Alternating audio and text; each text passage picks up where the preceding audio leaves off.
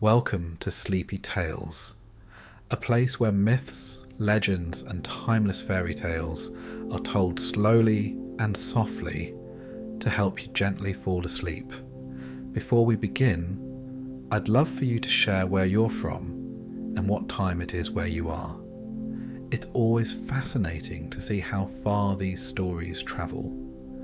And if you enjoy relaxing stories, don't forget to subscribe and hit the bell icon so you never miss a night of our peaceful tales. Now settle in, relax, and drift off to tonight's bedtime story.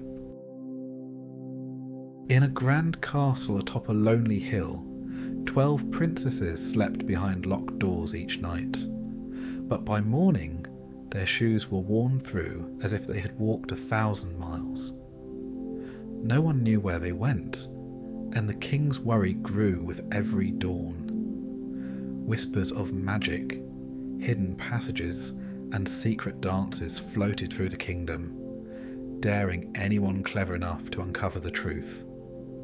It was a mystery that promised great reward, or certain danger, and only a brave and curious soul could hope to follow the princesses into a world of shimmering halls, sparkling rivers, and enchantment beyond imagination. This is the story of the 12 dancing princesses.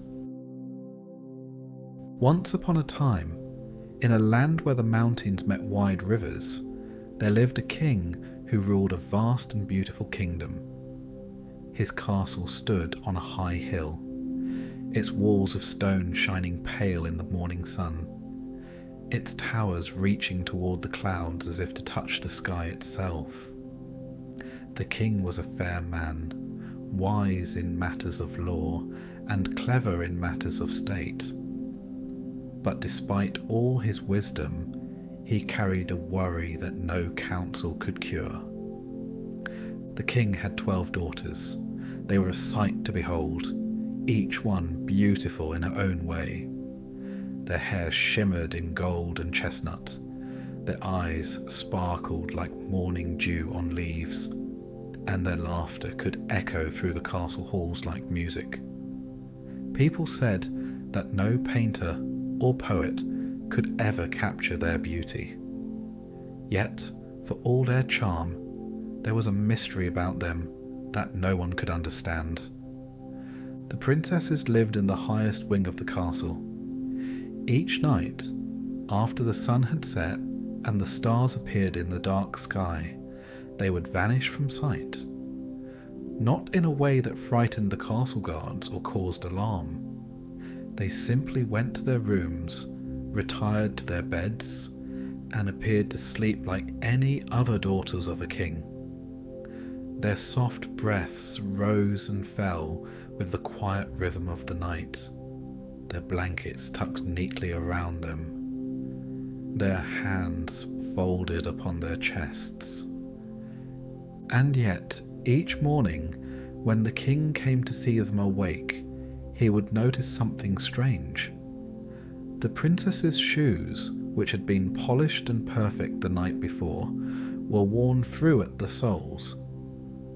Sometimes the heels were gone entirely. Sometimes the leather was rubbed thin, as if the shoes had been dragged along the ground. No matter how many new pairs he bought, the same thing happened. The shoes were never the same from one night to the next. The king asked the princesses where they went. He asked gently at first, with the calm voice of a father concerned for his children. "Where do you go when you sleep?" he would inquire, hoping they might tell him a simple answer, perhaps a secret game, or a nightly stroll through the gardens. But the princesses would only smile, a quiet, knowing smile, and say nothing.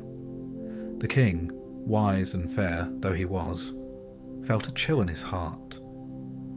Each morning he watched them as they moved through the halls, and each morning the mystery grew heavier. He examined their rooms, searched the castle for hidden passages, even questioned the guards and servants. Nothing explained the worn shoes. Nothing gave him a clue. The princesses went to bed as usual, and in the morning their shoes betrayed a secret they would not speak.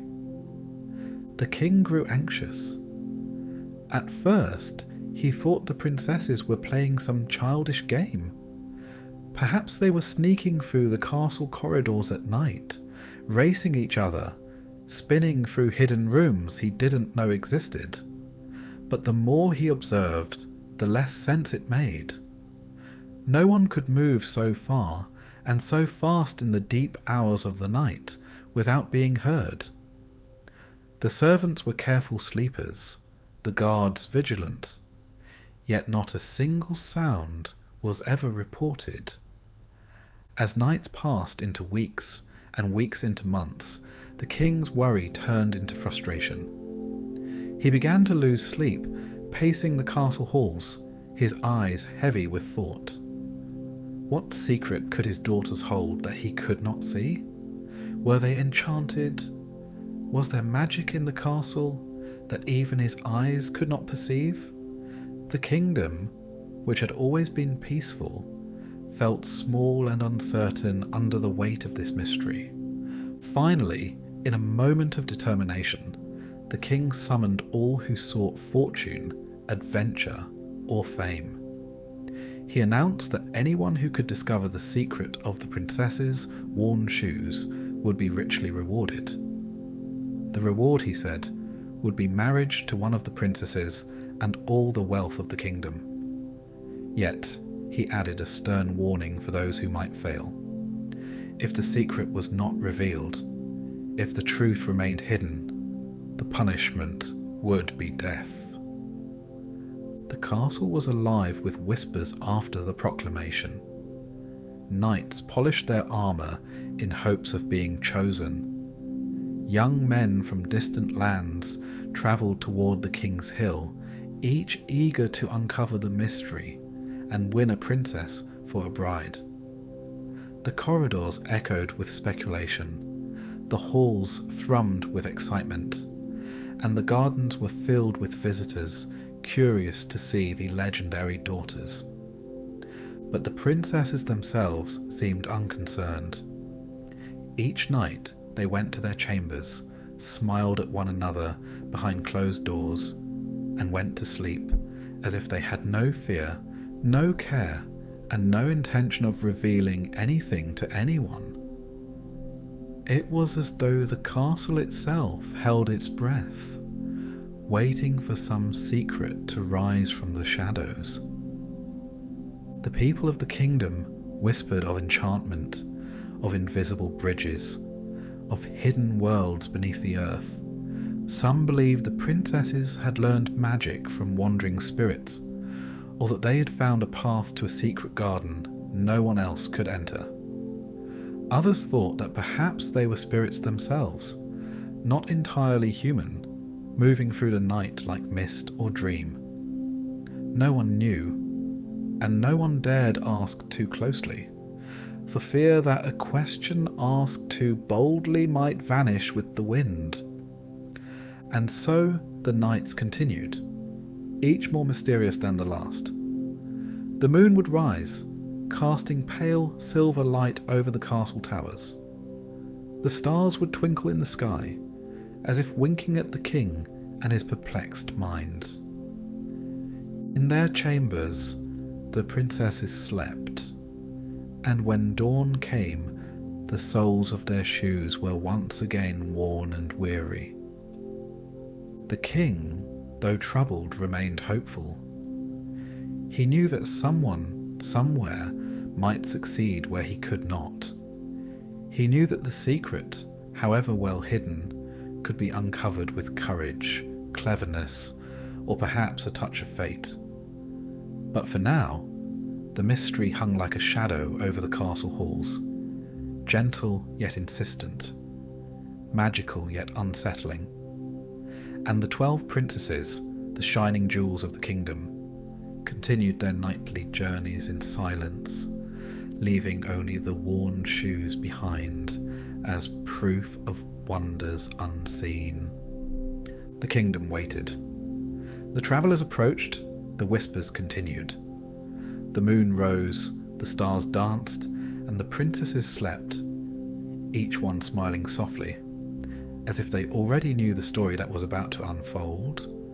But the king, the people, and the world beyond the castle walls did not.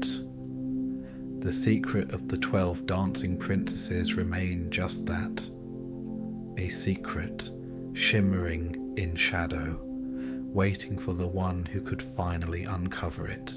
The story of the 12 princesses' secret spread far beyond the walls of the castle. Travellers carried the tale from village to village, and whispers of worn shoes and nightly dances reached even the ears of those who lived in distant lands. It was in one such land, along a quiet river bordered by green hills, that a young soldier heard of the mystery. The young man was clever and curious. He was not the tallest nor the strongest, but he had sharp eyes and a keen mind. He liked to notice small things, how leaves bent with the wind, how birds behaved before a storm, and how footsteps echoed on stone floors. These skills had served him well, and he believed that he might be able to solve a problem that others could not. When he learned of the princess's secret, he decided that he would journey to the castle on the hill and try his luck. Before he set out, the young soldier met an old woman along the forest path. She had hair white as snow and eyes that glimmered like distant stars.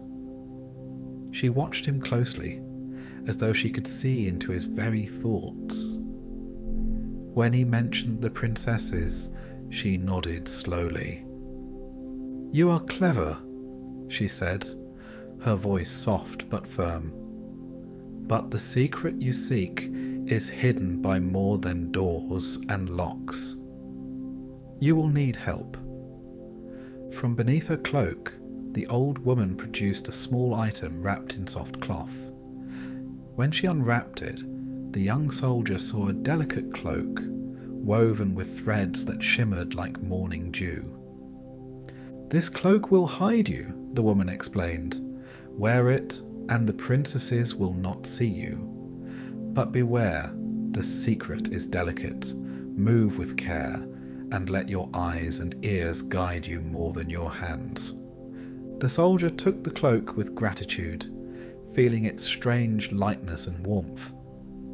He tucked it carefully into his bag and promised the woman that he would honour the gift. She smiled, nodded, and then vanished into the forest as silently as she had appeared. At last, the soldier arrived at the castle. The high walls, polished towers, and winding halls were more magnificent than he had imagined. Guards watched him closely at the gates, but he explained that he came to try his luck at uncovering the princess's secret. The king, hearing of his cleverness and courage, welcomed him and warned him of the stakes. Success would win him a princess and riches. Failure would bring death. That night, the young man prepared carefully. He wrapped himself in the magical cloak, which seemed to flow around him like liquid silver, soft and invisible to the world. He sat quietly in the hall, listening to the distant ticking of the castle's great clock, waiting for the hour when the princesses would leave their beds. He didn't have long to wait. Soon, soft footsteps whispered along the corridor, light and rhythmic. 12 pairs of slippers moved across the polished floor, and the soldier noticed that the princesses were unusually careful. They did not speak, did not laugh, and didn't make a sound that would disturb the slumbering guards. It was as if they were walking on clouds. He followed at a safe distance, careful to let the cloak conceal him. The princesses moved with a grace that seemed otherworldly. They descended the grand staircases, passed through quiet halls, and opened a hidden door behind a tapestry. The young soldier's heart quickened. He had never seen a door in the castle that was unknown, and he wondered where it might lead. Through the door, a narrow passage stretched into darkness. The air smelled faintly of flowers and of something clean and cold, like a hidden spring. The young soldier's curiosity grew. He followed the princesses down the passage, step by careful step. The walls of the corridor shimmered faintly, as if they were alive with quiet magic. His ears picked up soft music, distant but clear, like a harp played by invisible hands. The passage opened into a grand hall, filled with light that seemed to have no source.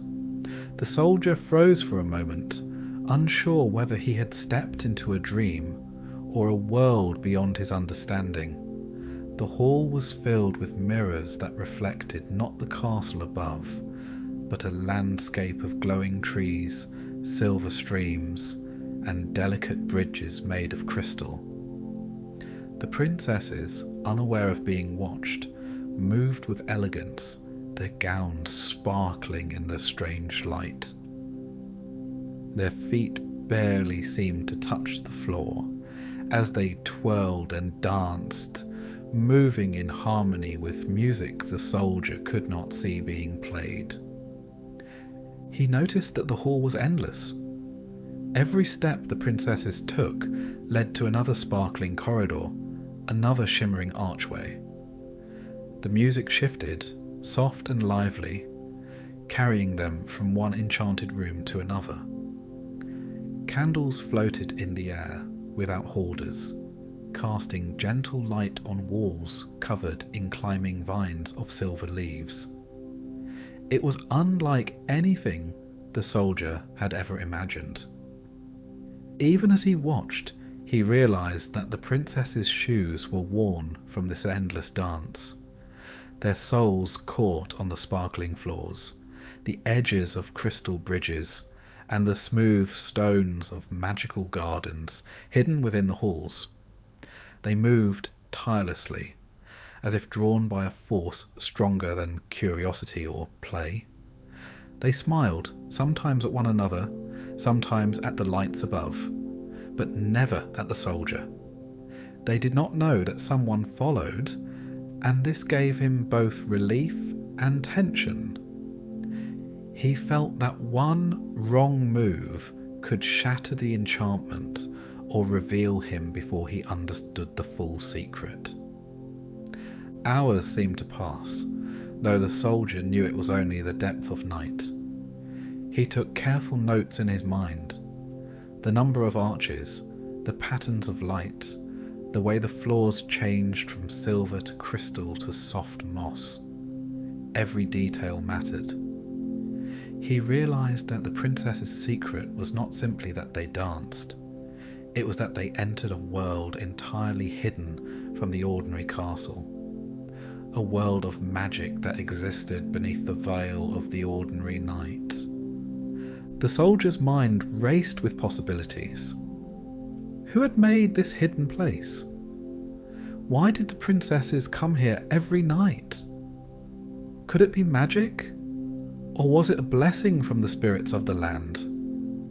He wondered whether anyone else had seen it before, whether past travellers had failed because they were too bold or too careless. He moved slowly, letting the cloak cover him, letting the wonder of the hidden world sink into his senses. The princesses continued their dance, each step precise yet fluid. Their laughter, soft as a breeze, rose and fell with the music. They were not frightened. They seemed free and alive in a way that made the soldier's heart ache with admiration. He realized that their secret was not just the passage or the hall, but the joy of the dancing itself. A joy so powerful it could not be explained in simple words. The night pressed on, and the first hints of dawn appeared as faint silver at the edges of the hidden hall. The soldier knew that soon the princesses would return to their rooms, as silent as they had left. He had to follow them carefully, or he might lose the path forever. He noted the final arches, the soft music fading into quiet, and the last glimmers of magic in the walls. At last, the princesses retraced their steps, leaving the grand hall and returning to the corridor that led to their bedrooms. The soldier, hidden by the cloak, followed without fear. He felt a thrill of triumph. The secret was not fully revealed yet, but he had seen enough to understand the pattern, to sense the magical rhythm of the hidden world, and to know that he would return. As the first light of morning touched the castle towers, the princesses returned to their beds. Their shoes, though worn from the secret night, now seemed ordinary again in the quiet of the morning sun. The soldier, careful not to disturb anything, slipped away to a corner of the hall and removed the cloak. He breathed deeply, feeling the tension and wonder of the night still clinging to him. He knew that he had begun something extraordinary. The secret was vast, magical, and full of beauty. And though he had only glimpsed its edges, he understood that the rest would demand patience, courage, and careful observation. The princesses slept, the castle remained silent, and the young soldier prepared himself for the nights yet to come, certain that he had found a path that no ordinary person could follow. The young soldier had never seen anything so extraordinary. As he followed the princesses through the hidden corridors, he realized that the passage was only the beginning. The castle above was real, familiar, and orderly, but beneath it lay a world that seemed spun from dreams. Each step led him deeper into magic, into a place that shimmered with colours that could not exist in the ordinary sunlit world. The hidden world opened with a soft hush, as if the walls themselves were sighing in relief at the presence of the princesses. The first room was wide and circular, the floor covered with tiles that glowed faintly beneath the princesses' feet. Crystal chandeliers floated in the air, though they held no flame. Light glimmered from nowhere, reflecting off walls studded with stones like tiny stars. The music that accompanied the princesses' dance was clearer now, soft yet lively, as if played by invisible hands. The princesses moved with perfect grace. They twirled and spun, their skirts brushing against the shimmering floor, their feet lifting and landing without sound. Their laughter rose and fell like wind chimes, blending with the music in a harmony that filled the hidden hall. The soldier, hidden in the corner, could hardly breathe. He felt as though he had entered a dream, a world created for wonder alone, a world meant for joy and freedom. Beyond the first hall lay a corridor lined with columns of sparkling stone. Each column reflected light differently, some golden, some silver, some pale green, and all seemed alive, as if they pulsed gently with the rhythm of the princesses dancing. Between the columns, streams of water flowed without edges, silver and clear, catching the light in patterns that shifted with each step. The princesses hopped across the streams, their movements delicate yet precise. The soldier noticed patterns in the dance. Each princess had her own rhythm, a subtle difference in the way she moved, yet together they created a larger harmony. They formed circles, crossed lines, and spun in sequences that seemed impossible for 12 people to remember. Yet they did, moving as if guided by memory and magic combined. The soldier realized that the hidden world itself seemed to respond to their dance. The light followed them, sparkling more brightly when they twirled, dimming when they paused, as if the world celebrated their presence. In the next hall, the soldier saw a lake. It was not a lake of ordinary water, but of liquid silver, calm and perfect as glass. The surface reflected the princess's movements, duplicating each twirl and leap in slow glowing ripples. Trees of crystal grew along the lake's edges, their branches curving in arches overhead. Small lights flickered among the branches, like tiny lanterns, and the princesses danced between the trunks, as though the forest itself guided them. Everywhere he looked, the soldier found wonders. There were bridges of moonlight floating just above the lake, leading to doorways framed by gems that shone like eyes. Flowers with petals of sapphire and ruby bloomed in impossible patterns along the edges of crystal rivers. Music continued to flow in the air, rising and falling with no visible source. The soldier felt that every sense was filled. Sight, sound, touch, and even a faint smell of jasmine and rain combined into something that could only belong to this hidden world. The princesses never noticed him. The cloak kept him invisible, and he stayed in the shadows, moving carefully. He watched them laugh softly, sometimes pointing to a jewel on the floor or a reflection in the lake, as if sharing a secret with the world itself.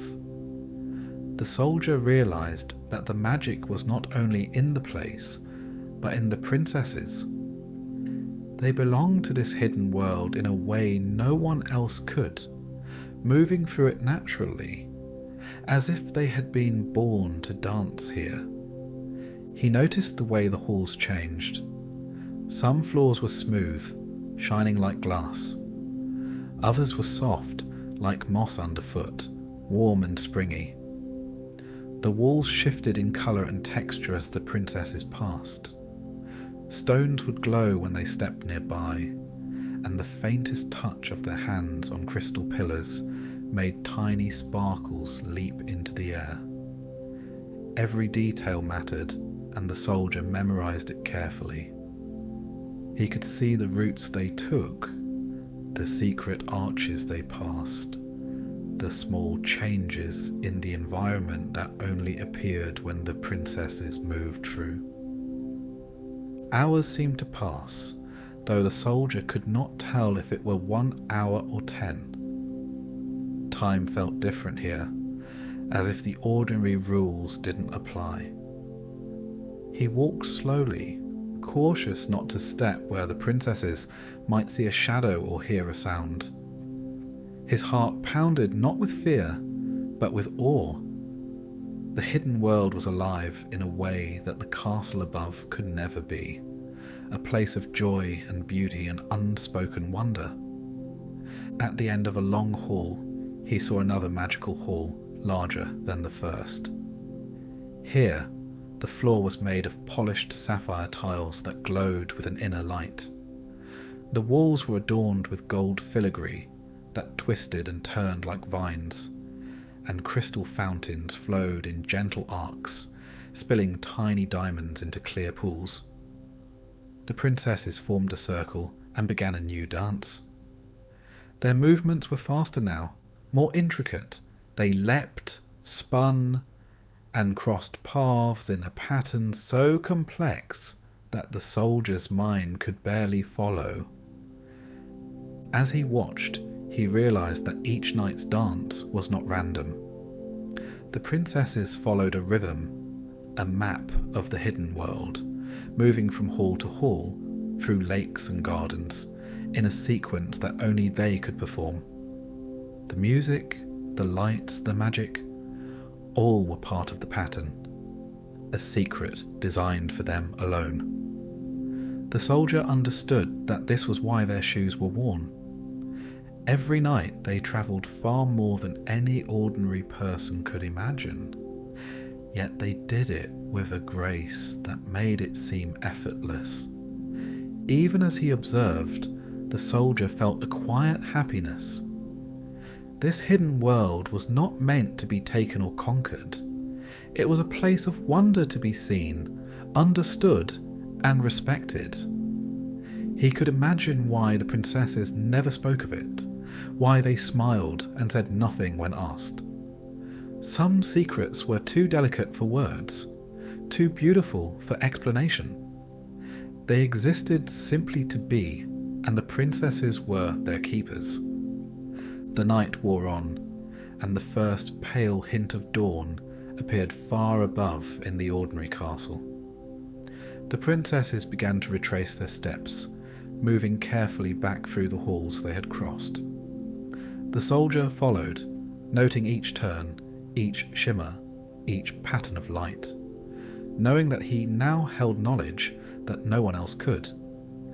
The secret was vast, enchanting, and awe-inspiring, and he had glimpsed enough to understand its rhythm and beauty. As the princesses returned to their bedrooms, stepping softly onto the ordinary castle floors, the hidden world faded behind them.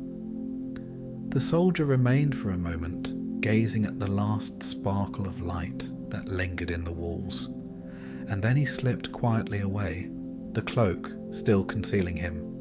He knew that the secret was not fully solved, but he now had a map in his mind.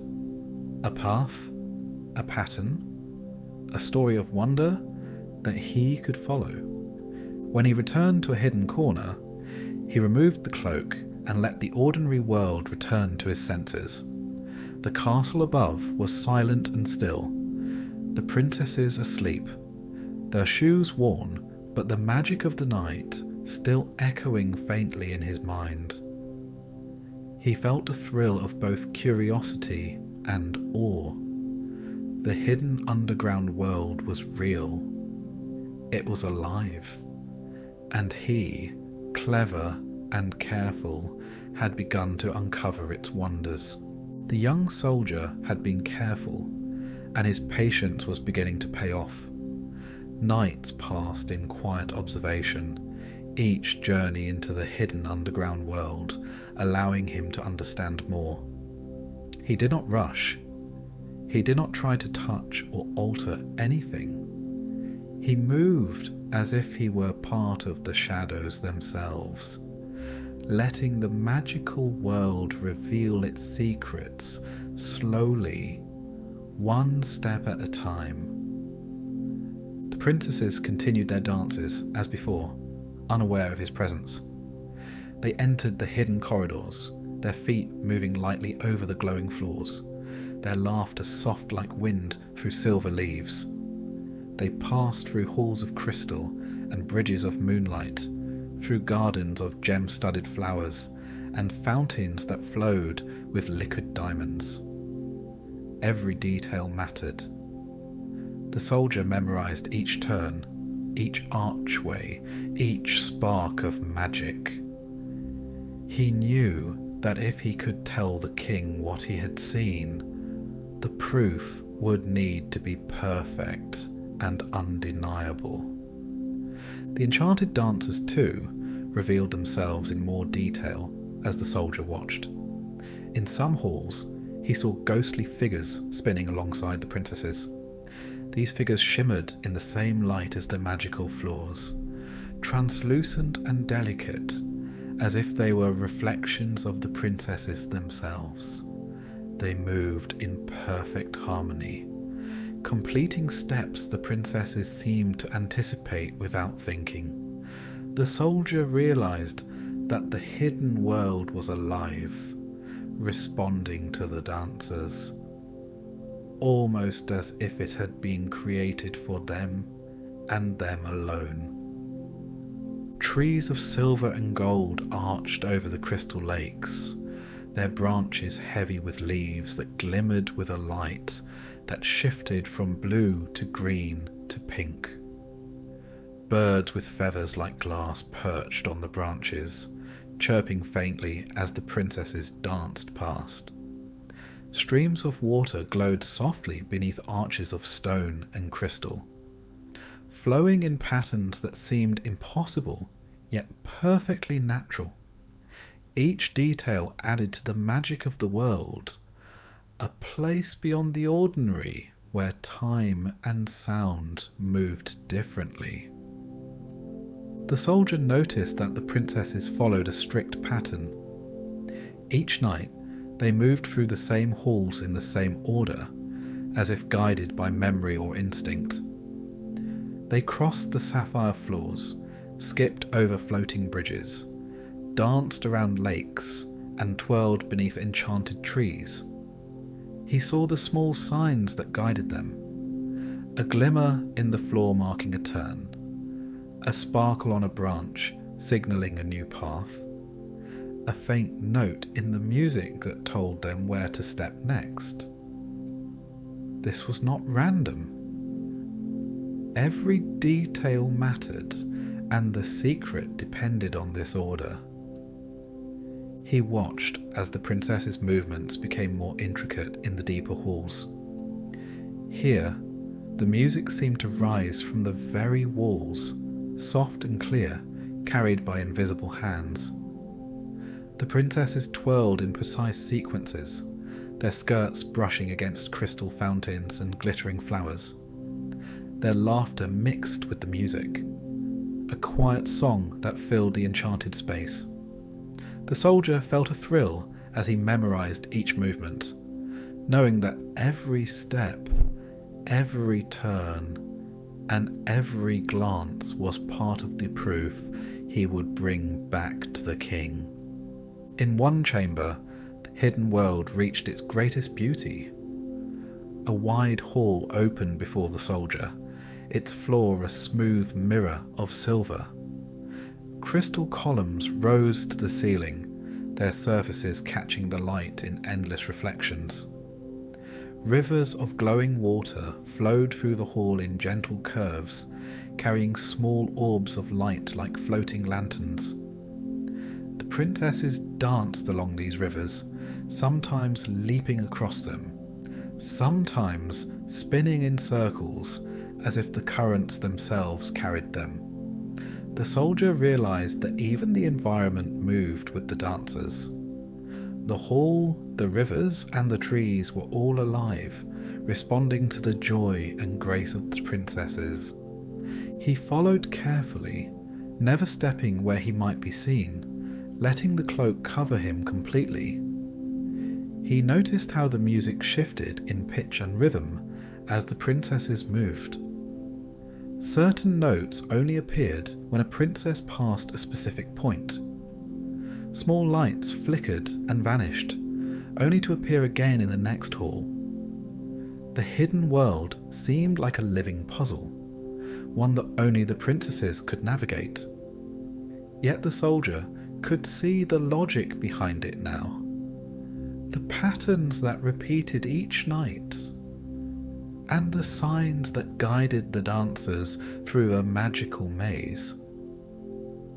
As dawn approached, the princesses began to retrace their steps. They moved quietly back along the bridges and through the corridors, their laughter softer, their movement slower as the night's energy faded. The soldier followed, careful to remember every turn and mark of magic. He realized that the secret of the worn shoes was not simply the distance they travelled, but the hidden world itself, a place of wonder and enchantment that no ordinary person could imagine.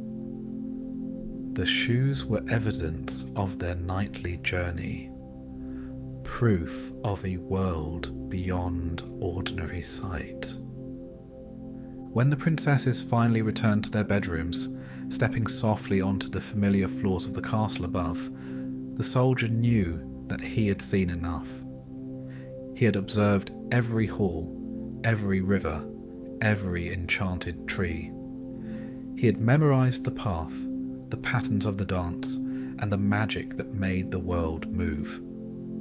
He knew that he could leave the hidden world with confidence, ready to report to the king without fear of error. But he did not leave immediately. One last look was necessary. He paused in the corridor leading back to the final hall, gazing at the faint shimmer that lingered in the walls, the soft glow of crystal and silver, and the quiet music that still floated through the air. He felt a mix of relief and awe, relief that he had uncovered the secret without being discovered, awe at the beauty and complexity of a world so carefully hidden. He understood why the princesses had smiled and said nothing when asked. Some wonders were too delicate to speak aloud.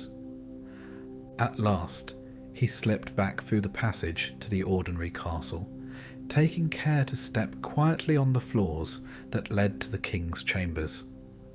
The cloak remained tucked carefully in his bag. The first rays of sunlight spilled through the tall windows, casting warm light on the polished stone floors. The princesses slept peacefully, their shoes worn from the night's dance, and the soldier felt the satisfaction of knowing the truth, ready to share it. The king was waiting. The young soldier entered the grand hall, bowing respectfully. He spoke carefully, describing the worn shoes, the precise movement of the princesses, and the existence of the hidden world. He spoke of the enchanted halls, the silver rivers, the crystal trees, and the mysterious music. He described the dancers who followed the princesses and the patterns that guided their nightly journey. The king listened, eyes wide, mind racing with wonder and disbelief. When the soldier finished, the king's face shone with relief and admiration. The secret was no longer a shadow over the kingdom. The worn shoes, the mysterious knights, and the vanished princesses were all explained. The danger of failing had passed. The soldier had observed with care, respected the magic, and brought back proof that no ordinary person could have discovered. The young man's heart was light. The suspense of the nights had faded, replaced with quiet satisfaction. He had entered a world few could even imagine, seen its wonders, and returned with knowledge that would bring rewards and honour. The secret of the 12 dancing princesses, once so hidden and mysterious, was now ready to be revealed. The king sat in his grand hall, his fingers drumming lightly on the polished table, the story of the young soldier echoing in his mind. For so long, he had worried about the worn shoes, the silent halls, and the mystery that had haunted his nights.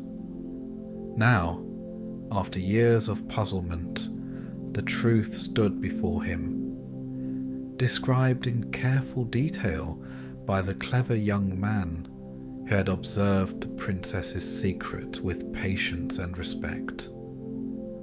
The soldier spoke of the hidden world beneath the castle, of crystal halls and silver rivers, of enchanted trees that shimmered with light, and of music that seemed to come from the walls themselves.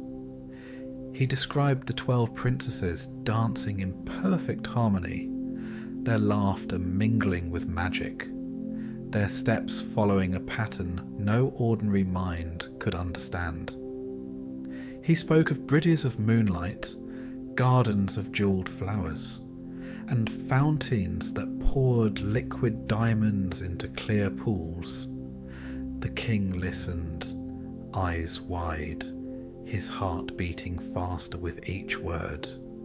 When the soldier finished, silence fell over the hall. The courtiers held their breath, the guards stood perfectly still, and even the sunlight streaming through the tall windows seemed to pause in the air. The king looked at his daughters, their heads bent politely, their hands folded in front of them. He felt relief flooding through him, replacing the worry that had weighed on him for so long. "I see now," the king said slowly, his voice calm but full of emotion. "You have not lied, and you have not played tricks. This secret world, this hidden place of magic and joy, it belongs to you, my daughters. You have been careful, and you have protected it well. No punishment is needed, and no anger remains in my heart." The princesses looked up, their faces brightening. Relief and happiness shone in their eyes. They had feared punishment, perhaps even confinement, but the king's words eased the weight from their hearts. They had only wanted to dance, to enjoy the magic that called to them each night, and now they were free to continue without fear. The king turned to the young soldier. "You have done more than any of my knights or advisors could do. You have observed carefully, remembered every detail, and returned with the truth. You have proven yourself clever, courageous, and respectful of the magic you encountered. For this, I offer the reward promised: marriage to one of my daughters, along with all the wealth and honour of the kingdom." The soldier bowed deeply, his heart beating with pride and humility. He did not take the reward lightly, knowing that the princesses were more than their beauty. They were guardians of a world far beyond ordinary understanding. He accepted the king's offer, knowing that his life had been changed forever, not just by the promise of wealth or marriage, but by the wonder he had witnessed beneath the castle. The chosen princess, the eldest among the 12, stepped forward. She had watched the young man with quiet curiosity during his visits, sensing his respect and care. She smiled, a gentle, warm smile, and extended her hand. The soldier took it, feeling the connection of trust and understanding. Together they would step into a life filled with both ordinary joys and the extraordinary memories of a hidden world that had once seemed unreachable. The other princesses, too, were happy. The king declared that the magic of the hidden world would no longer need to be kept a secret from the palace. They could dance openly in the future, celebrating their freedom without fear of punishment or misunderstanding. At night, the castle became a place of quiet wonder, where the princesses moved freely, their shoes no longer a source of mystery, but a symbol of joy and grace. The young soldier, now a prince by marriage, took time to walk with the princesses through the castle halls. He marvelled at the magic that still lingered in the corners, in the shimmer of the walls, and in the faint echoes of music that seemed to come from nowhere. He understood that the secret world beneath the castle was not something to be controlled or owned, but a place to respect and remember. It had taught him patience, observation, and the importance of wonder. The kingdom, too, benefited from the resolution. Word of the secret world spread slowly, but only to those who could appreciate it. Villagers and travellers spoke in whispers, not out of fear, but out of respect for the beauty and magic of the princesses' nightly dances. The palace became a place of inspiration, where ordinary people could imagine a world beyond the walls, a world of wonder waiting just beneath the surface of reality.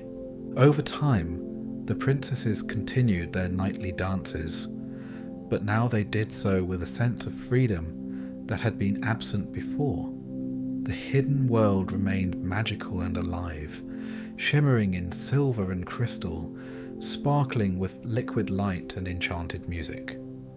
The soldier watched from the palace above, or joined them sometimes, careful never to disturb the delicate rhythm, learning the joy of moving carefully and observing fully.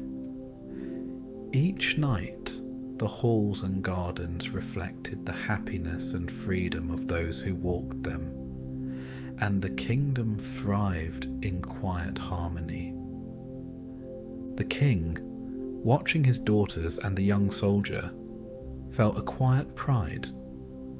The mystery that had caused him so much worry had ended not with punishment, but with understanding. He had learned that curiosity and care could uncover the truth without causing harm, and that magic, though hidden, could bring joy to those who respected it. The worn shoes, once a source of anxiety, were now a memory of wonder, proof that even the smallest signs could point to extraordinary secrets. In the end, the kingdom settled into peace. The princesses danced openly in the light of day or beneath the moon at night, and the magic of their secret world continued to sparkle in hidden corridors and crystal halls. The young soldier, now prince, learned the language of enchantment through observation and patience, sharing in the quiet joys of the princesses' lives. The king, wise and fair, understood that some mysteries were meant to be discovered carefully, with respect, and that their revelation could bring happiness rather than fear. And so the story of the 12 dancing princesses came to its gentle close. The hero had succeeded, not through strength or force, but through careful observation, respect, and courage. The princesses were free to dance, to laugh, and to live fully. The kingdom was filled with wonder and joy, and the magical world beneath the castle continued to shimmer, a reminder that beauty and enchantment could exist in places unseen, waiting for those with patience and careful eyes. The castle, now quiet under the morning sun, reflected the happiness of its inhabitants. The king, proud and relieved, walked the halls knowing that his daughters were safe, joyful, and free. The princesses, shining with the light of magic and love, twirled in their chambers and corridors, their laughter a melody that would linger in the castle for years to come. And the young soldier, now part of this enchanted family, carried the secret in his heart, a treasure of wonder and memory, forever changed by the hidden world he had uncovered. The moral of the story was clear, gentle, and fair. Curiosity, patience, and careful observation could uncover great wonders. Respect for magic, joy, and freedom allowed mysteries to be revealed without harm. And those who approached the unknown with humility and care could find not only reward, but understanding, connection, and delight. Thus ended the tale of the 12 dancing princesses, a story of mystery and magic, of courage and respect, of joy discovered in hidden worlds, and of hearts rewarded for care and cleverness. The worn shoes, once a sign of worry and confusion, became symbols of wonder, and the kingdom lived on in quiet happiness, a place where the extraordinary and the ordinary could meet in harmony and grace.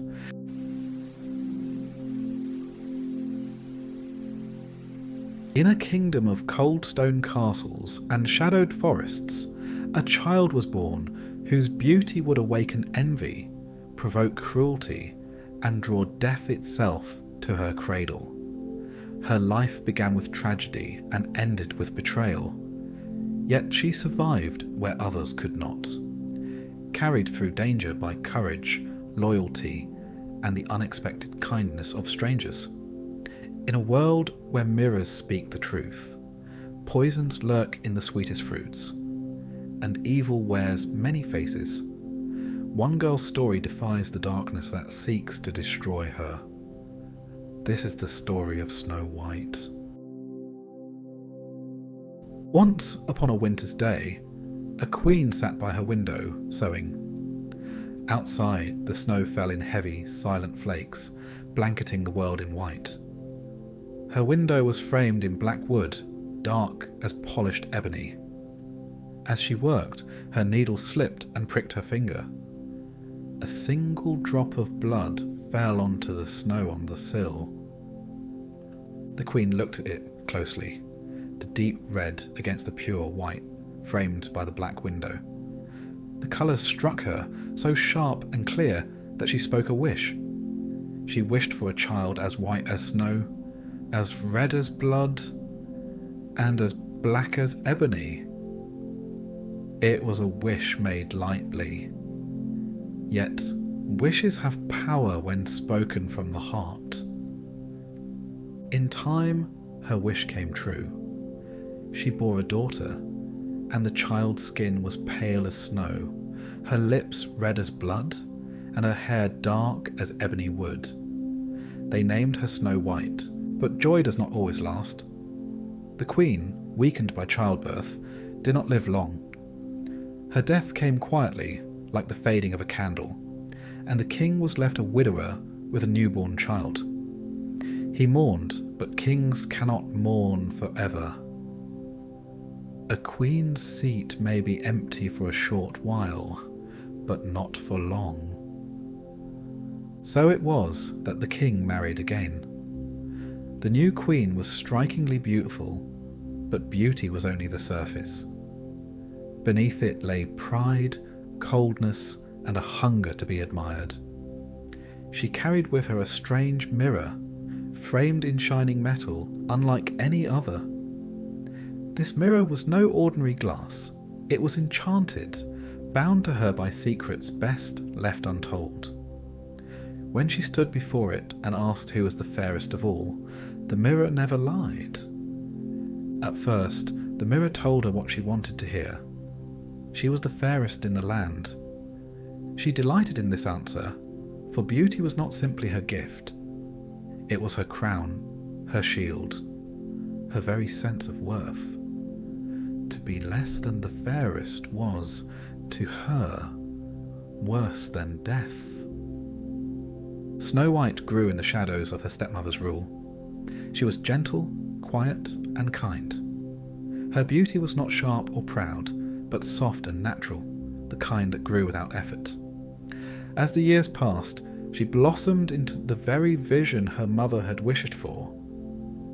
Skin white as snow, lips red as blood, and hair black as ebony.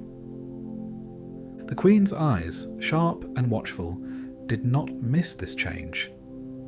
Each morning she asked her mirror the same question, and each morning it gave the same answer. She was still the fairest. But there came a day when the mirror's words shifted, and with them the queen's heart. When she asked, the mirror replied that Snow White was fairer still. The word struck her like a knife. Beauty, the one thing she prized above all else, was slipping from her grasp. To another, it might have been a passing sorrow, a vanity that could be endured. But to this queen, it was unbearable. Envy grew in her like a sickness, twisting her thoughts. At first, she tried to ignore it, telling herself that Snow White was only a child. Yet the mirror never lied, and each time she asked, the answer was the same: Snow White was now the fairest. The Queen's pride turned sour. She began to look at the girl differently, her smiles tighter, her words sharper. What once had been polite distance became coldness. What had been coldness became hatred. Snow White, young and innocent, did not understand. She felt the chill, but could not name its source. She went about her days quietly, unaware of the storm gathering over her. The Queen's jealousy deepened, poisoning her heart. Beauty, she believed, belonged only to her. Snow White's face was a threat, her very existence an insult. The Queen thought of the girl not as a stepdaughter, but as a rival. And rivals in her mind could not be allowed to live. The king, who might have protected Snow White, faded into silence. In some tellings, he died. In others, he simply vanished from the story, as kings often do when they are not needed. What mattered was this. Snow White was alone, with only the cruel Queen to watch over her. The Queen waited, planning. Envy sharpened into hatred, and hatred sharpened into resolve. To her, there was only one solution. If Snow White lived, the Queen's beauty would always be second. If Snow White died, then once again the mirror would answer as it should. It is a strange thing, the way envy consumes the soul. It does not rest, it does not forgive. It grows, like weeds in a garden, choking out everything else. The Queen had wealth, power, and a crown. Yet none of it mattered. All she could think of was Snow White's face, Snow White's lips, Snow White's hair, each feature a reminder that her own glory was fading. And so the Queen began to plan a death. Snow White, still young, still pure, had no idea. She lived quietly, moving through the days with gentle steps, her beauty growing brighter each season, unaware that it had become her curse. The Queen, meanwhile, sharpened her thoughts like knives. She would speak no word of it yet, for poison works best when hidden. But in her heart, the decision was made. Snow White would not be allowed to live much longer. The story of Snow White begins not with love, but with blood. It begins not with kindness, but with envy. And as envy grows, so too does the shadow it casts. The mirror had spoken, and its truth could not be undone. The Queen was no longer the fairest of them all. And so, with each passing day, jealousy sank its claws deeper into her, until hatred was all that remained. This is how the story truly begins, with a child born of snow and blood, and a queen whose heart grew darker than ebony. The days of innocence were ending, though Snow White did not yet know it. Soon, the Queen's hatred would rise from thought to action. And when it did, Snow White's life would change forever. The Queen's envy didn't stay silent for long. Hatred, once planted, grows quickly. It feeds on every thought, every glance, every reminder of what has been lost. The Queen looked at Snow White and saw only her rival, her doom, her shame. At last, she called for a huntsman. He was a man of the forest, rough in manner, skilled with knife and bow. The Queen spoke to him in a voice that carried no warmth. She gave him an order that would stain his soul. He was to take Snow White deep into the forest, far from the castle walls, and there he was to kill her. The Queen was careful in her command. She did not wish to hear that Snow White had simply been abandoned. She wanted proof. She told the huntsman to cut out Snow White's lungs and liver and bring them back to her. Only then would she believe that the girl was gone forever. The huntsman bowed his head. He didn't argue, for to argue with the queen was to invite death. But as he walked away, his heart grew heavy. He had killed many animals in the forest. He had taken life before. Yet this was no animal. This was a child, innocent and unarmed. Still he obeyed, as servants must. Snow White, unaware of her fate, followed him into the forest. She trusted, for she was young and had no reason yet to doubt. The trees grew thick around them, blocking out the sun. Shadows stretched long across the ground. The silence of the forest pressed down on her, broken only by the distant cry of birds. The huntsman slowed his steps. His hand went to his knife. He looked at Snow White, at her pale face and wide eyes. She was no enemy, no beast. She was only a girl, guilty of nothing except being more beautiful than her stepmother. When the moment came, he could not do it. His hand trembled. His knife stayed in its sheath. He fell to his knees and told her to run. Run deep into the forest, he said, and never return. If she stayed, the queen would not rest until she was dead. Snow White did not understand, but fear overtook her. She ran, her feet stumbling over roots, her breath sharp in her throat. The huntsman, left alone, sought another way to fulfill his cruel order.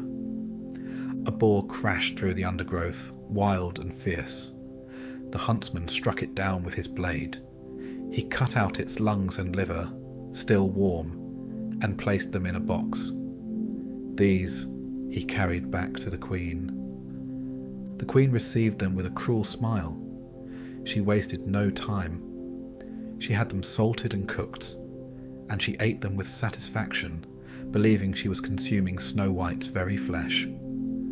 In her mind, she was certain. The girl was dead, her beauty destroyed, her rival gone. But Snow White still lived. Far away, deeper into the forest, she wandered alone. The trees pressed close, their branches twisted like claws. The light faded as evening fell. Every sound made her heart race. The rustle of leaves, the crack of a twig, the distant howl of a wolf. She had never been so far from home, never been so alone. She walked until her legs trembled. Fear and exhaustion weighed heavy on her, but she dared not stop. Night in the forest was no place for a child. At last, through the dark trees, she saw a small clearing. In the clearing stood a house. It was not large, but neat, with smoke curling from its chimney and a door just her height. She crept closer, uncertain, but hope stirred in her heart. The door was unlocked. She stepped inside. The house was strange, but tidy.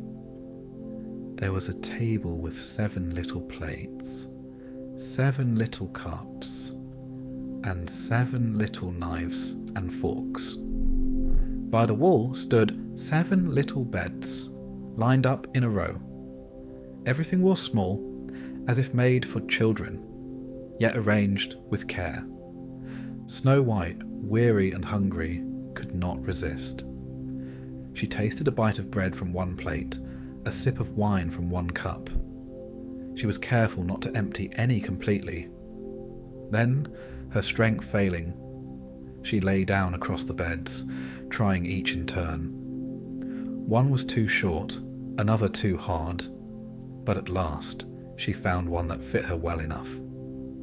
There, she curled up and fell into a deep sleep. Outside, the forest darkened fully. The house grew quiet, its small rooms filled only with the sound of her breathing. She did not know whose home she had entered. She did not know if they would welcome her or cast her out. All she knew was that for the first time since leaving the huntsman, she felt safe enough to close her eyes. Back in the castle, the queen was satisfied, certain her rival had been destroyed. She asked her mirror once more, proud to hear the word she expected, that she was the fairest of all. But mirrors bound by magic do not flatter. They do not bend for lies. Soon, the truth would return to her in a voice that could not be silenced. Snow White was not dead. She was sleeping in the house of strangers, unaware of the lives she was about to change and the danger that would follow her still. The Queen's plan had failed once. But envy, once it takes root, does not die so easily. As the night deepened, the owners of the little house returned. They were not children, though their small size might have suggested so. They were dwarfs, 7 in number, miners who worked deep within the mountains, seeking gold and precious stones.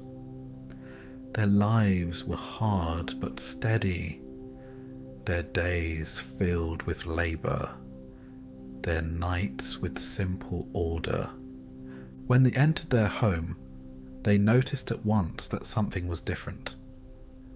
The table, though carefully set that morning, had been disturbed. A bite of bread was missing here, a sip of wine gone there. Their little beds were out of place as well. Each one tried, until at last the 7th was occupied. There lay Snow White fast asleep, her dark hair spread across the pillow, her face pale in the candlelight. The dwarfs gathered around her, whispering among themselves. Who was she? Why was she here? At first they were suspicious. Strangers were rare in the forest, and rarer still in their home. Yet the sight of her stirred pity in them. She was young, weary, and alone. When she woke, she told them her story as best she could. The loss of her mother, the cruelty of her stepmother, the huntsman's mercy, and her wandering through the forest until she found their house. The dwarfs listened carefully. They were not quick to trust, but neither were they cruel. In the end, they agreed she might stay with them, on one condition, that she keep their house in order. She was to cook, clean, wash, and mend. In return, they would give her shelter and safety. Snow White agreed, grateful for their kindness. And so her new life began. The days passed peacefully at first. While the dwarfs worked in the mountains, she tended to their little home. She cooked their meals, swept the floors, and kept the place bright. In the evenings when they returned, the small house was warm and welcoming. For the first time in her life, Snow White felt she belonged. But peace does not last in dark tales. Far away in her castle of stone, the queen still stood before her mirror. Confident, she asked the familiar question, "Mirror, mirror, on the wall, who is the fairest of them all?" She expected the mirror to confirm what she already believed, that she was the fairest, that Snow White was gone, her beauty eaten and destroyed. But the mirror never lied. It told her the truth. Snow White still lived. Snow White was still fairer. The queen's face twisted with rage. The huntsman had deceived her. Snow White had escaped. Hatred burned hotter than before, and now it was sharpened by humiliation. She had eaten the flesh of a beast, believing it to be her rival's, and had been made a fool. She swore then that if she wanted Snow White dead, she would have to do the work herself. The queen was clever, skilled in arts not meant for kind hands. She disguised herself so thoroughly that no one would know her. She dressed as a poor peddler, carrying laces and ribbons to sell.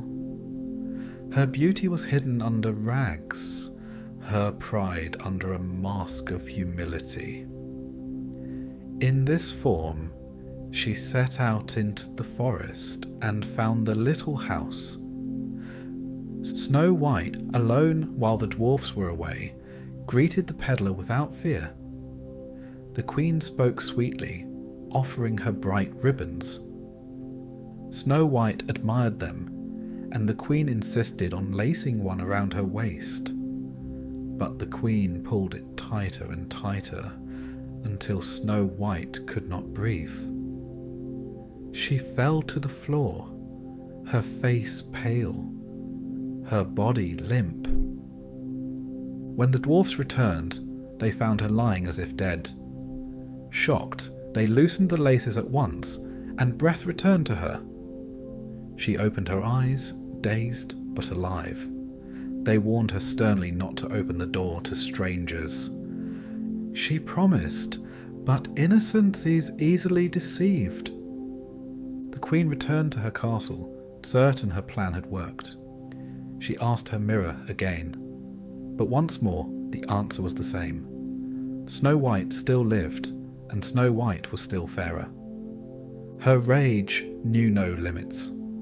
Again she disguised herself, this time as an old woman selling combs. She hobbled to the little house and offered a comb to Snow White, who at first refused. But the queen's words were soft, persuasive, and Snow White's curiosity won. She let the woman place the comb in her hair. The comb was poisoned. As soon as it touched her scalp, the poison spread through her veins, and she collapsed once more. When the dwarfs came home, they found her lying cold and still, but they noticed the comb, drew it from her hair, and at once life returned to her.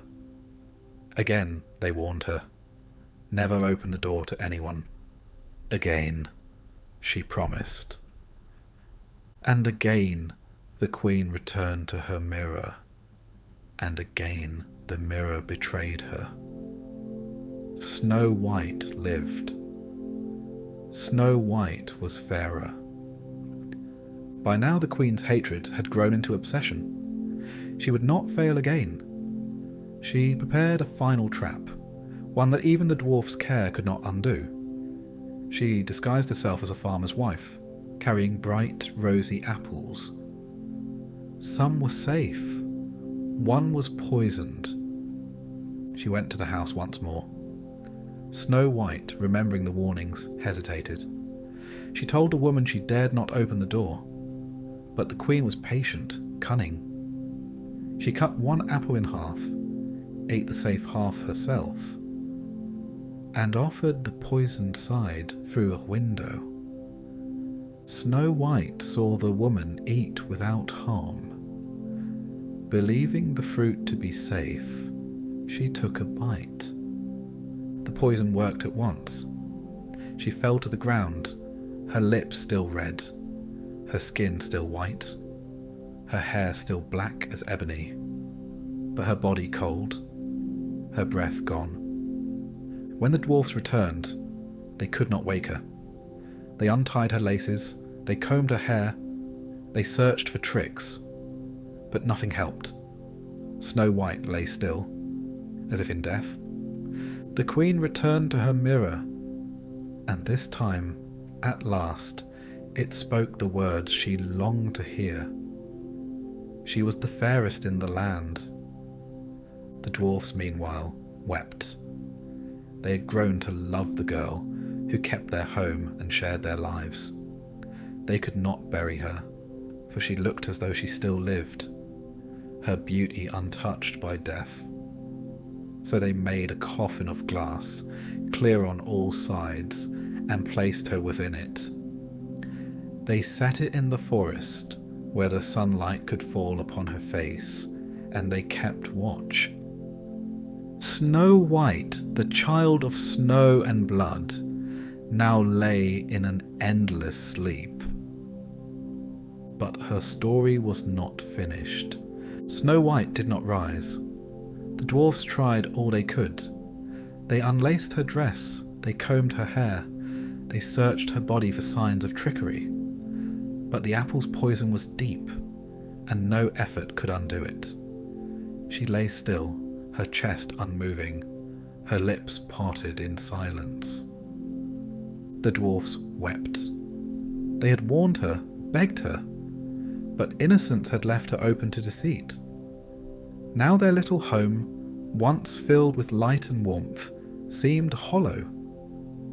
Their companion, who had cooked and cleaned and brought laughter into their evenings, was gone. They could not bring themselves to bury her. Most bodies grow cold, then pale, then decay. But Snow White did not change. Her skin remained soft and white, her lips still red as if painted, her hair dark and shining as polished ebony. She looked not dead, but sleeping, a deep, eternal sleep from which she could never wake.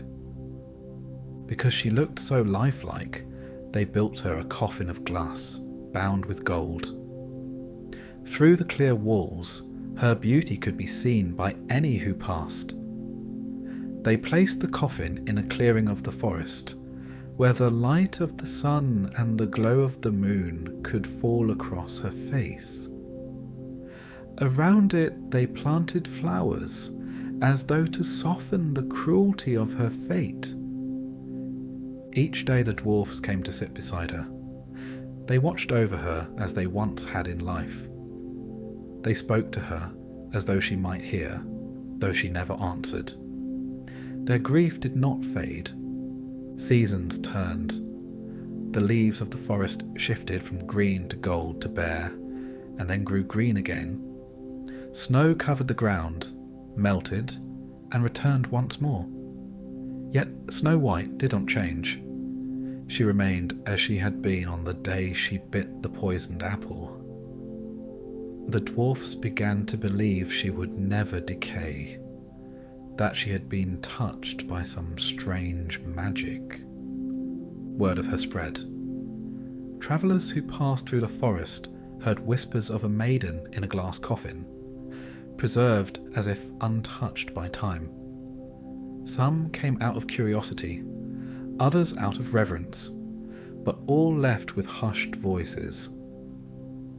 They looked upon her pale face and wondered at the tragedy. A life cut short, beauty trapped in endless stillness. Some said she was a warning, a lesson about envy and pride. Others said she was a miracle, proof that death could be defied. But for all their words, Snow White remained the same, silent and unmoving, caught between life and death. The dwarfs guarded her with loyalty, but their sorrow was heavy. They could not leave her, nor could they move forward. They were bound to her, as if her endless sleep had trapped them as well. The queen, in her distant castle, was satisfied. Each day she asked her mirror who was the fairest, and each day it told her what she wished to hear. Snow White was no longer her rival. The queen believed her triumph was complete. She walked proudly through her halls, her vanity unchallenged. But beauty preserved is a dangerous thing. For though Snow White's voice was silent, her face spoke louder than words. The forest remembered her. The flowers leaned toward her coffin. The seasons passed, but she remained unchanged. She was not buried, not forgotten. She endured. And so her story was not finished. One day, strangers again passed through the forest. They heard the tale of the maiden who did not decay, and they came to see her for themselves. Among them was a prince, young and proud, who had wandered far. When he reached the clearing and saw the glass coffin, he stopped. He gazed upon Snow White's face, pale as snow, lips red as blood, hair black as ebony. She seemed asleep, as though she might open her eyes at any moment. Her beauty struck him not as living, but as eternal, a perfection that could not fade. The dwarfs told him her story. Her mother's death, her stepmother's cruelty, the huntsman's mercy, the queen's trickery, and the poisoned apple. They told him she had lain there for many seasons, unchanging, and that they would guard her until time itself crumbled. The prince listened, but his heart stirred in ways the dwarfs did not expect. He did not see her as dead, but as something more, something his life would not be complete without. He begged them to give her to him, to let him take the coffin to his castle. At first, they refused. She was their companion, their sorrow, their duty. But the prince pleaded, not with threats, but with reverence. He said he could not live without looking upon her, that her face had bound him. At last, moved by his words, they agreed. They lifted the coffin from its resting place and prepared to follow him on the journey. And as they carried her, something strange began to stir. The forest had held her in silence for so long that even the wind seemed to hush when it passed over the glade where Snow White lay in her glass coffin. The dwarfs had watched over her, tending her resting place with care and sorrow. Days passed, seasons changed, yet she did not decay. She remained as she had been on the day the poisoned apple struck her down, pale as snow, lips red as blood, hair black as ebony. It was then that a prince arrived. He had heard whispers of a girl preserved in the forest, whose beauty no time could touch. He was not drawn by wealth or by duty, but by something more ancient and irresistible, the longing for what seemed impossible. When he saw her, lying silent and perfect, he was struck by awe. She looked asleep, yet not lifeless, like a vision pulled from a dream, delicate and eternal. The dwarfs were wary, but the prince's words carried sincerity. I cannot leave her here. She belongs to life, not to shadows. Let me carry her to my castle, and I will guard her with all that I have.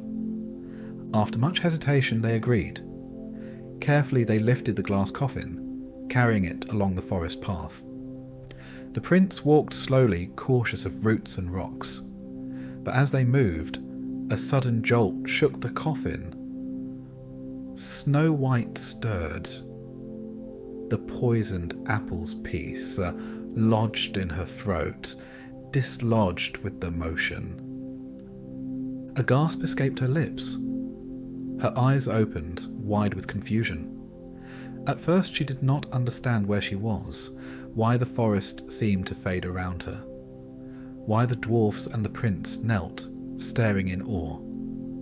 Then memory returned, the huntsman, the forest, the queen, the poisoned apple. Fear surged, but she was alive. She was breathing. She was free. The prince helped her from the coffin. Her legs were unsteady, but her spirit was strong. He brought her to his castle, where she was tended and fed, and slowly life returned to its ordinary rhythm. Snow White was cautious, her innocence tempered by experience, but she began to smile, and her voice returned. Preparations were made for a wedding. Snow White, once a child of snow and blood, now stood as a young woman who had survived death itself. Her beauty remained, but it was now joined by wisdom and a quiet strength that could not be poisoned, laced, or trapped. Far away in her castle, the queen asked her mirror again, "Mirror, mirror on the wall, who is the fairest of them all?" The mirror's surface shimmered and the truth shone forth. "You are fair, my queen, but Snow White, the bride, is fairest now." Rage burned hotter than fire in the queen's heart. Her envy had already driven her to cruelty, but now it had brought her shame. Snow White lived, and she would become queen. The queen could not bear it. She disguised herself and attended the wedding, hoping to find a way to undo her rival's triumph. But fate had its own justice. Snow White, now strong and cautious, was protected by the prince and by the justice of those who had suffered her cruelty. The queen was recognized. Her disguises were useless, her malice exposed. The punishment was swift and fitting for the evil she had done. Iron shoes were heated until they glowed red, and the queen was forced to wear them. She danced until she fell, screaming until the flames claimed her. There was no pity, no mercy, only the fulfillment of justice long delayed. Snow White's story had reached its end. The girl who had been targeted by envy, poisoned by deceit, and left for dead was now alive, married, and free. She ruled with kindness and wisdom alongside the prince, never forgetting the dangers that beauty and innocence could draw. The dwarfs, who had protected her, were honoured guests in the castle, their loyalty remembered and rewarded. And so, Snow White's tale closed not with fear, nor with cruelty, but with a justice hard earned. The evil queen was gone, her malice ended, her vanity destroyed. The girl of snow, blood, and ebony hair became a woman of courage, of patience, and of quiet triumph. The forest, once a place of fear, became a memory, a place where life and death had touched, where innocence had been tested, and where beauty had been preserved. Travellers would whisper of her story for generations, of the girl who slept, who survived, and who ultimately outlasted envy and cruelty. Snow White lived on, not merely as a symbol of beauty, but as a reminder that strength and kindness could endure beyond death, beyond fear, and beyond the shadows cast by those who wish to see others fall. Her story ended, as all stories of darkness and survival must, with balance restored. Evil was punished, innocence prevailed, and life continued, richer for the lessons learned in its telling.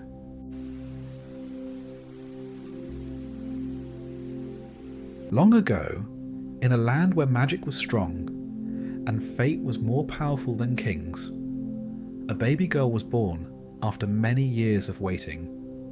Her parents loved her. The whole kingdom celebrated her. But one mistake at her birth brought a terrible curse. Her life became a path of danger, silence, and long sleep, while the world outside changed and forgot. Still, her story lived on, wrapped in thorns and whispered as legend until the day hope returned. This is the story of Sleeping Beauty. In a faraway land, there once lived a king and queen who had everything a ruler could wish for: power, riches, castles of stone, and loyal subjects who honoured them. Yet for all their treasures, their hearts carried a hollow space. For many years they longed for a child, but none was given to them. The great halls of the palace remained silent, with no small footsteps, no laughter to echo against the marble floors. Every prayer to the heavens seemed unanswered, and every hope that flickered was quickly dimmed. But fate, slow and heavy though it seemed, eventually moved. At last, the queen gave birth to a daughter. She was a child of extraordinary beauty, and her tiny cries carried more joy into the kingdom than the ringing of bells ever could. Her skin was fair as fresh snow, her eyes deep and bright, her lips red as a wild rose blooming among thorns. The people of the land rejoiced, for their ruler's sorrow had ended, and they celebrated the newborn princess as a sign of blessing. The king, overcome with happiness, declared that no expense should be spared in honouring the birth of his daughter. He ordered a great feast, one so grand that even the oldest folk in the land would remember it as the greatest of their time. Nobles from distant realms were invited. Musicians filled the air with bright tones, and tables bent beneath the weight of golden dishes, spiced meats, honeyed fruits, and the finest wines. Most important of all, the king invited the wise women of the kingdom. These were not ordinary women, but ancient keepers of knowledge, half seen in shadow, half present in light. Some called them fairies, some called them spirits, but all respected their gifts. There were 13 wise women in the realm, each with powers that touched the threads of fate. Yet when the king prepared the feast, he had only 12 golden plates made, for the royal treasuries held no more of the precious metal, and none thought it wise to offer a lesser plate to one of such high power. Thus 12 were invited, and one was left uncalled. The great day arrived, and the feast began. The wise women, robed in strange and shimmering garments, came forward to bless the child. One by one, they laid gifts upon her life. Some gave her beauty, others gave her kindness, others wisdom, grace, and the ability to charm all who looked upon her. The air shimmered with their words, as though the future itself bent to their will. Each blessing was like a jewel laid upon the child's head, and the king and queen glowed with pride and gratitude. But as the 12th wise woman finished her gift, a hush fell over the hall. The 13th wise woman, the one left uninvited, appeared suddenly in the midst of the feast. No one had called her, yet she came, as if the slight against her had drawn her from the shadows. She was not gentle like the others, nor kind in her expression. She wore no smile, and her eyes were cold as iron. The guests trembled. The king and queen, realizing their mistake, grew pale, but it was too late.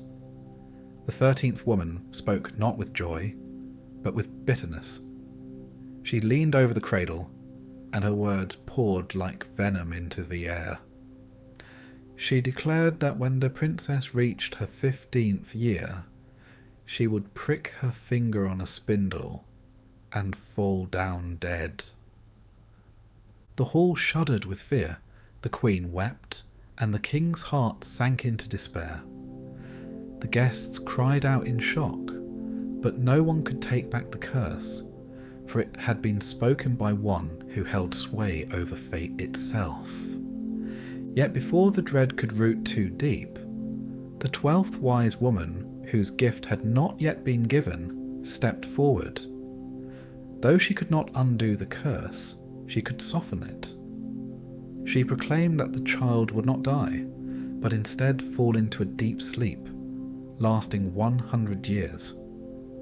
After this long span of time, she would be awakened not by her own strength, but by another who would come when the hour was ripe. Thus the curse was tempered, but not erased. The princess's future still bore the shadow of doom, and no one in the hall could shake the weight of it. From that day onward, the king and queen guarded their daughter with anxious care. She was named Briar Rose, for she was as lovely as a rose, yet surrounded by thorns of fate. Her cradle was woven with silk, but no riches could protect her from what had been spoken. Every step of her childhood carried both joy and dread. The people loved her, for she was gentle and beautiful, but whispers always followed her name, whispers of the curse, whispers of the spindle, whispers of the 100 years that might yet come. The king, determined to fight fate itself, issued a royal command that every spindle in the kingdom be burned. He sent his servants into the villages, the farms, and even the poorest cottages. Wheels were smashed, flax was cast aside, and fires rose high into the night sky as the old spinning tools were destroyed. No one was permitted to spin, no thread was to be made, and no spindle was to be kept hidden. For the king believed that by force he could prevent what was foretold. But fate is a patient weaver. It does not yield to command, nor does it bow to the will of men. Though the fires burned bright, and though the wise women had given their blessings, the shadow of the curse remained, waiting. Briar Rose grew, each year more graceful than the last. She was the pride of her parents and the jewel of the kingdom. She laughed among flowers, she sang like a bird, and she carried herself with a light that made others love her without cause. Yet beneath all this brightness, the unspoken truth lingered. On her 15th birthday, the curse would find her. And so the kingdom waited, caught between joy and fear. The king and queen smiled at their daughter, but behind their smiles lay dread. The people praised her beauty, but in their hearts they whispered of spindles and blood. Time moved forward, as it always does, bringing with it the hour that could not be avoided. For no matter how strong a wall is built, fate finds its way through the cracks. Briar Rose grew as if she were touched by sunlight each day. Her childhood passed gently, her body strong, her face fairer with each year. Wherever she went, people whispered of her beauty and grace. She was gentle of spirit and kind in nature, and there seemed to be no flaw upon her. Those who met her carried her image with them, as if her very presence were a blessing. The king and queen, though weighed down by fear, took comfort in her happiness. She laughed often, and her laughter filled the palace halls. She walked in the gardens and spoke softly to the birds that gathered near. Servants adored her, and common folk longed to catch sight of her whenever she passed. She was the kingdom's light, though many never forgot the shadow that lay across her fate. The king, desperate to shield his daughter, had long ago made a great order. Every spindle, every spinning wheel, and every tool of flax and thread was to be destroyed. His men swept through villages and towns, into poor huts and grand houses alike. Spindles were seized, piled in heaps, and cast into fire. Smoke rose in great columns across the land as the old tools burned to ash. In their place, silence spread. The art of spinning, once the daily rhythm of women's lives, was driven into memory. No maid spun by the hearth, no mother taught her child the craft. The whir of the spindle became a sound of the past. And still, though the fires had burned bright, fear lingered. People knew that fate is not so easily tricked. A curse spoken by one who holds power is not erased by command. Yet the king clung to hope that vigilance would keep his daughter safe. The years passed quickly. Childhood gave way to maidenhood, and Briar Rose grew tall, graceful and strong. She moved with a lightness that seemed almost unearthly, as if some secret air lifted her above the weight of the world. Yet she did not grow proud. She spoke kindly to all, from nobleman to servant, from rich to poor. Many hearts dreamed of her, but none dared to speak of it. Still, time is a silent hunter, and it waits for no king or queen. The dreaded day drew nearer, for curses move with the turning of years, and the 15th birthday approached as surely as winter follows autumn. The king and queen, though outwardly calm, watched the days with heavy dread. They ordered even greater watchfulness, commanding that no strange objects be brought into the palace. Guards patrolled the halls, and servants were warned. Yet for all their effort, the curse was not one that could be locked outside the gates. On the morning of her 15th birthday, the castle was filled with a strange quiet. The sun shone bright over its towers, yet within the walls a heaviness seemed to rest. Briar Rose, unaware of what fate had prepared for her, walked through the palace with the carefree curiosity of youth.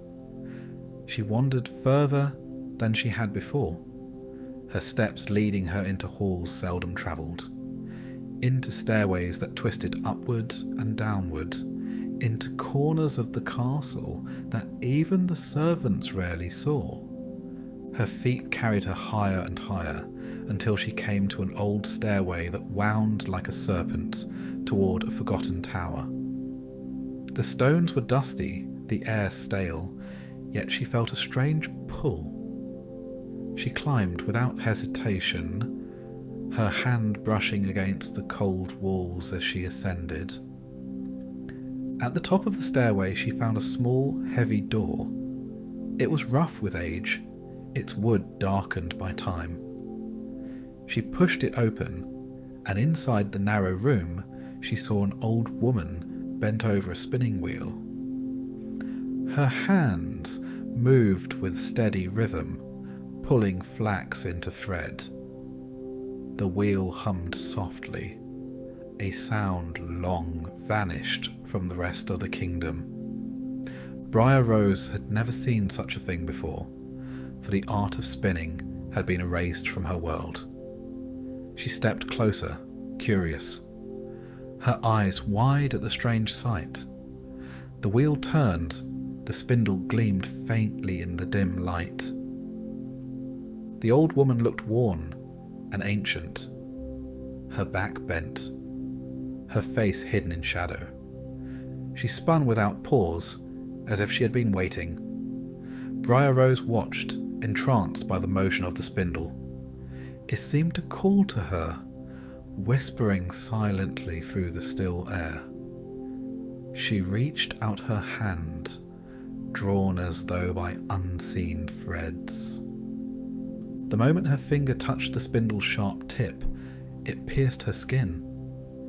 A single drop of blood welled up, bright against her pale hand, and at once, as if the curse had been waiting in silence all these years, she fell. Her eyes closed, her body grew heavy, and she sank into a deep and heavy sleep. The spindle slipped from her hand, rolling softly across the floor, its work complete. Briar Rose lay upon the ground, her face calm, her chest rising and falling as though she merely dreamed. Yet it was no ordinary dream. It was the sleep of 100 years, spun and sealed by the curse of fate. The room grew still. Dust hung in the air. Outside the tower, the castle seemed unaware for a moment of what had come to pass. Yet the curse had only begun its work. The sleep of Briar Rose was not hers alone to bear, for the spell was bound not just to her, but to the kingdom itself. Through the halls, the chambers, and the courts, the curse stretched like a shadow, reaching its hand into every corner of the castle. The curse did not end with Briar Rose. It was not meant to touch only her, for such spells are not so small. When her finger met the spindle, and she fell into her heavy sleep, the shadow spread outward, silent but swift, carrying through stone and air, through bone and blood. In the great hall, where the king sat with his queen, a sudden heaviness came upon them. Their voices faded, their eyes closed, and their bodies grew still upon their thrones. The courtly nobles around them sank where they stood, their fine robes folding around them as they fell into slumber. Servants dropped their trays and pitchers, yet they did not stir again to gather them. Guards slumped at their posts, their swords sliding from limp hands. In the kitchens, fires burned bright for a moment, crackling and spitting as pots boiled. But then even the flames, touched by the curse, lost their strength and sank into embers. The cooks fell asleep over their work, spoons slipping from their fingers. In the stables, horses bent their heads and closed their eyes, their breathing slow and deep. Dogs curled upon the ground and did not rise again. Even the doves upon the roof tucked their heads beneath their wings and entered the same dream-bound stillness. The castle became silent. No footstep, no breath of work, no cry of child or sound of beast disturbed the air. Every living thing within those walls had been caught in the same deep sleep as Briar Rose. But the curse was not finished. Around the castle grounds, at the very edges of the walls, something began to grow. From the soil rose a hedge, first thin, then thick, twisting with thorn and briar. The branches climbed over one another, weaving themselves tighter with each passing day. The thorns were sharp as knives, black and cruel. They stretched higher than the tallest towers, wider than the castle walls, until the once proud palace was hidden behind a prison of living wood. The hedge grew stronger as the years passed. Each season added another layer of cruel thorns, another barrier of twisting vines. It was no gentle rose hedge, though the princess bore the name of Briar Rose. This was a hedge that cut, tore, and strangled. Birds that tried to nest within it bled upon its thorns. Animals that brushed against it fled, wounded and afraid. The people beyond the castle saw the change with fear. At first, they whispered of the strange sleep that had fallen over their rulers, though none could see within the hedge.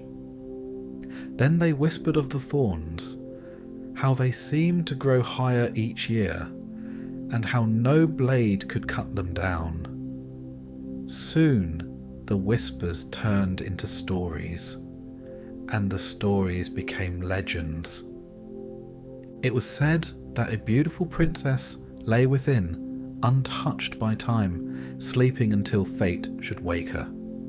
Many young men, bold and eager for glory, listened to these tales.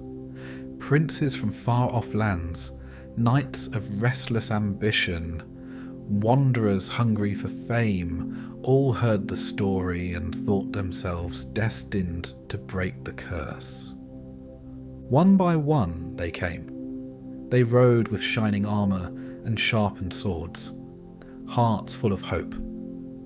They stood before the hedge, proud and fearless, and forced their way into the briars. But the hedge was not made for men to pass.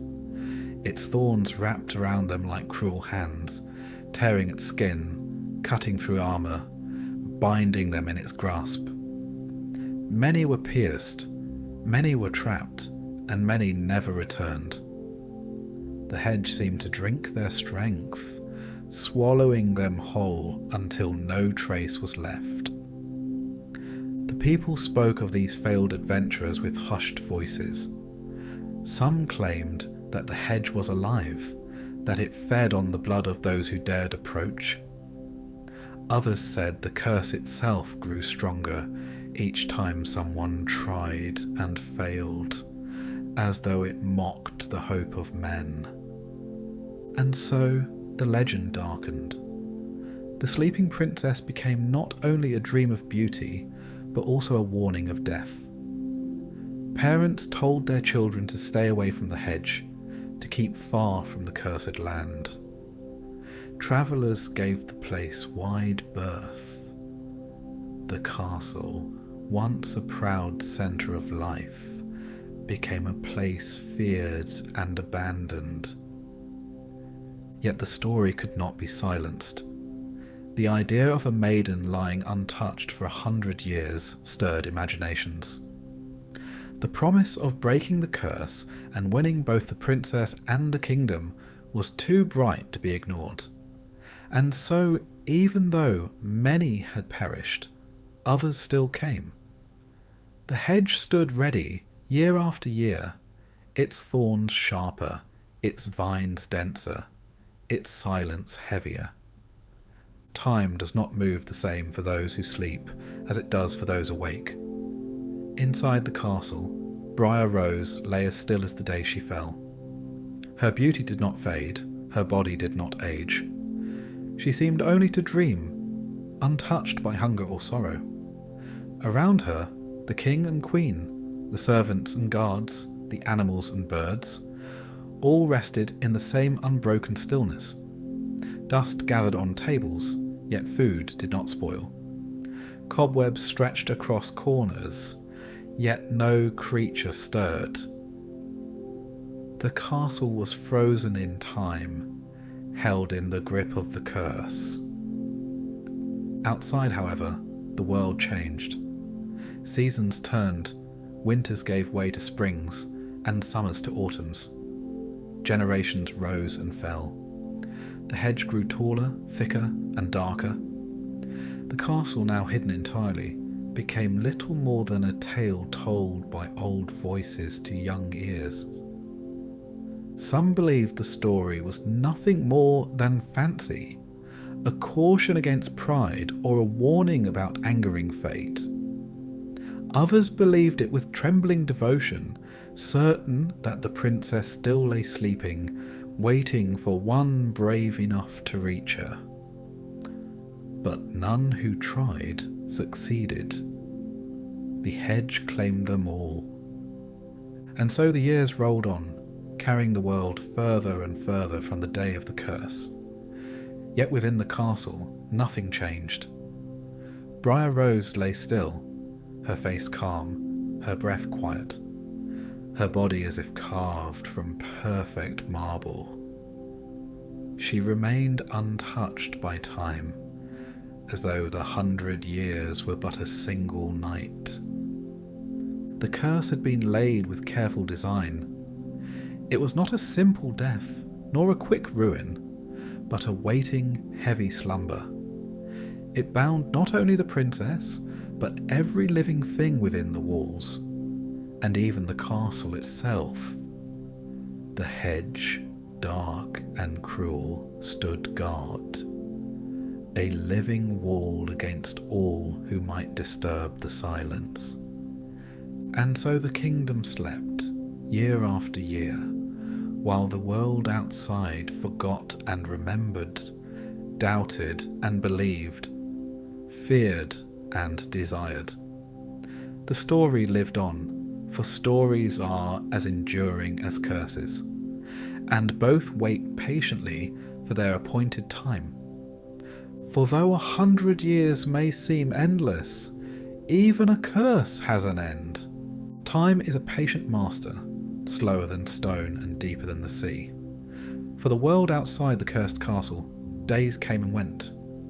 Seasons burned and froze, kings rose and fell. New villages were built, and old ones crumbled. Children were born, grew, and grew old in turn.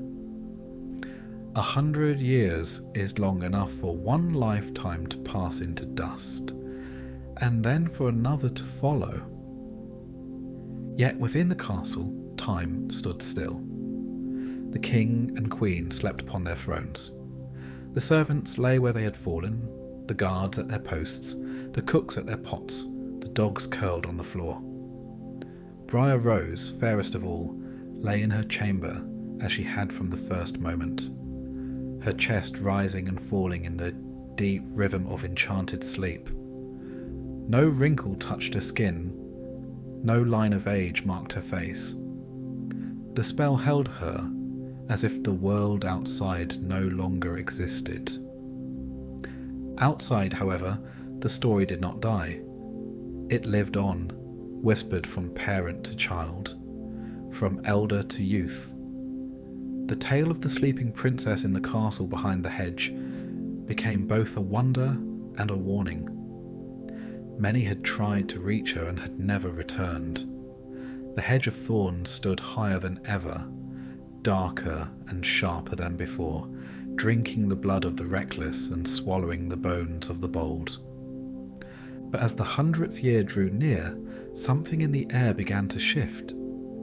Legends may stretch and twist with time, but curses keep their measure. The 100 years, long as they seemed, were not endless. They had a beginning, and they would have an end. Far from the cursed land, a young prince heard the story. He was not the first, nor the strongest, nor the most famous of those who had listened to the legend. But he was young, and the story stirred something in him that would not let him rest. He heard of the hedge that no blade could cut, of the men who had perished trying to pass, and of the princess said to sleep behind its walls. His heart filled with both wonder and resolve. He set out to see for himself. His horse carried him through fields and forests, through towns where the story was told with trembling voices. Some warned him to turn back, to avoid the hedge that devoured all who came near. Others laughed, saying the princess was nothing more than a tale to frighten children. Yet the prince rode on. At last he reached the land where the hedge rose against the sky. It was vast, a wall of living thorns so thick that no light seemed to pass through. The branches twisted around one another like serpents, their thorns black and long as knives. It looked less like a hedge than a fortress, one built not of stone, but of hunger and malice. Many before him had tried to force their way in, and their bones lay hidden in its grasp. The prince dismounted and stood before the hedge, his sword ready at his side. He expected to fight his way forward, to struggle against the cruel vines. But as he stepped closer, something strange happened. The hedge didn't clutch at him. The thorns did not pierce his flesh. Instead, the branches began to draw back, slowly at first, then more quickly, twisting away as if obeying a command older than memory. A path opened before him, clear and straight, leading deep into the heart of the hedge. He looked behind, and the branches closed again, sealing the way he had come. But ahead, the road remained open, as though the hedge itself had been waiting for him. For the 100 years had ended. The curse had reached its appointed span. and now its weight began to shift. The prince, though he did not know it, had not come by chance. He had come at the exact hour when the spell allowed passage, when fate itself bent to the appointed time. He walked forward, his steps steady, though the silence pressed against him. He passed through the hedge and came at last to the grounds of the castle. The sight before him was strange and heavy. The gardens, once filled with life, were overgrown yet not wild. Weeds had risen, flowers had drooped, yet everything seemed paused, as though frozen at the edge of decay. The air was still, without bird or insect. No wind stirred the leaves. No sound broke the silence but his own footsteps. He walked further and entered the castle gates. There the silence deepened. The guards leaned against their walls, their eyes closed, their swords slipping from their hands. In the courtyards, servants slept in heaps, pitchers and baskets fallen beside them. In the great hall, nobles and courtiers slumped upon benches, unmoving, as if the feast had never ended. The king and queen lay upon their thrones, still and pale, yet not dead. Their chests rose with slow, steady breaths, as though they merely dreamed. The prince's heart quickened. He passed through the hushed corridors, up the stairways, past the kitchens where cooks lay over their pots, past the stables where horses rested without stirring. Every room was the same. Bodies lying as if carved from stillness. Lives caught in the moment the curse had fallen. At last he climbed the tower stairs. His steps echoed in the silence, though no one stirred. He reached a door at the very top, heavy and plain, and pushed it open. Inside lay Briar Rose. She was as beautiful as the stories had promised, though no words had prepared him for the sight. Her face was calm, her skin pale as ivory, her lips red as the wild rose for which she had been named.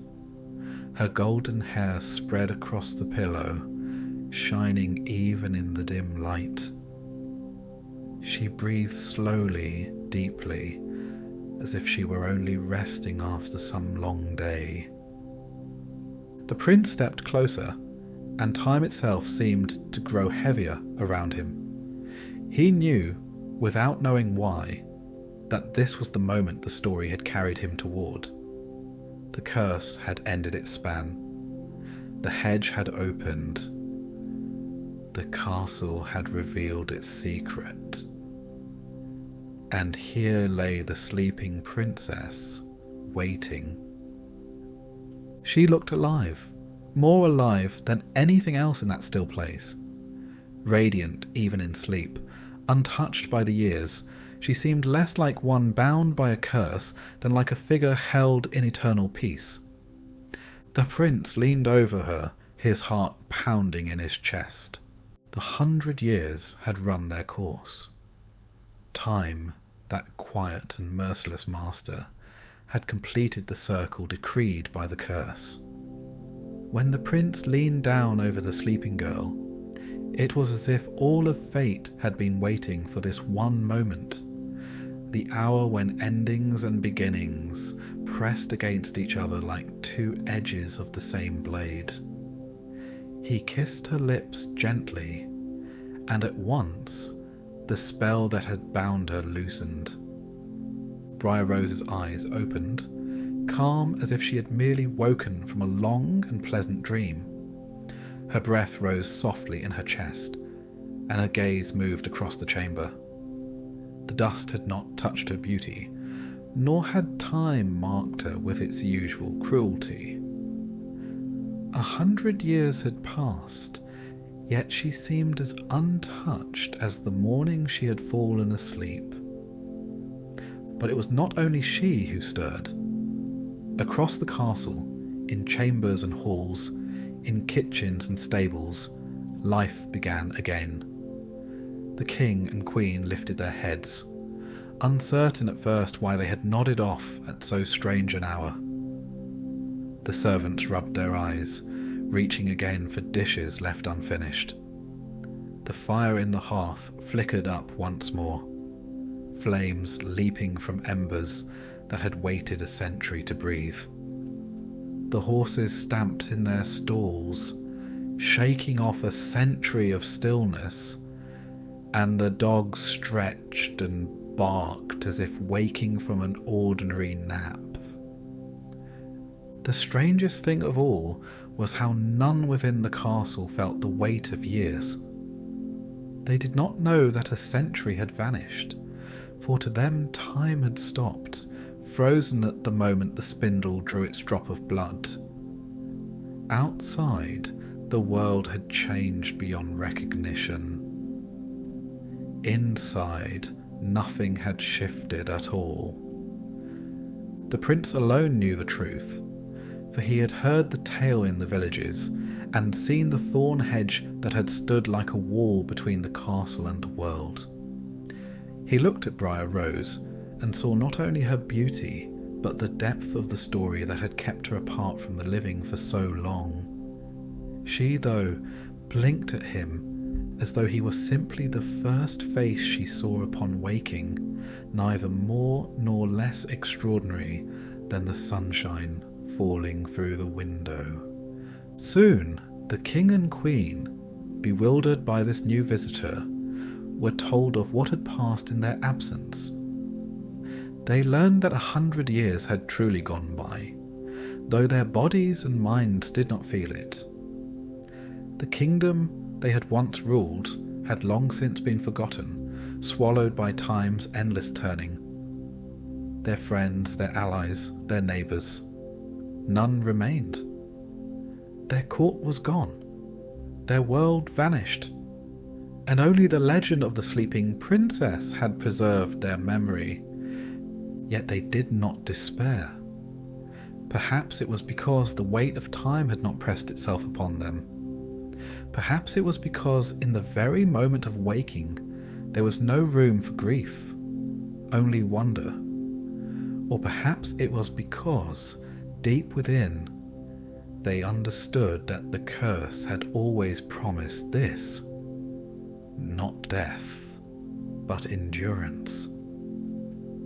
The prince and Briar Rose walked through the castle together. Each room was filled with those who had just woken, picking up their tasks where they had left them. They seemed content to continue, as though time itself had obeyed the rhythm of their sleep. The world outside was lost to them, but within these walls, life resumed. Soon after, the prince asked for Briar Rose's hand in marriage. There was no long courtship, no years of proving or testing. Their fates had already been bound together, written in the curse and softened by mercy. The wedding was held in the Great Hall, a place that had waited 100 years to host such a feast. The wise women were not summoned again, for their work had long been completed, and none dared tempt fate with further gifts or curses. The feast was simple compared to the grandeur of the celebration at her birth, but there was a quiet joy in it that no one forgot. The tables groaned under fresh bread, roasted meats, and wine that had never soured in its casks.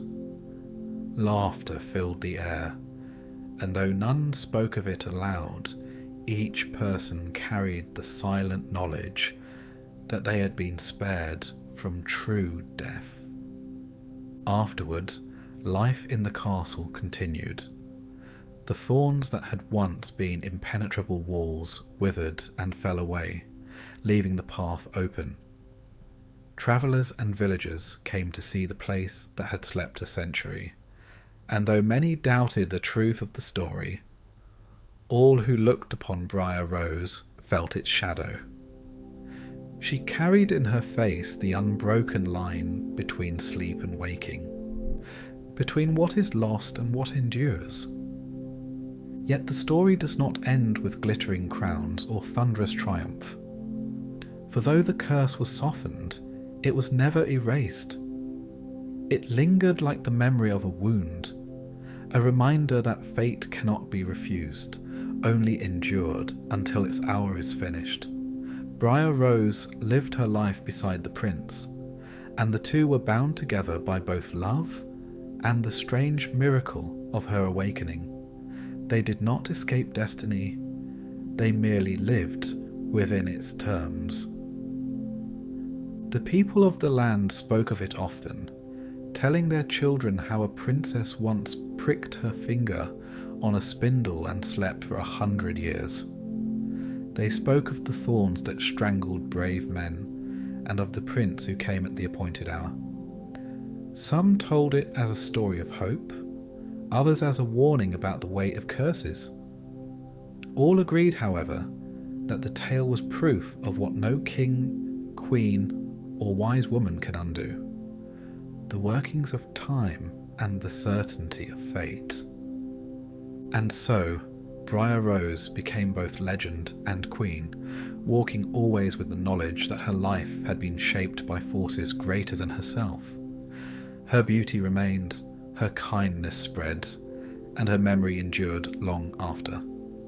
But the true heart of her tale was not her slumber or her marriage. It was the truth that even in darkness, life waits. Even in silence, time moves. And even in curses, there may be a hidden mercy. Thus ends the story of Sleeping Beauty, not with fireworks, nor with endless joy, but with a quiet reminder. Fate cannot be avoided, yet it may be endured.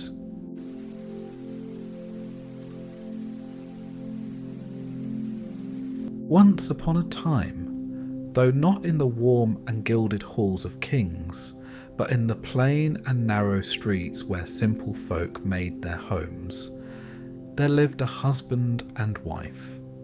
They were not remarkable people, nor particularly fortunate ones.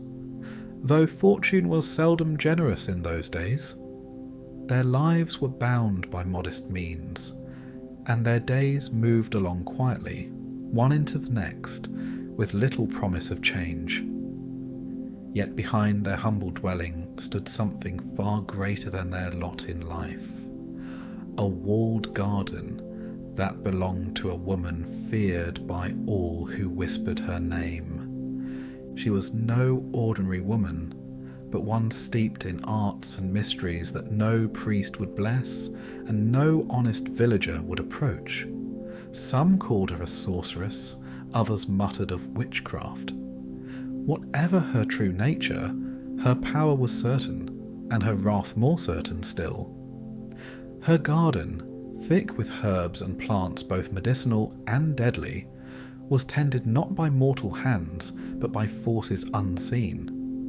No one dared climb its walls, for to trespass there was to invite ruin. And so the garden, lush and green even in winter, lay untouched and inviolate, except by the woman who ruled it. The wife, however, knew little of this in the beginning, for her mind was occupied by another matter entirely. After long years of waiting and sorrow, she found herself with child. With that knowledge came both joy and a strange heaviness of spirit, for her body, which had so long been barren, seemed to have awakened not only to life, but to longing. Day by day, her appetite grew peculiar, until at last her heart was seized by a single craving that consumed her thoughts. She desired rampion, the tender leaves of which she had once glimpsed in the forbidden garden beyond their wall. At first, she tried to put aside the thought, as one might push away an idle fancy. But the image returned to her mind each time she closed her eyes. The green rampion leaves, gleaming with dew, their freshness so near and yet so utterly beyond reach. Each morning the craving grew heavier, like a stone pressing upon her chest. She withered under it, not for lack of food, but for the lack of that particular plant, and her face turned pale and sorrowful. The husband, seeing this decline, grew fearful. He pleaded with her to eat what they could afford, to take comfort in what was at hand. But she only turned her face away, whispering that unless she could have the rampion, she felt she might die. In her eyes burned not the whimsy of desire, but the desperation of need, and it filled him with dread. For what man could stand by while his wife and unborn child wasted away before his eyes, undone by a hunger that could not be satisfied? Thus, with the weight of necessity pressing against his better judgment, the husband made a choice. One night, when the moon hung low and the village lay silent, he crept to the wall of the sorceress's garden. He climbed with trembling limbs, each movement marked by the thought that discovery meant ruin. But he told himself he would be quick. Just a handful of rampion, no more. Surely no one would notice. Surely no one would care. Within the walls, the garden spread before him, uncanny in its beauty. Plants grew with unnatural vigour. Flowers gleamed as though lit from within, and the rampion lay nearest the wall, as if placed there by fate itself. He gathered a few leaves and hurried home, his heart pounding louder than his footsteps. His wife received the rampion as though it were a gift from heaven, and when she tasted it, her face lit with relief, as if a great burden had been lifted. For a moment, all seemed well, yet cravings are seldom content with being fed once. The very next day, the wife longed for more, her desire stronger than before. The husband, though troubled, could not deny her, for the shadow of sickness seemed to gather when she was deprived of the rampion. Again at nightfall he climbed the wall. Again he plucked the leaves. Again he returned unnoticed. But on the third night, fate caught up with him. As he lowered himself into the garden, he felt the air shift, cold and heavy, and before him stood the sorceress. Her eyes glowed faintly, like embers banked in ash, and her presence seemed to darken even the moonlight. She demanded to know why he dared to trespass in her sacred ground, and what manner of man thought himself bold enough to steal from her hand. The husband, trembling as one already condemned, fell to his knees and begged for mercy. He confessed that his wife, heavy with child, had seen the rampion and desired it so greatly that she could not live without it. He spoke of her suffering, of his helplessness, and of his desperate wish only to ease her burden. The sorceress listened in silence. She might have cursed him, might have struck him dead where he knelt, yet she did not. Instead, she looked past him, as if measuring not the man, but the consequence of his theft. Her lips curved into something neither smile nor frown, but an expression of grim conclusion. At last, she said he might take as much rampion as he wished, for she had no use for it herself. But mercy is never free, and her price was one no mortal would willingly pay. When the child was born, she declared, it must be given over to her. It would be hers to raise, hers to shape, hers to claim as payment for the trespass. The husband, struck with horror, dared to protest, but the words withered on his tongue. The sorceress's gaze was iron, and her promise of retribution should he refuse was heavier still. In the end, he bowed his head, as if the choice had been his all along, though in truth it was none. He agreed, and with that vow, the bargain was sealed. He returned home in silence, carrying the rampion his wife craved, yet carrying also the weight of his oath. He placed the leaves before her, and she ate them eagerly, unaware of the shadow that now hung over her household. The garden had given them what they sought, but at a cost neither of them could yet reckon. And so the days passed, and the child within her grew, not knowing it was already promised, not knowing that the world it would soon enter had already been claimed by another hand. When the hour of birth arrived, the husband and wife rejoiced for only a fleeting moment. For scarcely had the child drawn her first breath than the door of their humble dwelling opened without knock or sound of footstep, and the sorceress stood within. She did not need to remind them of their vow, for promises made in desperation cling heavier than chains. Without hesitation, she gathered the newborn into her arms, and the mother's tears fell in silence, powerless to keep what had already been promised.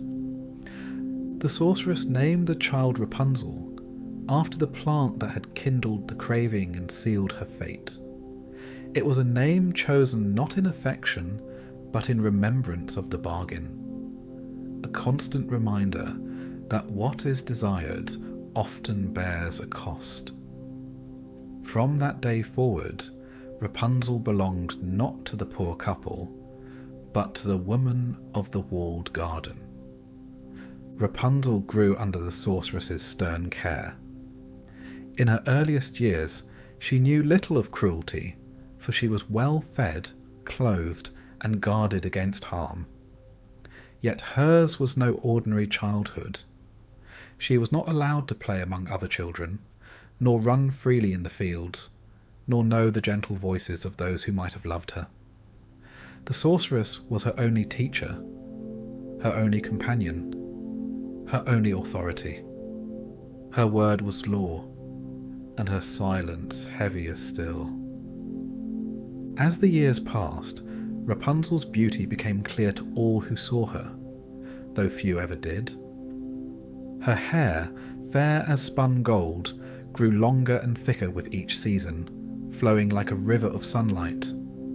Her face bore the bloom of innocence, though shadowed by solitude. Her voice, when she sang, filled the air with such sweetness that even the stern heart of her keeper softened, though only for a moment. When Rapunzel reached her 12th year, the sorceress, fearing the child's beauty might one day attract the eyes of men, resolved to hide her away where none could reach her. She chose a tower deep within the forest, a strange and lonely structure built without door or stair. It rose high above the trees, its walls smooth and unbroken, with only a single window at the top. Into this tower Rapunzel was carried, and there she was left to dwell. The tower was unlike any dwelling meant for life. No path led to it, no threshold welcomed the footstep of friend or guest. It was a prison more than a home, though it gleamed fair in the sun and stood proud among the branches. From its window, Rapunzel could see the wide world, the endless green of the forest, the birds that wheeled freely above, the rivers winding silver through the land. But sight was all she was allowed. Touch, companionship, and freedom were denied her. The sorceress alone had means to enter the tower. When she wished to see Rapunzel, she would stand below and call for her hair. Then Rapunzel, whose golden tresses had grown to extraordinary length, would let them fall like a rope from the high window. the sorceress would climb hand over hand, ascending the living ladder she herself had fostered, until at last she reached the chamber above. There she would remain as long as she pleased, and when she descended, the tower was once more sealed from the world. Thus began the long captivity of Rapunzel. Each day was much like the last, marked by stillness and sameness. She awoke with the dawn, her chamber brightened by the early sun. She sang to pass the hours, her voice carrying through the forest like the cry of a bird unseen. She tended her long hair, which demanded more care than any garment. She gazed from the window, watching the seasons turn, the leaves budding, ripening, and falling again, while her own life remained unmoving. The sorceress visited often, though her presence brought no comfort. She instructed Rapunzel in the use of herbs and the weaving of cloth, in the reciting of verses and the keeping of silence. Yet she gave no answer to the child's questions, no stories of the world beyond, no promise of companionship. She ruled with cold authority, shaping the girl not with kindness but with command. Loneliness grew within Rapunzel, though she could scarcely name it. She spoke to the birds that alighted on the windowsill, to the wind that rustled the trees, to her own reflection in the glass of a water basin. She sang not only for the joy of singing, but because the silence pressed too heavily otherwise.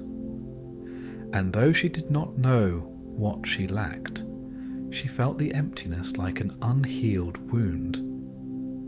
The tower itself seemed to conspire in her captivity. Its walls did not echo, but swallowed sound. Its stones remained cool even in summer, and the air hung heavy with stillness. The forest below grew wild and tangled, so that even if she could escape the high window, no clear path awaited her. She was as much bound by solitude as by stone. The sorceress, meanwhile, was content. She had secured Rapunzel away from the reach of the world, hidden her beauty from all eyes but her own. She took pride in her work, in the obedience she demanded and received. For her, the tower was proof of her power, both to claim what she desired and to guard it from any rival. And so the years unfolded. Rapunzel grew from child to maiden, and her hair, her beauty, and her voice only deepened in wonder. Yet with each passing season, her solitude grew heavier, until it seemed the very songs she sang were not her own, but the voice of her longing given shape. The forest listened, the birds circled nearer, and even the leaves stirred at her laments. But no ear, human or kindred, had yet heard them. Rapunzel remained alone, her days counted only by the rising of the sun and the climbing of the sorceress up her golden braid. She was a prisoner, not by iron or chain, but by enchantment, fear, and obedience. The world beyond the forest lay vast and open, but for Rapunzel it was as far away as the stars. And thus the tower stood silent, a monument to both beauty and captivity, waiting for the day when stillness would be broken. The tower stood for many years as it always had, silent among trees, unseen by most who passed through the forest. Few hunters strayed so deep, and fewer still dared to linger near that lonely place. For the presence of the sorceress was felt even when she was absent. The air seemed heavier there, the shadows deeper, the silence uncanny. And yet, fate has a way of guiding footsteps where they are not expected. One day, a young prince rode hunting in that forest. He was not unlike other men of his station, fond of the chase, eager for discovery, but he carried with him the restlessness of one who sought more than sport. When the hunt scattered, he wandered farther than his companions, his path twisting among the trees, until at last he came within hearing of something strange. It was a song, clear and pure, unlike any voice he had heard. It drifted down from above, threading through the branches like a silver thread. The prince reined his horse and listened, transfixed. The melody was not meant for him, nor for any ear, yet it held him as though it were a call. He looked about, and at last his eyes rose to the tower. There, high in the window, he glimpsed a figure, a maiden with hair shining like gold in the sunlight, her face lifted as she sang into the still air. The sight pierced him with wonder, but also sorrow, for he saw at once that the tower had no door, no stair, no means by which a mortal might reach her. She seemed as distant as the moon above, bound by stone and height. He lingered until the song faded, but he did not call to her, for he knew not how to bridge the impossible distance. At last he turned away, but her voice remained with him like an echo in his heart. Day after day, the prince returned to the forest. He circled the tower from afar, listening, watching, waiting. He saw no one come or go, only the maiden at her window. Yet patience rewarded him, for one evening, as the light waned, he spied another figure moving through the trees, the sorceress herself. He watched as she drew near the tower and stood below the window. Then, in a voice sharp and commanding, she called upon Rapunzel to let down her hair. The prince stared in astonishment as the golden braid fell from the window, heavy and gleaming like a rope of sunlight. The sorceress grasped it firmly and climbed, hand over hand, until she vanished into the chamber above. The prince marvelled, but he kept his distance, for he knew the danger of being seen. When the woman descended again and disappeared into the forest, he lingered long into the night, considering what he had witnessed. The next day, when the sun touched the tower once more, the prince approached boldly. He stood at the base of the stone wall and called in the same manner he had heard before. At once the long braid fell, and his heart leapt. With trembling hands he grasped the golden rope and climbed. The stones scraped his palms, and the height turned his stomach. But he didn't falter. When he reached the window, he pulled himself into the chamber above. There he found Rapunzel, wide-eyed with astonishment. Never before had any man stood in her tower. She shrank at first, uncertain whether to fear or welcome him. Yet when he spoke gently, explaining that he had been drawn by her song and wished only to behold her, her fear softened. For though she had known only the sorceress, she felt in him no cruelty, only wonder. From that day forward, the prince returned often. Each time he called, the golden braid descended, and he climbed into the hidden chamber. Rapunzel, who had known nothing of companionship, welcomed him with a joy she had not known she could feel.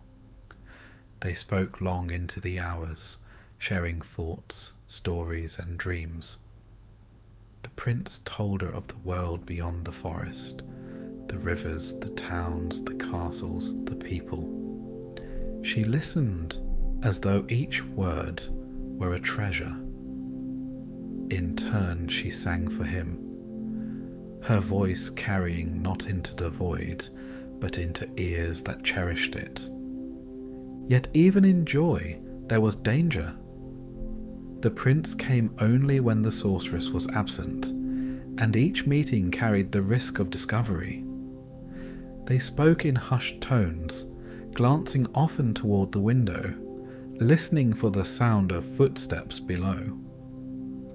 Still, the risk seemed small compared to the happiness they found in each other's company. As the visits grew frequent, so did their bond.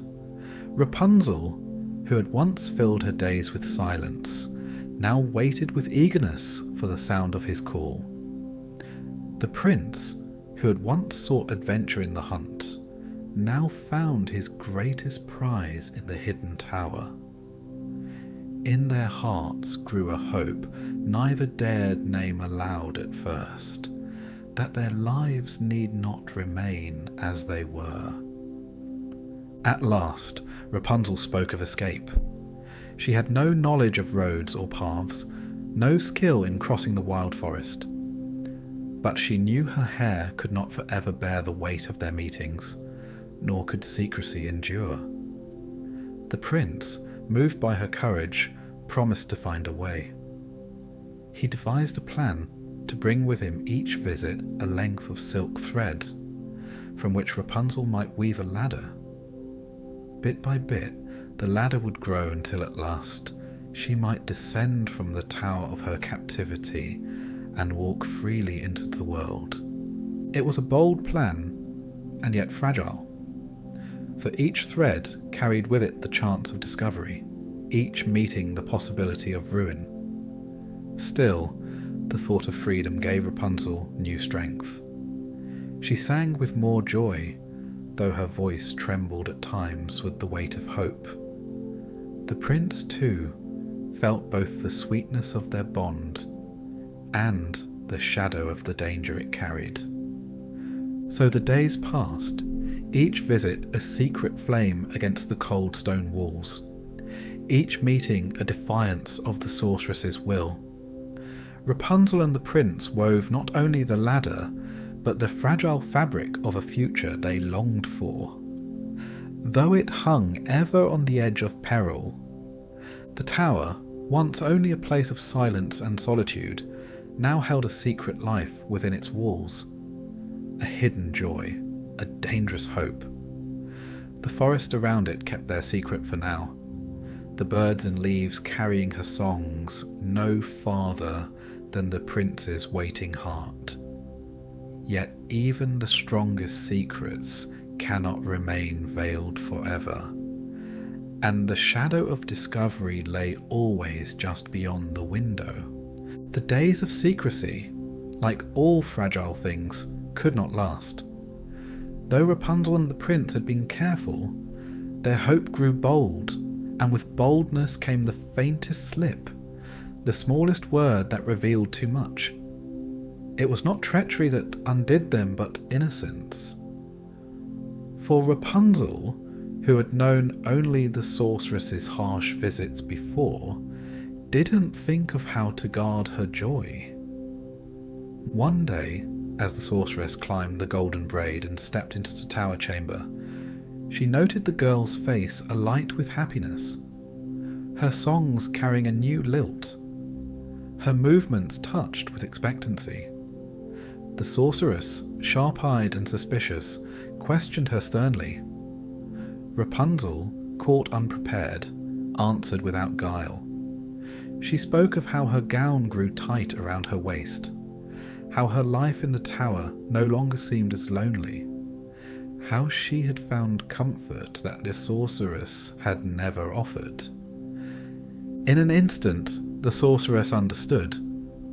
The flush of Rapunzel's cheek, the brightness of her eye, the careless words, all betrayed her.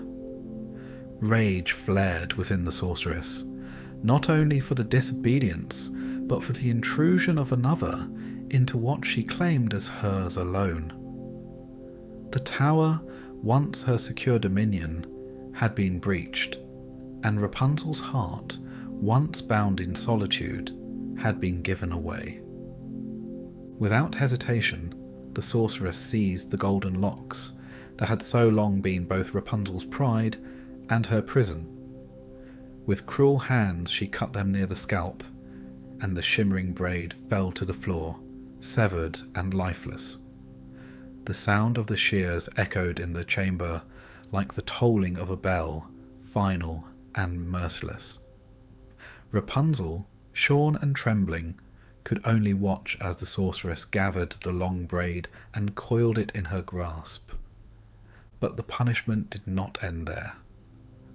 The sorceress, with no pity for tears or pleading, took Rapunzel away from the tower. She led her through dark forests and barren paths, far from any road or village, until at last they came to a desolate wilderness. The land was harsh, the soil dry, the air filled with thorn and rock rather than green or flower. There she abandoned Rapunzel, heavy with child, alone to fend for herself among the empty spaces of the earth. The sorceress departed without backward glance, leaving the girl to despair and survival by what means she could find. The tower, meanwhile, stood as silent as ever, but now it held no maiden at its window. The sorceress had no intention of leaving it unwatched. She coiled Rapunzel's severed braid and fastened it to the iron hook by the window, letting it dangle down the tower's wall like the living hair once had. There she waited, her heart dark with malice, for the return she knew would come. It was not long before the prince arrived, eager as always to see his beloved. He rode through the forest, his heart light with anticipation, carrying another length of silk for the ladder they had been weaving. Reaching the tower, he called as he always did, and to his delight the braid fell down. He grasped it eagerly and climbed, his thoughts filled with visions of Rapunzel's smile, her voice, her gentle presence.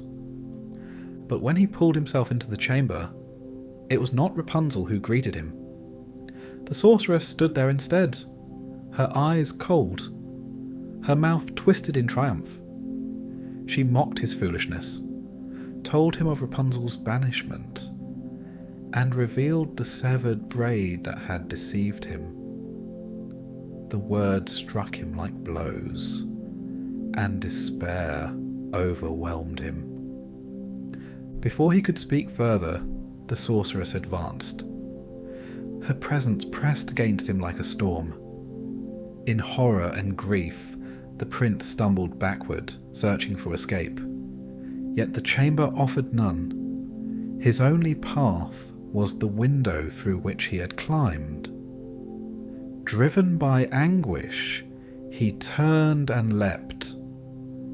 He fell from the great height, crashing into the thorn thicket that grew wild at the tower's base. The cruel branches tore his flesh, and the thorns pierced his eyes, blinding him with their sharpness. He lay among them in agony, robbed not only of sight, but of the hope that had led him to the tower. When at last he rose, bloodied and broken, the world was darkness before him. The sorceress, satisfied with her vengeance, looked down upon him but offered no aid. She let him stumble from the place, blind and bereft, and vanished into the forest once more.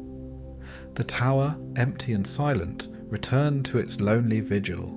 So it was that Rapunzel was cast into the barren wilderness, her golden hair shorn, her future uncertain. The prince wandered in blindness, his eyes destroyed, his heart heavy with despair. Their secret joy had been uncovered, their plans undone, and the price of defiance was paid in suffering. The forest, which had once carried their songs and sheltered their meetings, now bore only silence. The tower, once a place of hidden joy, became again a prison of emptiness. And the sorceress, whose wrath had torn their bond apart, remained unchallenged in her power. Thus the tale, which had once seemed filled with hope and daring, now lay shrouded in sorrow. Rapunzel and the prince, torn from each other, wandered separate paths of exile and grief. The consequences of their defiance lay heavy upon them both, and the shadow of despair stretched long across their fates. Yet fate, though cruel, is seldom finished with its work after one turn. What had been broken was not ended, though it lay scattered like shards of glass upon the ground. The wilderness held its trials, the darkness its lessons, and somewhere in the distance, another part of their story waited to be told. In the wilderness, where Rapunzel had been cast, life began again, though it was harsh and stripped of comforts. The barren stretch of land where she first found herself gave way to plains and forests as she wandered, carrying her sorrow like a shadow. She was no longer the cloistered girl of the tower, whose only view was sky and stone. She was now a woman pressed into survival, forced to know hunger, thirst, and the endless silence of desolation. Yet she carried within her a secret that grew with the days, for the prince's visits had not been without consequence. In time, twins were born to her, a boy and a girl. They arrived without witness or midwife, ushered into the world by a mother who had no guidance but instinct, no shelter but the trees, no comfort but the rhythm of her own breath. She held them close against her breast, finding in their small, warm bodies a reason to bear the solitude. Where once her hair had been her only remarkable possession, now she possessed something greater. Life that had sprung from her loneliness, companions who would not abandon her. Though the wilderness was unforgiving, Rapunzel did not falter. She gathered roots, foraged berries, and sought streams where the water ran clear. The children grew under her care, their laughter a fragile melody that carried across the empty stretches. She had been raised in confinement, taught only what the sorceress had seen fit to allow. But motherhood sharpened her resilience. It was as though every cruelty done to her had been turned into an unwilling lesson in endurance. Far away, the prince who had once climbed her golden hair wandered without direction. The fall that had cast him among the thorns had taken his sight, leaving the world around him in perpetual night. Yet he lived, though he scarcely cared to. His days were an endless march through forests and valleys, guided only by his memory of her voice and the hope, thin as a thread, that he might hear it again. He begged for food when his strength failed him, or gathered what little the wild would yield. His garments wore to rags, his body grew gaunt, and his spirit dimmed. Yet the thought of Rapunzel lingered, keeping him from surrender. Every bird's called, every rushing stream seemed to carry an echo of her song. He followed such echoes, though they often led him astray.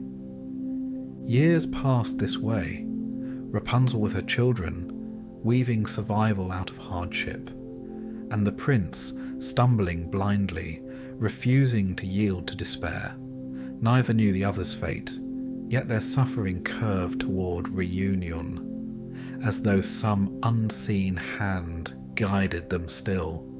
It was on a day like any other, with the sky heavy and grey, that the prince's wandering brought him near the place where Rapunzel lived. His feet carried him across familiar ground, though he did not know it, and his heart stirred with a feeling he could neither name nor resist. He heard a sound on the wind, not the call of a bird, nor the rustle of leaves, but the faint, unmistakable lilt of a human voice. It was a lullaby, simple and unadorned, sung to soothe restless children. Yet to the prince, it was more than a song. It was the sound that had haunted his dreams and sustained his waking misery. He staggered toward it, his body trembling with recognition, his blindness no barrier to the truth his heart already knew.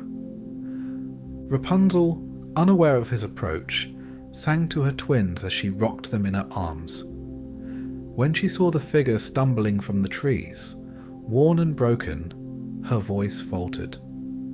For a moment, she thought him a phantom of memory, a cruel trick of longing. But as he drew closer, she saw the truth written in his bearing, in the lines of his face. Though time and hardship had changed him, she rushed to him. The children pressed against her sides, and he reached out, hands groping for what his eyes could no longer give him. She took those hands into her own, guiding them to her face, her tears falling freely. And it was then, as sorrow and joy mingled in her weeping, that a miracle unfolded.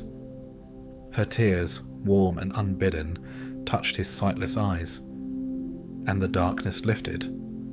The thorn's cruel mark was undone, and he saw her clearly, not as a memory or dream, but in the living present. He beheld her hair, still long though shorn of its former glory, her face marked by hardship, yet radiant with life, and at her side the children who bore his blood. In that instant, the years of wandering and exile seemed as nothing. The world had been emptied of hope, only for it to return in fullness. Together they embraced, the prince holding her and their children close, his sight restored, his heart unburdened. Gratitude overcame despair, and for the first time since the tower, they were not captives to another's will. They were their own. The journey did not end there. With newfound strength, the prince led Rapunzel and the twins from the wilderness, guiding them toward his kingdom. When at last they arrived, the people received them with astonishment and joy. The prince, once lost and broken, returned not alone, but with a family forged through trials. In his halls, Rapunzel knew a life she had never dreamed possible. Rooms not of stone, but of light. Days not of solitude, but of companionship. The children thrived, their laughter filling spaces that had long stood silent. The prince ruled with a gentleness tempered by suffering, and Rapunzel, though scarred by the past, found healing in love that endured every cruelty. Thus their story, marked by hunger, blindness, exile and grief, ended not in despair, but in restoration. The sorceress's power had shaped their fates, but it had not broken them. In the end, it was not spells or walls or punishments that endured, but the quiet, stubborn strength of love and endurance.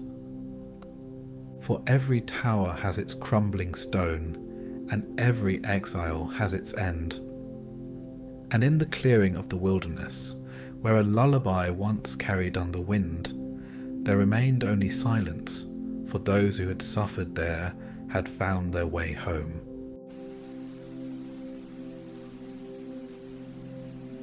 In a land where kingdoms shone with gold, but cruelty hid behind fine clothes, there lived a girl whose life was full of sorrow, patience and quiet strength. She slept in ashes, faced harsh words and cruel hands from those who should have loved her. Magic came to her not as a fairy tale trick, but as a reward for her goodness, guiding her through darkness, tears and betrayal toward a fate that no cruelty could change. This is the story of Cinderella, also known as Aschenputtel. Once, in a quiet village surrounded by fields and deep forests, there lived a kind man, his gentle wife, and their only daughter, Cinderella. She was a bright-eyed child, always ready to help, always quick to smile. The family was not rich, but their home was filled with peace and warmth. Her mother often told her that goodness was a treasure no one could take away. But time, as it always does, brought sorrow. The mother fell ill, and no remedy could save her. Her face grew pale like winter frost, and her breath came thin and shallow. One evening, when the girl sat beside her bed, the mother took her hand and told her to stay good and kind, no matter what the world brings. Her voice was soft, and Cinderella promised through tears. Not long after, her mother's eyes closed, and the house became very still. The father and daughter buried her beneath the shade of a hazel tree at the edge of the garden. Each day, the little girl went there alone. She would sit by the grave and cry until her tears sank into the soil. Even in rain or snow, she came to speak to her mother in whispers, asking for comfort that only memory could give. The seasons turned, and Cinderella grew taller, though her heart stayed tender. Her father, wishing to fill the silence that had settled in the house, decided to remarry. He thought a new wife might bring warmth back into their lives, but he was wrong. The woman he chose was proud, cold, and cruel. She had 2 daughters from her first marriage, and though they were beautiful in face, their hearts were twisted with jealousy and spite. From the moment they arrived, the peace of the house vanished. The woman looked at Cinderella with dislike. She saw in her the goodness and quiet strength that her own daughters lacked. And so she began to find fault in everything the girl did. At first, the chores came one by one, sweeping the floors, washing the dishes, tending the fire. But soon, the tasks grew endless. The stepmother made her clean the rooms from dawn to night, polish the shoes, fetch the water, and pick the lentils from the ashes. The 2 stepsisters sat nearby, mocking her, calling her dirty and useless. The father, though he saw the cruelty, turned away.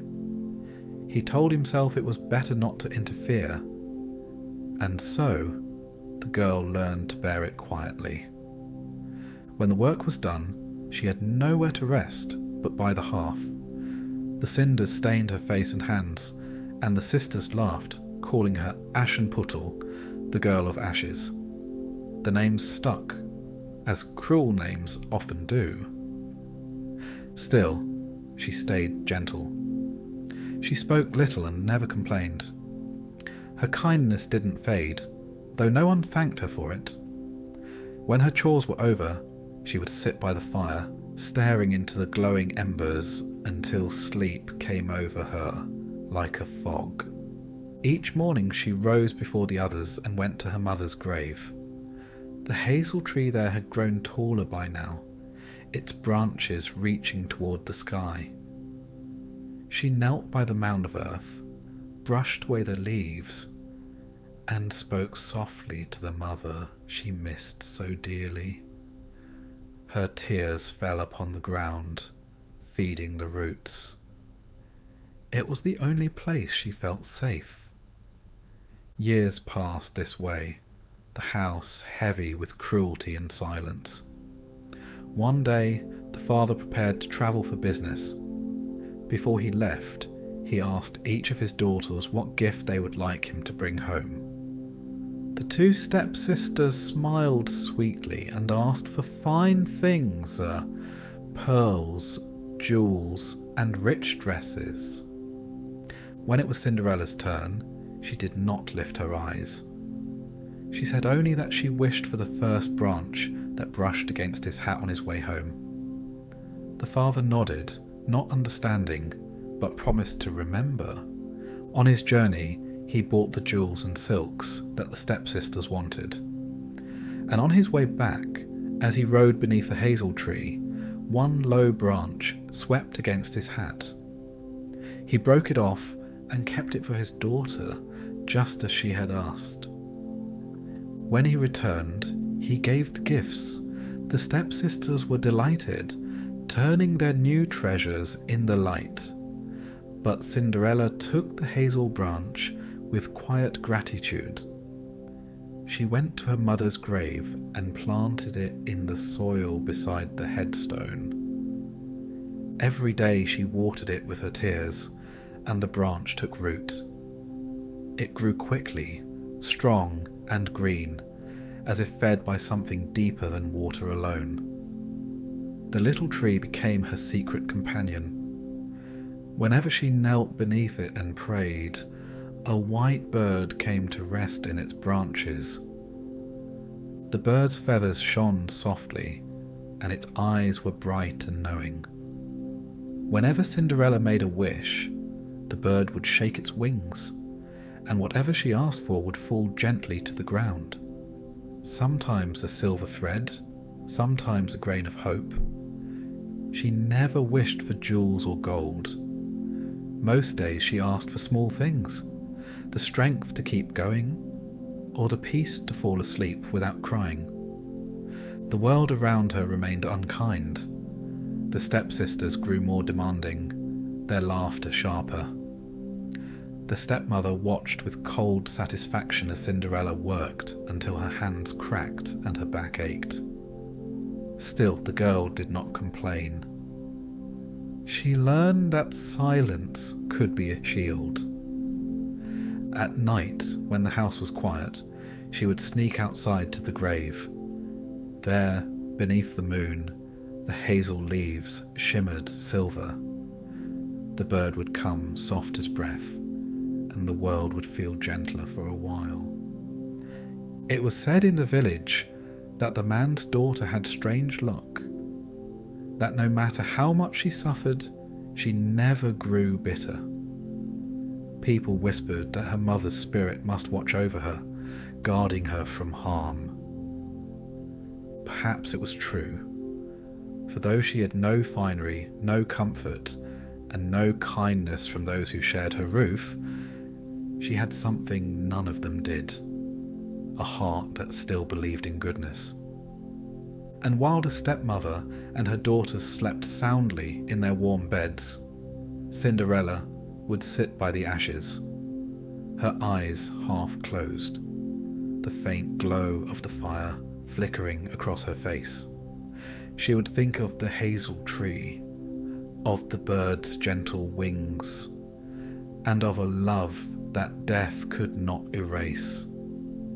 The house might have forgotten her worth, but the earth had not. The soil beneath the grave remembered every tear she shed. It was patient, waiting for the day when the quiet girl covered in ashes would rise, and her goodness would no longer be hidden in the dust. But that day had not yet come. For now she remained by the hearth, unseen and unpraised, the cinders her only company, a daughter of sorrow, a child of hope, and a keeper of a tree that listened. News spread across the land that the king would hold a great festival lasting 3 days and 3 nights. It was said that his son, the prince, was to choose a bride, and all maidens of good family were invited to attend. The announcement reached even the farthest corners of the countryside, and soon every household was filled with talk of dresses, jewels, and dreams of royal favour. In Cinderella's home, Excitement flared like a fire. The two stepsisters could speak of nothing else. They spent days before the mirror, arguing over fabrics, ribbons and lace. Their mother praised them endlessly, telling them that one of them was certain to catch the prince's eye. The thought made them crueler than ever. Cinderella helped them prepare, brushing their hair, sewing the hems of their gowns, and cleaning their shoes until they shone. They ordered her to lace their corsets tighter, to fetch them combs, to find misplaced earrings. She obeyed quietly, though her heart ached. When at last everything was ready, the stepsisters stood before their mother, glowing with pride. Their silks rustled as they moved, their hair glittered with borrowed ornaments. Cinderella stood nearby in her grey dress, her hands raw from work. The laughter of the others filled the room like fawns. She asked timidly if she might go to the festival too, just to stand at the doorway and watch. The stepmother turned toward her with eyes sharp as glass. She said that such a dirty creature belonged among ashes, not among noble folk. The sisters laughed, tossing words like stones. They asked her if she had a gown fit for a king's hall, or slippers not blackened by soot. Cinderella said nothing. She helped them into the carriage and watched it roll away, the sound of wheels fading into the distance. The house grew quiet, empty of voices but heavy with echoes. When she could bear the silence no longer, she went to her mother's grave.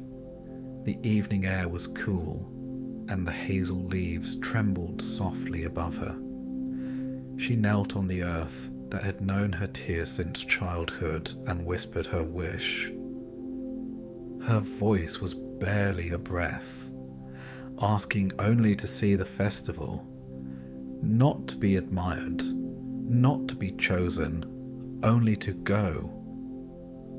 The white bird appeared almost at once, gliding down through the branches. Its feathers shimmered like moonlight. It shook itself gently, and from the sky fell a gown of silver and gold, finer than anything she had ever seen. The fabric caught the fading sunlight and seemed to hold it there. Along with it came slippers spun of silk and silver, so light they looked like air. Cinderella thanked the bird softly. She changed out of her ragged dress, washed her face and hands, and stood for a moment in disbelief. Her reflection in the still water of the garden basin was that of another person, a figure too bright to be real. Yet it was her. When she arrived at the festival, no one recognized her. The crowd turned to watch her pass, whispering about the mysterious maiden who seemed to shine. The prince himself came forward, drawn to her as if she were made of starlight. He asked her to dance, and she moved gracefully beside him. Throughout the evening, he spoke to no one else. His eyes followed her, even as the musicians changed their songs and torches burned low. But before the last note was played, she slipped away. The prince sent guards to follow her, yet she vanished before they could see where she went. She had run down the palace steps, through the garden, and across the field until the lights behind her grew faint. Reaching her home, she climbed into the dovecote behind the house, a small wooden structure where the birds roosted. She crouched inside, her heart pounding, feathers brushing against her hands. Moments later, her father returned from the festival with the prince's men, who were searching for the golden maiden. They asked if any girl had entered the house. The father said no, though he wondered quietly where the birds were stirring so wildly. They looked inside the dovecote, but it was empty. For while they searched, Cinderella had slipped out the back, changed into her old grey dress, and gone to sit by the hearth. The cinders dusted her hair and face, hiding every trace of magic. When her stepsisters came home, they spoke excitedly of the beautiful maiden at the ball, the one who had danced only with the prince. They said her gown was brighter than the stars. Cinderella listened silently, feeding the fire so that her face stayed hidden in the shadows. The next day, the festival continued. The house filled again with noise and vanity as the sisters dressed for the second night. Cinderella brushed their hair and fastened their jewels just as before. They mocked her again when she showed interest in going, and again they left her behind. When the sound of their carriage faded, she went to the hazel tree once more. She knelt beneath the branches, her tears falling like rain. "Shake and rustle, little tree," she whispered. "Throw down something beautiful for me." The white bird came again, as faithful as ever. This time it dropped a gown even lovelier than the first, woven with silver that shimmered like frost and gold that gleamed like sunlight. The slippers were lighter still, so delicate they barely left a mark on the ground. She dressed quickly, feeling once again that quiet magic that came not from spells, but from love remembered. She made her way to the festival, and the crowd parted as she entered. The prince saw her immediately and smiled, for she seemed even more radiant than before. Again, he danced only with her, refusing every other hand offered to him. The court watched in wonder, whispering questions that had no answers. The prince tried to hold her attention, to ask her name, but before the music ended, she slipped away as suddenly as she had come. This time, she ran even faster, for the prince had ordered his guards to be ready. She crossed the garden and reached home with the last of her strength. But instead of the dovecote, she climbed into the pear tree that grew behind the house. Its leaves hid her well. When her father returned, the prince's men came again, asking if the mysterious maiden might be there. The father, thinking of the rustling leaves, offered to cut down the tree, but the prince refused. The branches swayed gently, and no one saw the figure hidden among them. By the time they left, Cinderella had already returned to the hearth, her golden gown tucked safely away, her face once more marked by ashes. The sisters came home late, speaking endlessly about the royal ball, their envy sharp as knives. The prince, they said, had eyes only for the same golden maiden. No one else could compare. Cinderella said nothing. She listened quietly as the fire crackled, her thoughts far away beneath the hazel tree, where a white bird slept under the moonlight.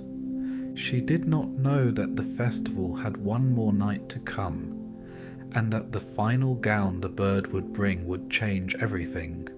By the time the third day of the festival arrived, the kingdom was already full of talk about the mysterious maiden. No one knew her name, where she came from, or where she disappeared to each night after the festival ended. Some said she was a princess from a faraway land. Others whispered that she was a spirit, come from heaven or from under the earth, too bright to remain among mortals. But no one guessed the truth, that she was the same girl who slept in ashes and wore torn clothes by day. Cinderella, quiet and hidden as always, heard her stepsisters speak of the festival every morning. They spoke of the prince, who had danced with the golden maiden each night and ignored all others. They spoke of her shimmering gown and her grace. The stepsisters were jealous, yet they longed to see her again, each believing perhaps she could copy her beauty if she only looked closely enough. Cinderella waited until they'd left for the final night. Her heart beat quickly, though she did not know why. Perhaps it was hope, perhaps it was fear. The first 2 nights had been more than she had ever dreamed of, yet they were dreams that ended too soon, and she had returned to her ashes and wooden shoes before dawn. She knew this would happen again, and still she could not stop herself from wishing for one more night of magic. She went to her mother's grave, as she had before, and stood beneath the hazel tree that grew from the branch she had planted. The leaves glimmered faintly in the evening light, and the white bird was already waiting on one of the branches, as if it had known she would come. Cinderella looked up through her tears and whispered her wish, to go again to the festival, not as a servant but as herself, even if only for one last night. The bird shook its wings, and from the sky drifted a gown brighter than all before. It was woven of gold and silver, shining like sunlight breaking through clouds. Every thread caught the light. Every fold gleamed like a flame. The shoes were golden, lighter than silk, delicate as glass. For a long moment, Cinderella only stared, for she could hardly believe they were meant for her. Then she dressed herself, her old rags falling away like shadows at dawn. When she stepped into the festival hall, all talk ceased.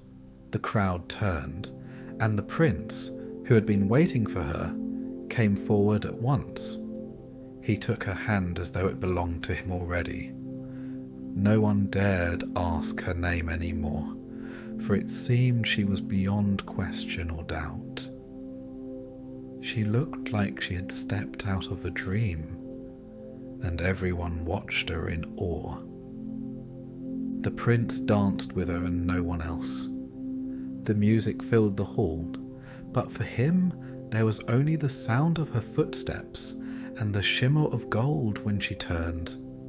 He asked her no questions, for he feared she might vanish if he spoke too much. He only knew that he could not lose her again. As the night went on, Cinderella began to feel uneasy. She had promised herself to leave before the festival ended, but this night was harder than before. The prince's eyes followed her wherever she went, kind but determined, as if they were already bound together by fate. The music slowed and the candles burned low, and still he did not let go of her hand. But when the clock struck midnight, she pulled away and ran. The prince called after her, his voice echoing across the marble hall. He had prepared for this moment. He had ordered the servants to spread pitch across the palace steps, so that if she tried to flee, she would not escape him so easily. Her golden gown shimmered as she fled down the steps, but her feet were too light, too quick, except for one step. Her slipper stuck fast in the pitch, torn from her foot as she ran into the darkness. The prince reached the door only in time to see the shimmer of her dress disappear beyond the gates. He bent down and lifted the slipper. It was so small and delicate that it seemed more like something shaped by light than by human hands. He turned it in his fingers, and it caught the glow of the torches gleaming like the sun in his palm. He swore he would not rest until he found the maiden whose foot fit this tiny shoe. Meanwhile, Cinderella fled home through the night, barefoot, holding her gown up so it would not drag in the mud. When she reached her father's house, she slipped into the kitchen, changed quickly into her grey rags, and covered her hair in soot. She hid the gown behind the chimney, where no one would find it, and sat again by the hearth, her face darkened by ashes. Her heart was still racing, but it was not only from the run. It was from the feeling that something in her life had just changed, though she could not yet name what. Her stepsisters returned later, full of stories once again. They spoke of the golden maiden who had come for the third and final night, more beautiful than ever before. They spoke of the prince's desperate attempt to hold on to her, of the slipper that had been left behind. They laughed at the thought of anyone being so foolish as to lose a shoe, but they were secretly hopeful, for the prince had declared that he would marry only the woman whose foot fit the golden slipper. The next morning, the prince set out through the kingdom with his servants.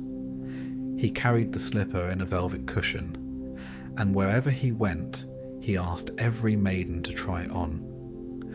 But none could wear it. Some had feet too long, others too wide, others too small. The prince would not give up. He believed that whoever had danced with him under the golden lights must exist somewhere, waiting for him. News of his search spread quickly. When it reached Cinderella's home, her stepsisters prepared eagerly. Each was certain that the slipper would fit her foot perfectly. They practiced walking gracefully, sitting politely, pretending to be shy and noble. Cinderella watched quietly from the corner, saying nothing, her hands folded in her lap. Outside, the hazel tree stirred in the wind, and the white bird rustled its wings, as if it already knew what would happen next. The golden slipper shone like a promise, waiting to reveal its truth. And somewhere deep in the ashes, Cinderella's heart began to tremble, not with fear, but with the faint, daring hope that perhaps the end of her sorrow was drawing near. The prince rode again through the countryside, carrying the golden slipper that had been left behind, determined to find the maiden who had danced only for him. When he arrived at Cinderella's house, the family hurried to prepare. The two stepsisters dressed themselves in their finest, each certain that the shoe would fit and that they would become the bride of the prince. Their mother oversaw every movement, her eyes cold with calculation, her mind focused on ambition and power. The eldest stepsister was the first to try the slipper. Her foot was too large, and the shoe would not close. Determined to deceive the prince, she resorted to drastic measures. She took a knife and cut off her big toe, forcing her foot into the slipper despite the pain. Blood seeped into the golden shoe, staining it, but she concealed her suffering behind a forced composure. When she presented herself to the prince, he believed the slipper fit and prepared to take her away. As the carriage moved past the hazel tree by her mother's grave, two white birds descended from the branches. They sang a sharp, urgent song, calling attention to what the prince could not yet see. Their cries warned him that the shoe was filled with blood, and that the true maiden had not yet been found. When he looked closely, he saw the red stains and realized the deceit. The eldest stepsister was returned, humiliated and in pain, her plan undone by truth itself. Next, the second stepsister attempted the slipper. Her toes fit, but her heel was too large. She too was guided by the stepmother to take extreme measures. She cut off a portion of her heel and pressed her foot into the shoe, forcing it to fit. Blood flowed freely, hidden only by her careful movements. Once again, she appeared to match the slipper, but as the carriage passed the hazel tree, the two white birds flew down and repeated their warning. Their cries revealed the truth. The shoe was filled with blood, a deception meant to trick the prince. He halted the attempt, returning the second stepsister to the house. The prince's determination did not falter. He had seen the two false brides and knew that the true maiden must exist. The father, uneasy but compelled, called for Cinderella. She rose from her place by the hearth, her grey dress marked with ashes, her hands rough from work. She stepped forward calmly, unnoticed by the stepsisters, who still mocked her quietly, believing that she could never match the golden shoe. Cinderella approached the slipper with quiet certainty. She cleaned herself at the basin, washing the soot from her face and hands, letting her pale skin reflect the morning light. She lifted her foot and placed it gently into the golden slipper. Unlike her stepsisters, the shoe embraced her foot perfectly. There was no pain, no trickery, no blood. It fit as if it had been made for her alone. The prince recognized her immediately. The quiet, ash-stained girl who had been hidden from the world now stood before him, radiant and true. The stepsisters stared in disbelief, realizing that all their schemes, their pain, and their cruelty could not overcome the rightful match. Their mother's carefully constructed plan collapsed completely. Outside, the hazel tree stirred in the wind. The white birds called again, this time in soft, melodic tones, signalling approval. The truth had been revealed. The girl of ashes, the one who had been patient, gentle, and kind despite every cruelty, was the rightful bride. Her goodness and perseverance had endured, and now they were rewarded. The prince lifted Cinderella from her place by the hearth and led her away. The stepsisters were left in stunned silence, unable to comprehend the power of a heart that endured suffering without malice. The mother stood frozen, realizing that no amount of scheming or violence could substitute for honesty and virtue. Cinderella's old life, marked by cinders and sorrow, was left behind.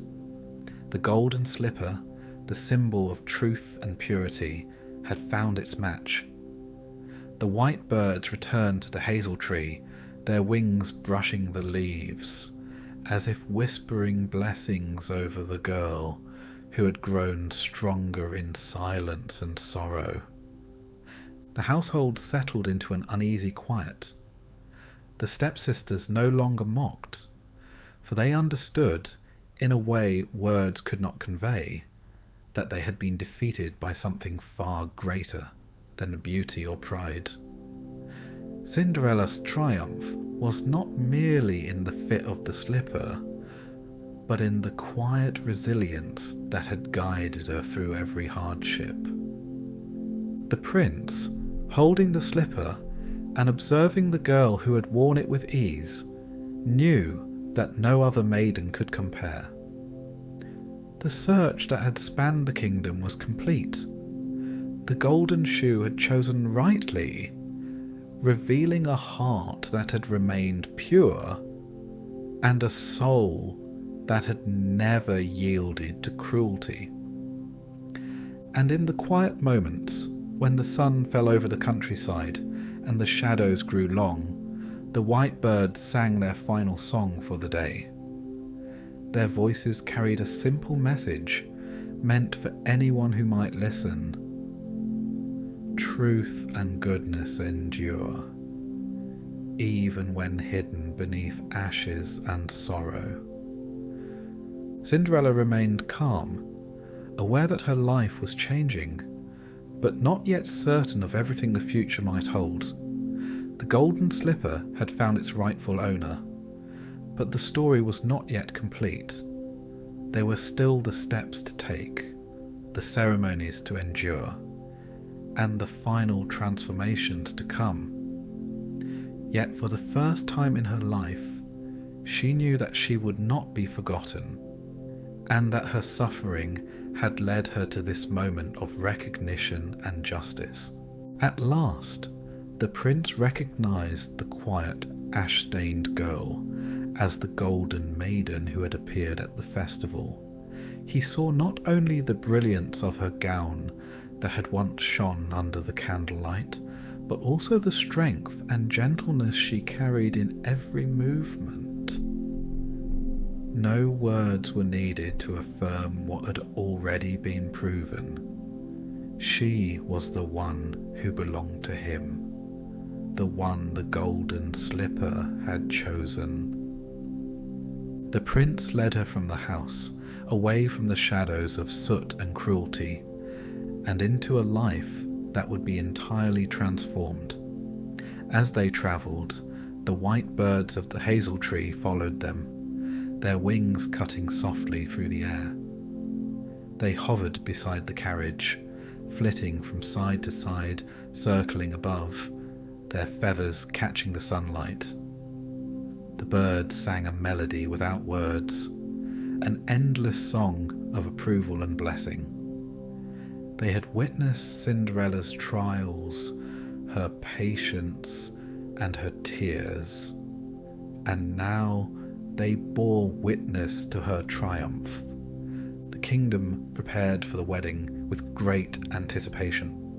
The halls were adorned with gold and silver, banners fluttered from every tower, and the streets were lined with people eager to glimpse the girl who had endured so much yet emerged victorious.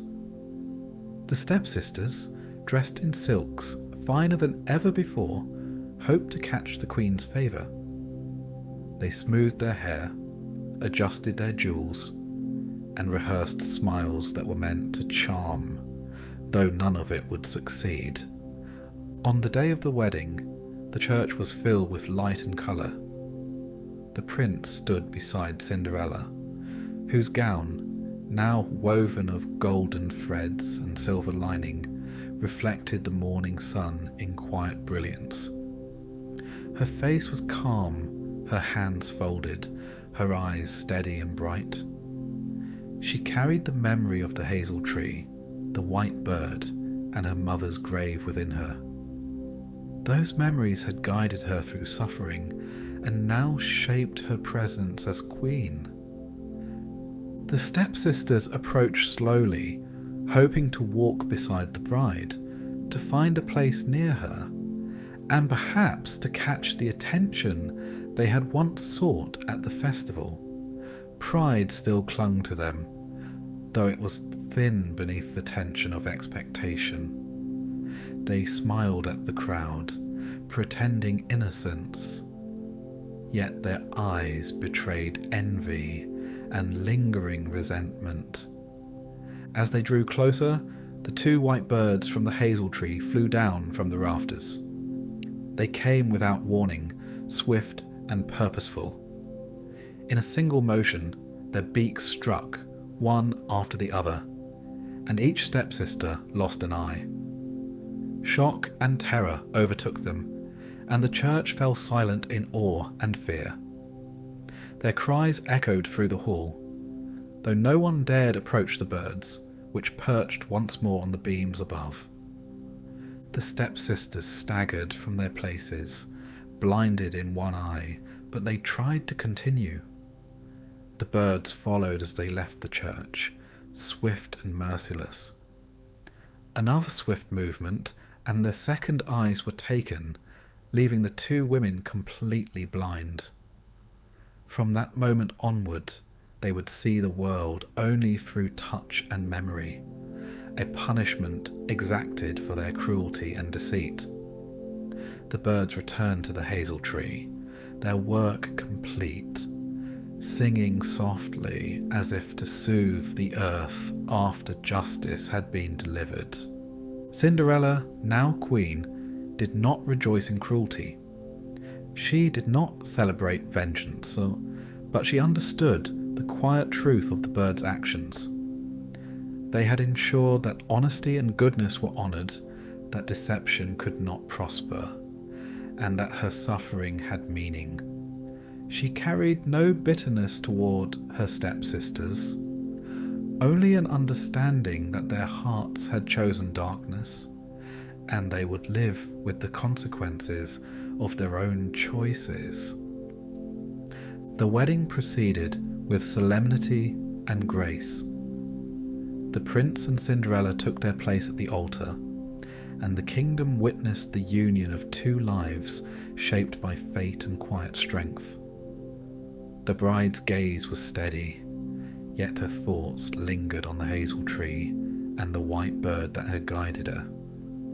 She remembered the tears she had shed, the prayers whispered into the wind, and the cinders that had once been her only bed. All of it remained within her, not as sorrow, but as a memory of endurance. In the weeks that followed, the queen visited her mother's grave often. The hazel tree stood tall, branches swaying in the wind as though in recognition. The white bird rested there, always vigilant, reminding her that her life was built not on wealth, gold, or fine gowns, but on the patience and goodness she had maintained despite every cruelty. The memory of her mother's guidance, given long before the world had turned harsh, remained her compass. As queen, she ruled with kindness, but with quiet wisdom. She never forgot the trials of her youth, and she honoured the lessons they had taught. Her people saw her as gentle yet firm, radiant yet unassuming, and they followed her not only for her beauty or her position, but because her life had proven that enduring goodness held weight in the world. The stepsisters, blind and humbled, lived the rest of their lives in quiet caution, aware of the consequences of their own pride and cruelty. They became shadows of what they had hoped to be, their vanity stripped away by the merciless truth the birds had delivered. The stepmother, too, learned in silence that control and manipulation were powerless against the natural justice that followed honesty and virtue. Cinderella's reign was marked by this quiet truth. She did not forget the cinders of her youth, nor the blood that had stained the golden slipper through her stepsister's deceit. She did not forget the small, unwavering bird that had delivered her wishes, nor the hazel tree that had grown from a single branch planted in grief. She carried these memories with her always, as reminders that suffering could be transformed into strength, and that kindness and patience had power that no cruelty could overcome. The story concludes not with a dream, nor with fleeting triumph, but with enduring truth. Cinderella, once a girl of ashes and sorrow, had risen to a place of honour, guided by quiet goodness and the blessings of the white birds. Her heart remained soft yet resolute. Her spirit remained humble yet unyielding.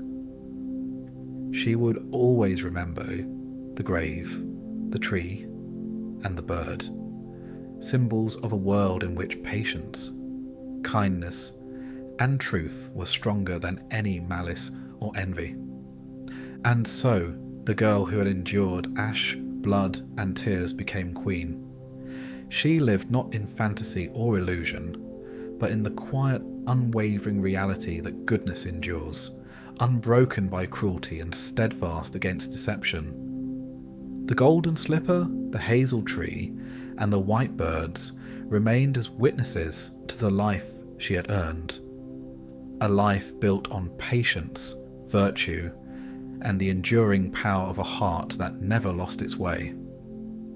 The kingdom flourished, guided by a queen who had been tested and found true, and the story remained in memory as a quiet lesson. That virtue, even in the darkest of times, is rewarded, and that the shadows of ashes and sorrow can give rise to light and life, steadfast and eternal.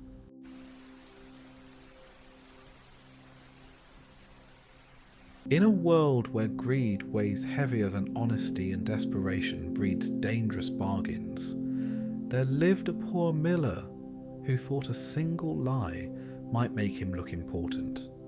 That lie, harmless on his tongue, set into motion a tale of impossible demands, dark magic, and a sinister little man who thrived on broken promises.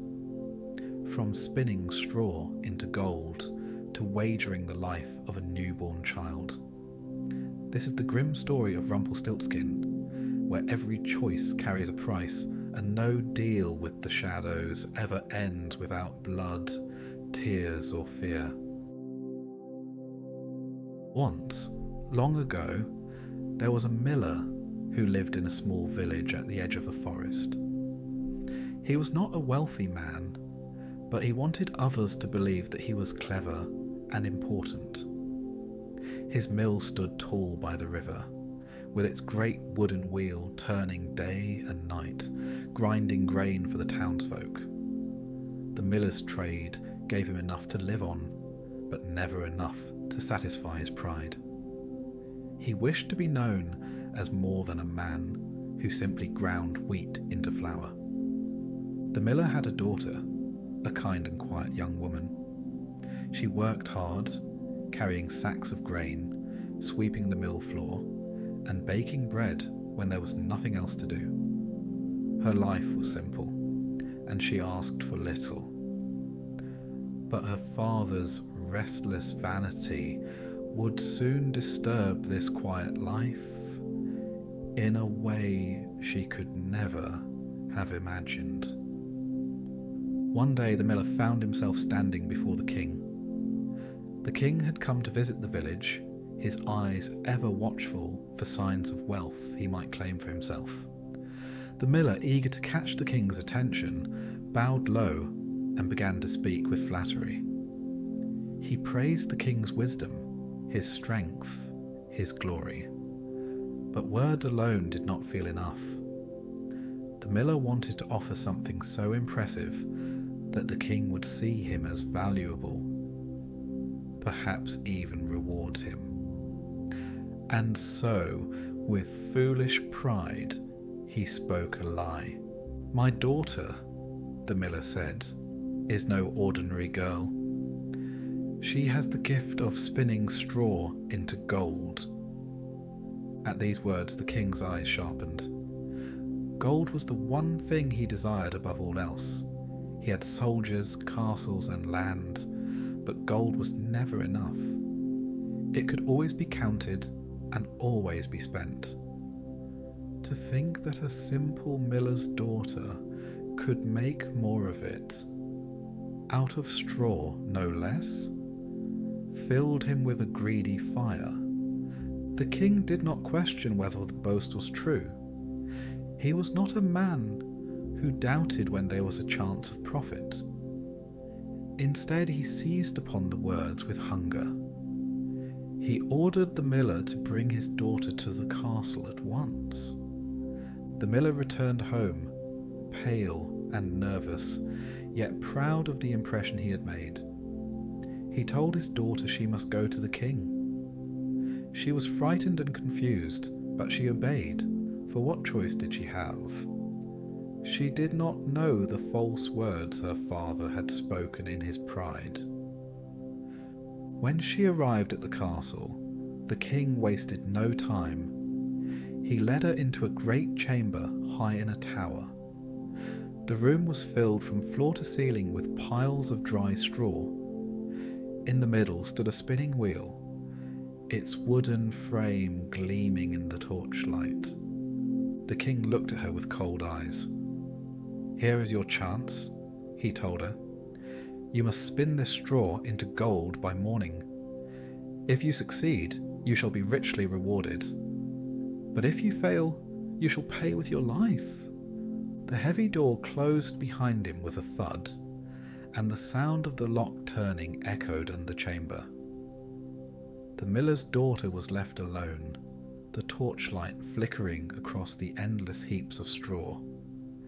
She sat down before the spinning wheel, her heart pounding in her chest. Her hands trembled as she touched the wheel. She had never spun a thread of gold in her life. She knew nothing of magic, nothing of alchemy. She was only a miller's daughter, and straw was straw. Tears welled in her eyes as she looked at the towering piles around her.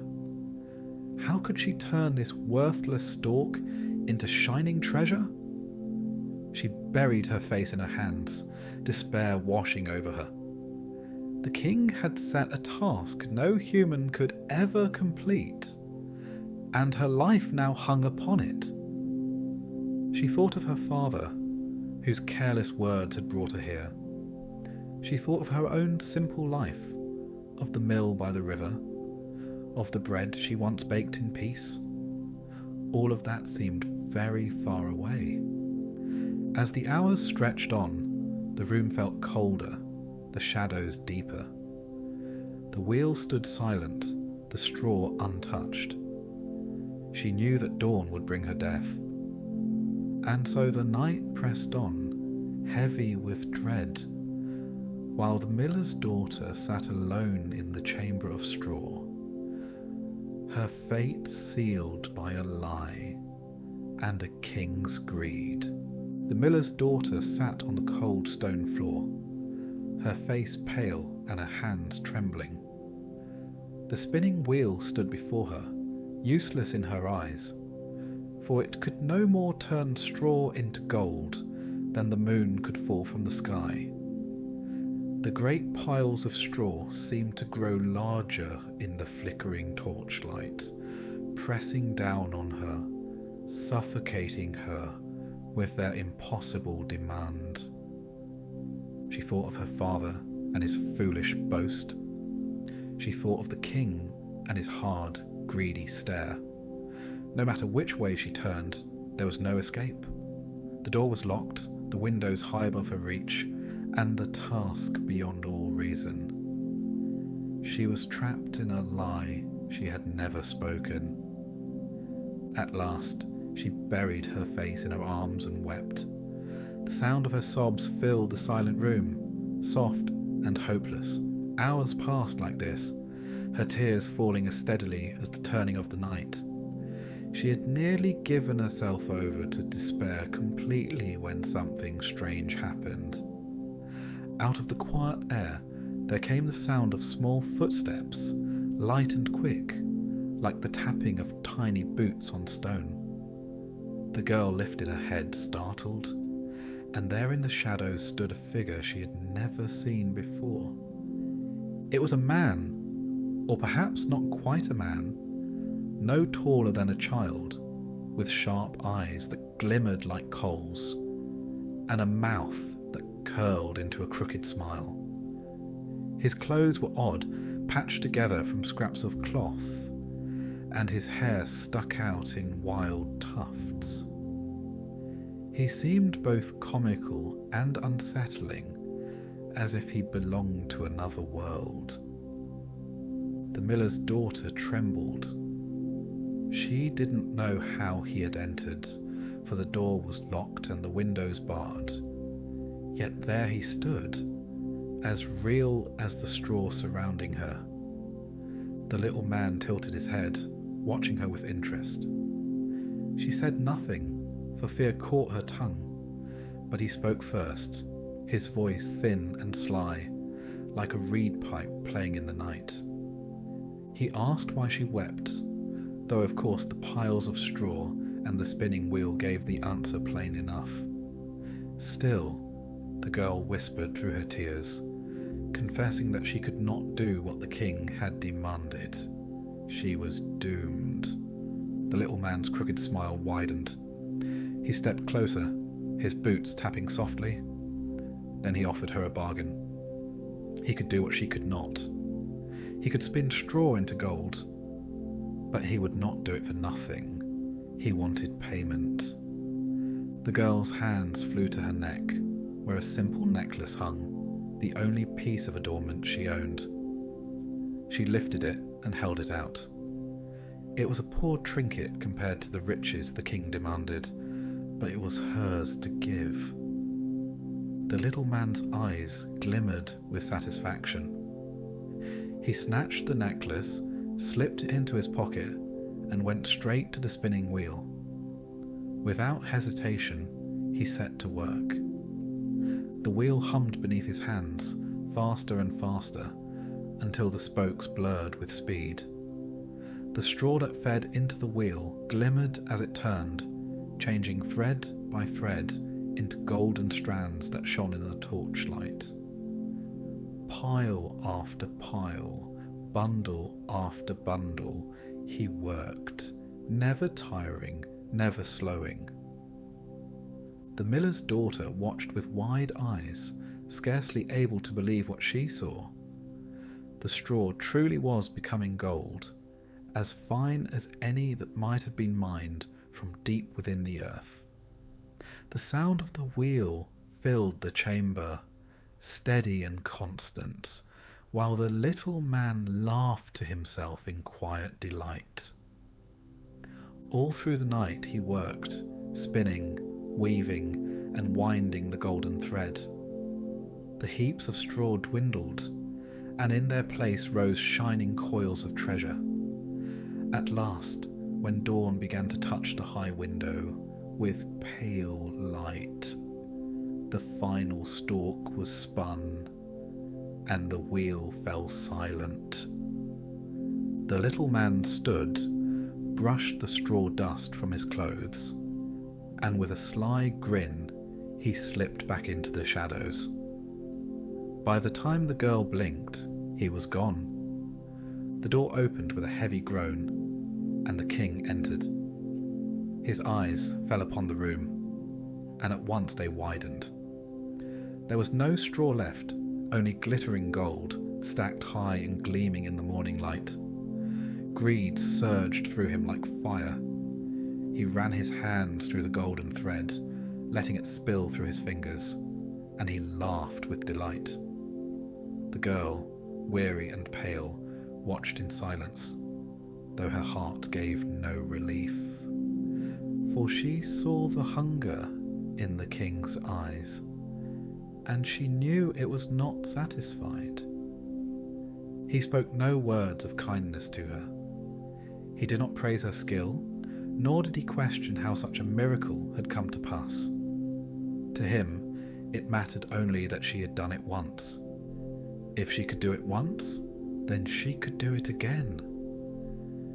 And if she could do it again, then she could do it forever, until his coffers overflowed with endless gold. So, without pause, the king commanded her to be taken to another chamber. This one was larger than the first, filled with even more straw, stacked in towers that brushed against the rafters. Another wheel stood ready in the centre. The king looked upon her coldly. "Spin all of this by morning," his eyes seemed to say, though he needed no words.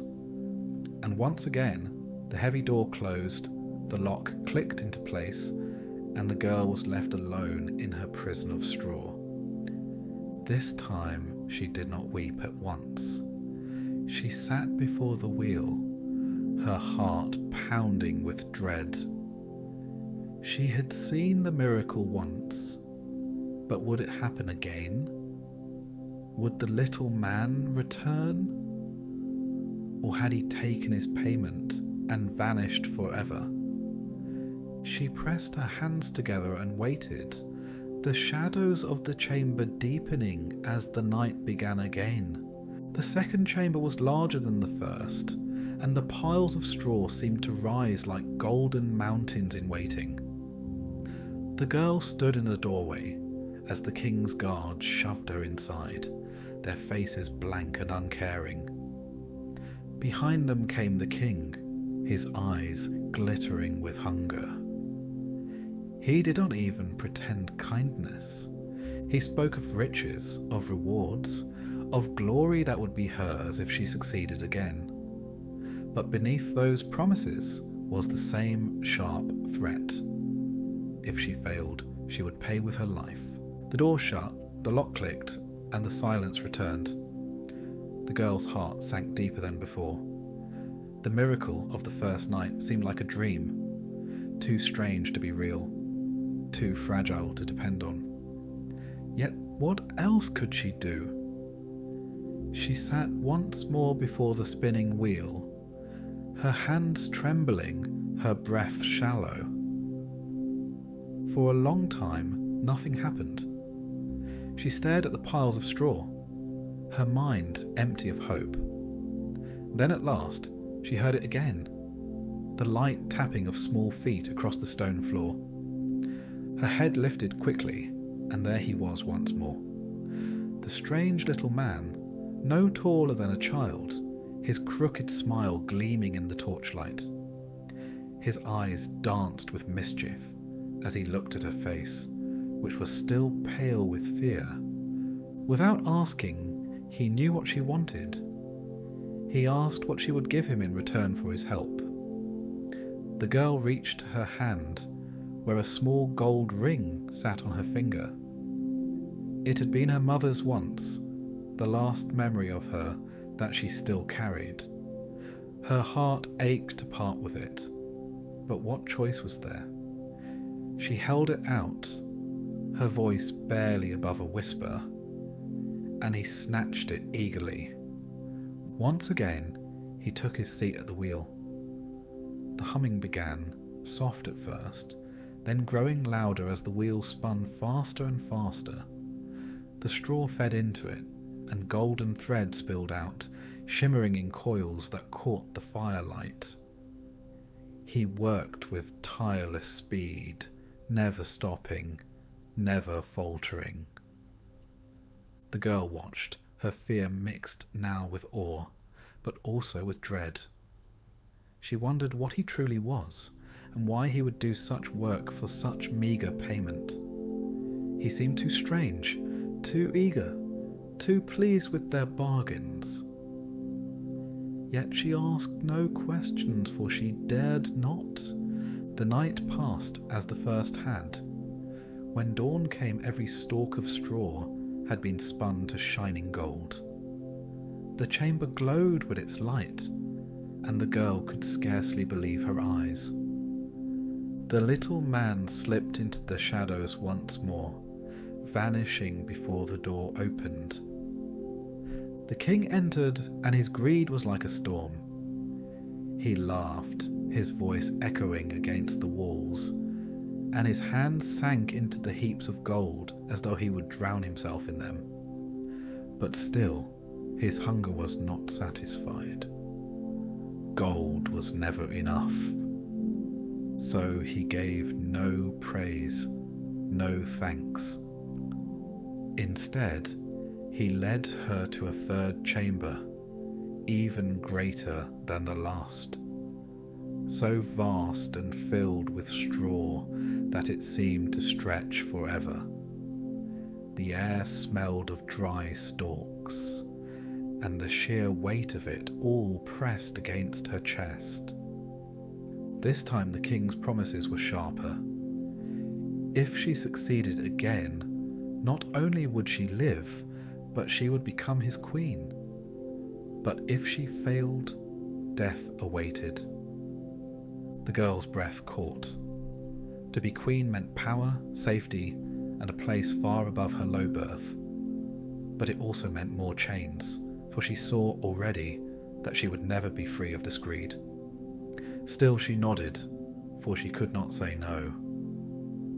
Once again, the heavy door closed, leaving her alone in the chamber of straw. She sat before the wheel, her heart heavy. But this night was different.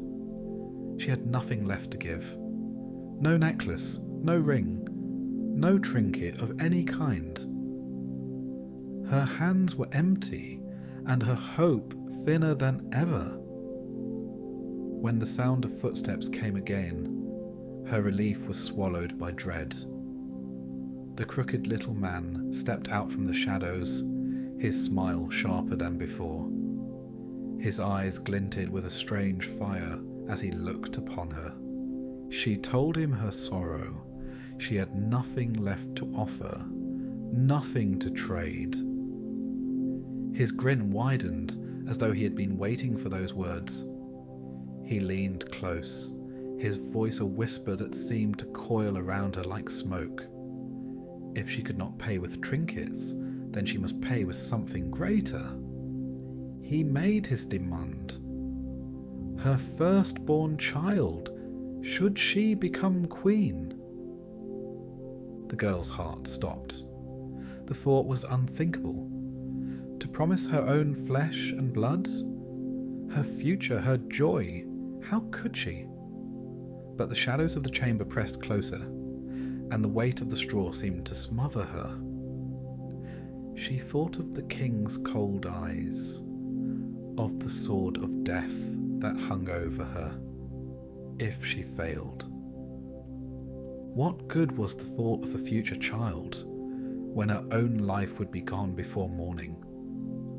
What good was refusing, when death was the only other path? Desperation broke her. She whispered yes. The little man's crooked smile stretched wide. He clapped his hands as though delighted and hurried to the wheel. Once again, the straw vanished, spun into threads of gold finer than any treasure. The wheel hummed, the gold gleamed, and the girl sat still, her body trembling, her heart numb with dread. By dawn, every stalk was gone, and the chamber shone with piles of gold that glimmered like sunlight captured in coils. The little man stepped back, satisfied. He looked at her one last time, his smile strange and knowing. Then, as before, he slipped away into the shadows, gone as though he had never been. The door opened, and the king entered. His eyes widened at the sight, and for the first time he seemed almost humbled before the sheer wealth that lay before him. But his greed quickly swallowed even that. He looked at the girl with new eyes, not as a prisoner, not as a servant, but as something far more valuable. She had given him all the gold he could desire. Now, he thought, she would give him heirs, a future, and the crown beside his. And so the miller's daughter, who had been dragged into the castle by lies and locked away by threats, was promised marriage. She would become queen, her head heavy with jewels, her life bound forever to the king who had demanded the impossible. She smiled faintly, though it was not joy, for deep within her she knew she had bargained her future away. Somewhere in the shadows, the strange little man was waiting, and the price he would claim was darker than any gold. Time passed. The miller's daughter, once poor and frightened, became queen. Her crown was heavy with jewels, her robes thick with gold threads, and her halls lined with treasures beyond count. Yet for all the splendour around her, she did not forget the bargain she had made in the dark of that chamber. At first, she tried to push the memory aside. She told herself that the little man would never return, that he had taken his delight in tricking her, and that the matter was ended. The world was full of shadows and strange things, but surely he belonged to a dream, a nightmare that faded with time. She buried the memory deep in her heart and smiled when she must, though unease never left her. Seasons turned, and at last she bore a child. The babe was strong and healthy, with a cry that filled the palace and eyes that shone with the promise of life. The queen held her child close, her heart overflowing with love. And for the first time she felt something greater than fear or duty. She believed that perhaps her past would never rise again, that the promise spoken in despair could remain forgotten. But the world does not forget so easily. One night, as the queen rocked her child to sleep in the quiet of her chambers, she heard it, the sound she had once prayed never to hear again. A light tapping, soft and quick, like boots too small for a man. Her blood ran cold, and she held her baby tighter. From the shadows stepped the figure she had once bargained with, the strange little man, his crooked smile as sharp as ever, his eyes gleaming with mischief and triumph. He had not aged, not changed, as though time itself could not touch him. The queen's breath caught. She knew why he had come. He looked at her, then at the babe in her arms, and he spoke with sly delight. He had come to claim what was his. The promise she had made, spoken in desperation, was a binding one. The firstborn child of the queen belonged to him. The queen fell to her knees, clutching her baby to her chest. Tears filled her eyes as she begged him to have mercy. She offered him gold, more than any man could count. She offered him jewels, lands and power, the wealth of a kingdom laid at his feet. Surely these things were worth more than a child. But the little man only shook his head, his smile never fading. Gold he could have spun for himself. Jewels he did not need. Power meant nothing to him. What he desired was the life she held in her arms. The queen wept bitterly. Her heart was torn with guilt, for she had spoken the promise herself. She had agreed to it, even if in fear, and now the debt had come to claim her. She saw the shadows of her past stretch long across her present, binding her no matter how far she had risen. At first, the little man would not bend. His voice was sharp, his laughter cruel, but perhaps he enjoyed her suffering. Or perhaps some spark of mischief in him was not entirely heartless. At last, he offered her a chance. "If you can discover my name," he said, "within 3 days' time, the child shall remain yours." The queen lifted her head in shock. His name? Such a strange and simple condition. Yet he spoke it as though it were an impossible riddle, one she could never hope to solve. His eyes glowed with confidence, certain of his own secrecy. Still, he made the bargain, and she clung to it like a drowning soul to driftwood. She agreed at once, her tears falling as she whispered her promise to try. The little man chuckled, his laugh curling through the chamber like smoke.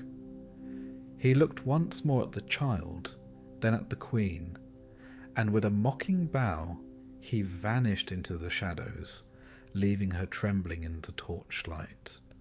The chamber fell silent once more, save for the soft breaths of the sleeping child. The queen pressed her lips to her baby's forehead, her tears wetting his skin, and despair filled her heart. She had 3 days. 3 days to uncover the name of a creature who came and went like smoke, who belonged neither fully to this world nor the next. 3 days to save her child from the grip of a bargain she had once spoken with shaking lips in a tower of straw. Her mind raced with names. Every name she had ever heard. Every name spoken in her father's village. Every name from the courts of the king. Every name that had crossed her ears. But none seemed strange enough, twisted enough, to belong to the man who had saved her and cursed her in the same breath. That night, sleep would not come. She sat with her child, rocking him gently, her thoughts spiralling into fear. The weight of her past lay heavy on her shoulders, and she knew that each hour brought her closer to the moment of reckoning. The shadows stretched across the chamber walls, and in her heart she felt the truth.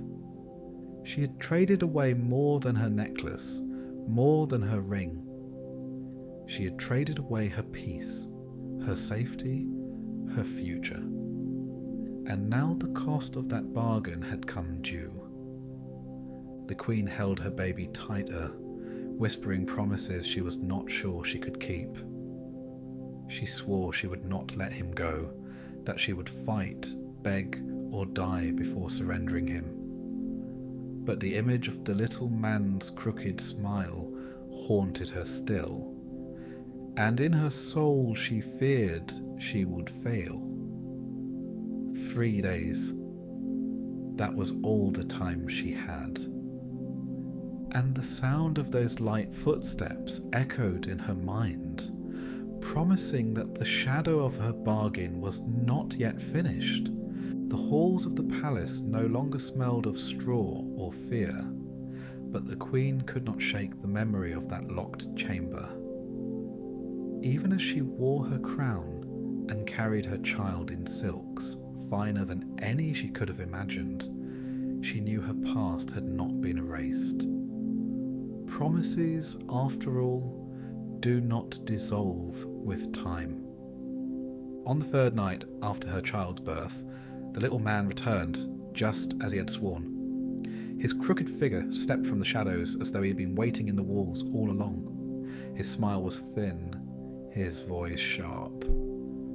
"Now, my queen, give me the child.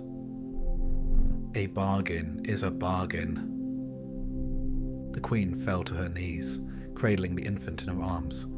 "Please," she begged, "take riches instead. Take jewels, take kingdoms, take everything I own, only spare my baby." But he shook his head with cruel delight. "I can have gold whenever I wish it, and I care nothing for kingdoms or crowns. You promised me something dearer, and I have come to claim it." Her tears fell hot upon the child's blanket. She had known this moment would come, but the terror of it was sharper than she had imagined. Yet after a long silence, the little man cocked his head as though savouring the taste of her despair. "I will grant you a game," he said at last. "If you can tell me my name within 3 days, you may keep your child. Fail, and the babe is mine." Then he vanished, leaving the queen clutching her child in the dark. The next morning she began her frantic search. Messengers were sent across the land to gather every name, every possibility. From noble halls to village huts, from marketplaces to faraway hills, names were whispered, written, and delivered to her chambers in endless lists. That night, when the man reappeared, she tried them all. "Is your name Conrad?" Ilias, Frederick, Hans? He only grinned, shaking his head after each. Not even close. 2 nights remain. And with that, he was gone again. The second day was more desperate still. She commanded her servants to scour ancient scrolls, to dig up forgotten names from old legends. She bribed travellers for strange names from foreign lands. By evening, she had 100 more guesses. When he returned, she recited them with a trembling voice. Is it Bartholomew, Caspar, Wilhelm, or even Lucifer himself? The little man's laugh echoed against the chamber walls, mocking her every effort. No, no, no! And now only 1 night remains. The Queen's despair nearly broke her. But fate, or perhaps chance, brought her hope. That night, one of her messengers, weary from riding the borders of the kingdom, stumbled upon a clearing in the deep woods. A fire burned low, and there, dancing with grotesque delight, was the little man himself. The messenger froze in the shadows and listened. The creature leapt and twirled, singing in a voice high and shrill. Tonight I brew, tomorrow I bake, and then the Queen's child I will take. For none can guess, nor understand, that Rumpelstiltskin is my name. The messenger's heart pounded as he turned his horse and raced back to the palace.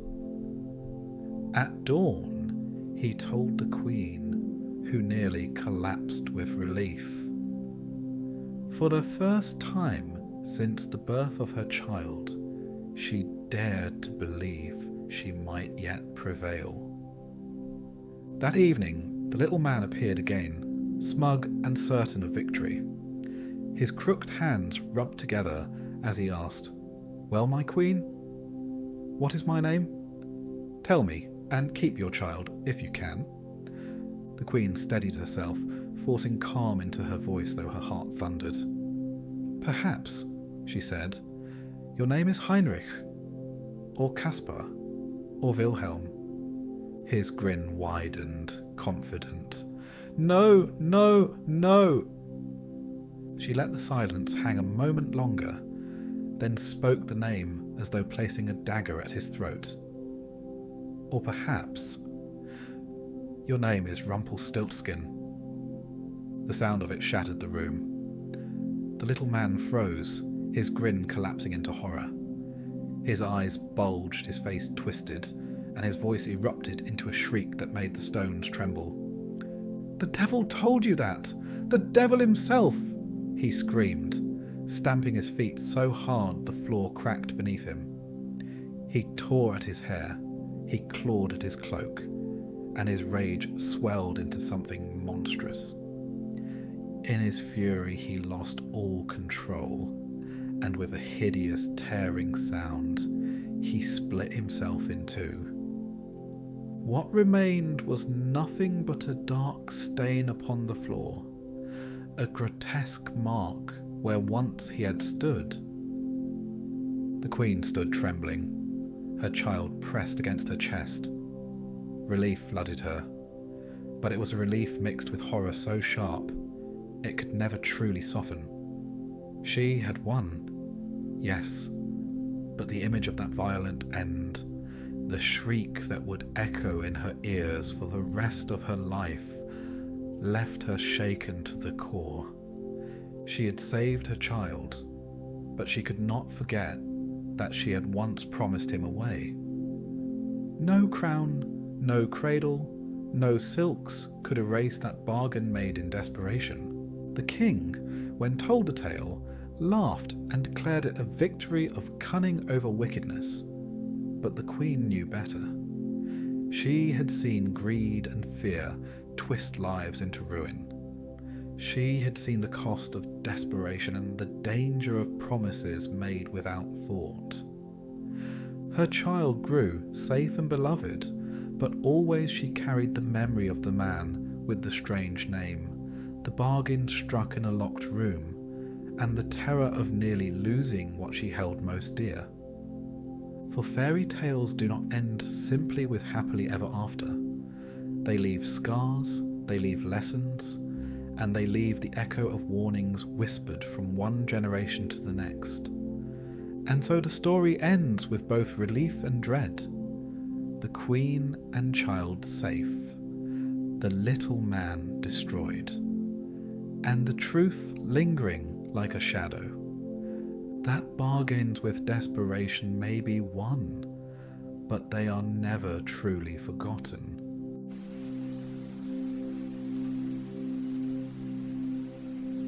In a village at the edge of a dark and endless forest, there lived a girl whose bright red hood marked her as both innocent and unforgettable. She was small, curious, and full of trust, unaware that the world could be cruel beneath its beauty.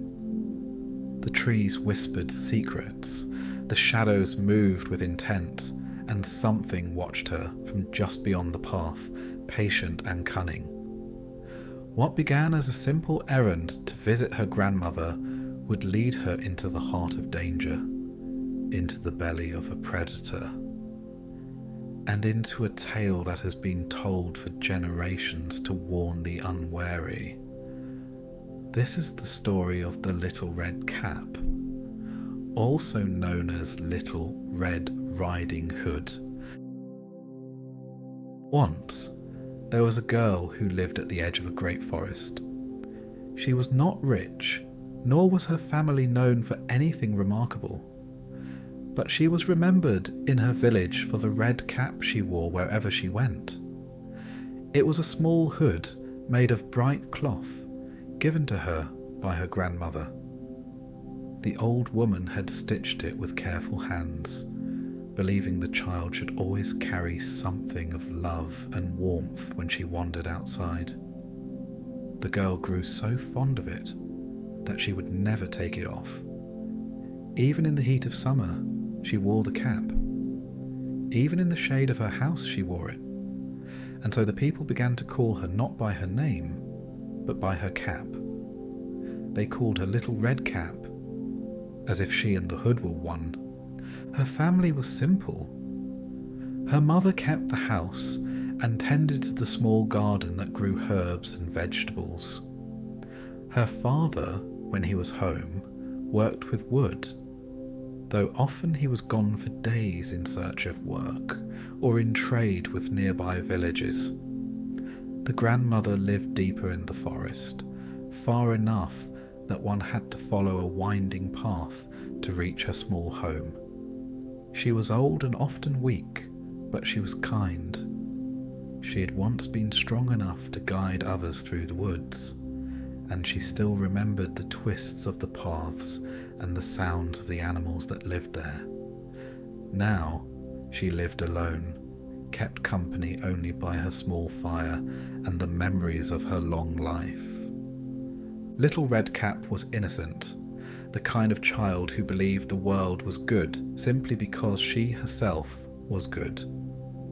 She trusted easily, smiled quickly, and thought little of danger. She was curious about the world around her, noticing the way flowers leaned toward the light, or how mushrooms sprouted after a night of rain. When she walked, she often stopped to watch ants building their hills, or birds fluttering in the branches above her. She loved the forest, though her mother warned her never to stray from the path when she passed through it. But to a child, warnings are like shadows, present yet easy to step beyond. The forest itself was a place of two natures. In the morning, when sunlight slipped between the trees, it seemed alive with beauty. The leaves glowed with light, the flowers opened, and the air smelled of earth and green growth. It was easy to believe the forest was a friend, that it offered only wonder and safety. Yet the forest also had its other side. At dusk, the the paths darkened quickly. The trees pressed close, the shadows stretched long, and the silence of the woods grew heavy. There were animals that hunted when the light faded, and sounds that reminded travellers how small and fragile they were among the tall trees. To those who knew its secrets, the forest was not only beautiful, but dangerous. It could shelter or swallow, depending on who walked its paths. One morning, Little Red Cap's mother called her into the kitchen. On the table stood a basket. Inside were bread, cakes, and a small bottle of wine. The mother explained that grandmother was ill and needed something to eat and drink to make her stronger. She asked Little Red Cap to carry the basket to her grandmother's house, for the path was not far, and the girl was light-footed. But she warned her child to be careful, not to dawdle, not to wander, and not to speak with strangers. The mother's words were clear, but like all warnings given to the young, they seemed more like gentle rules than urgent commands. The girl listened with a nod, her red hood tied neatly beneath her chin. She held the basket with excitement, for the thought of visiting her grandmother pleased her. She did not imagine danger waiting in the woods, nor did she think her mother's warning meant anything more than be good. Children often believe the world bends to their innocence, that if they mean no harm will come to them. So it was with Little Red Cap, who believed the forest was only what she had seen in the light. Flowers, animals, trees, and paths leading safely to her grandmother's door. The path stretched ahead, and the day was bright. The girl stepped into the forest with her basket, her red hood catching the light whenever the sun broke through the branches. To the birds, she was just another moving thing in the woods. To the trees, she was small and light, almost unnoticeable. But to the darker eyes that sometimes watched from the shadows, she was something else. Young, trusting, alone, and easy to follow. For the forest was not only made of trees and flowers, it was also home to those who understood how innocence could be turned into opportunity. Among them was one who moved silently, whose fur blended into the shadows, whose eyes shone with a hunger not only for food, but for power over the weak. This creature was patient, clever, and merciless, and he was watching. He was a wolf, though not just an ordinary one. He was a wolf who knew how to wait, how to trick, and how to strike when the moment was right. Little Red Cap, however, knew nothing of this. She walked with the lightness of someone carrying a gift, humming softly to herself, her basket swinging from her arm. She thought only of her grandmother's face when she arrived with food and wine. She thought of the warmth of the small house, and of sitting beside the fire while her grandmother told her stories. She thought of how proud her mother would be that she had gone on the errand all by herself. The girl's heart was full of trust, and her steps were without fear. But the forest had its secrets, and already she was no longer alone on the path. The forest had a way of swallowing sound. When Little Red Cap stepped deeper onto the path, the busy noises of her village faded behind her, and the quiet pressed in like a heavy blanket. It was not silence exactly, for the forest was alive, but its sounds were different from human ones. Leaves whispered against one another high above. Birds called from unseen branches, their songs rising and falling as if speaking in a secret tongue. Somewhere in the distance, a branch cracked under the weight of something moving and then stilled again. The forest never stopped speaking, yet it spoke in ways that reminded travellers they were strangers here, moving through a place that belonged first to the trees and only second to people. To a child, the woods seemed like a game. The shadows were not warnings, but hiding places for imagined creatures that were never truly there. The shifting light was not a danger, but a kind of magic that painted the ground in patterns of gold. Little Red Cap walked with her basket swinging, her red hood bright against the muted colours of the path. The deeper she went, the more she forgot her mother's words. Warnings are easy to remember at the edge of danger, but once a child steps inside, the danger becomes invisible, hidden beneath beauty. Everywhere around her, small distractions called to her eyes. She saw wildflowers sprouting in clusters, their petals stretching open as if smiling at the sun.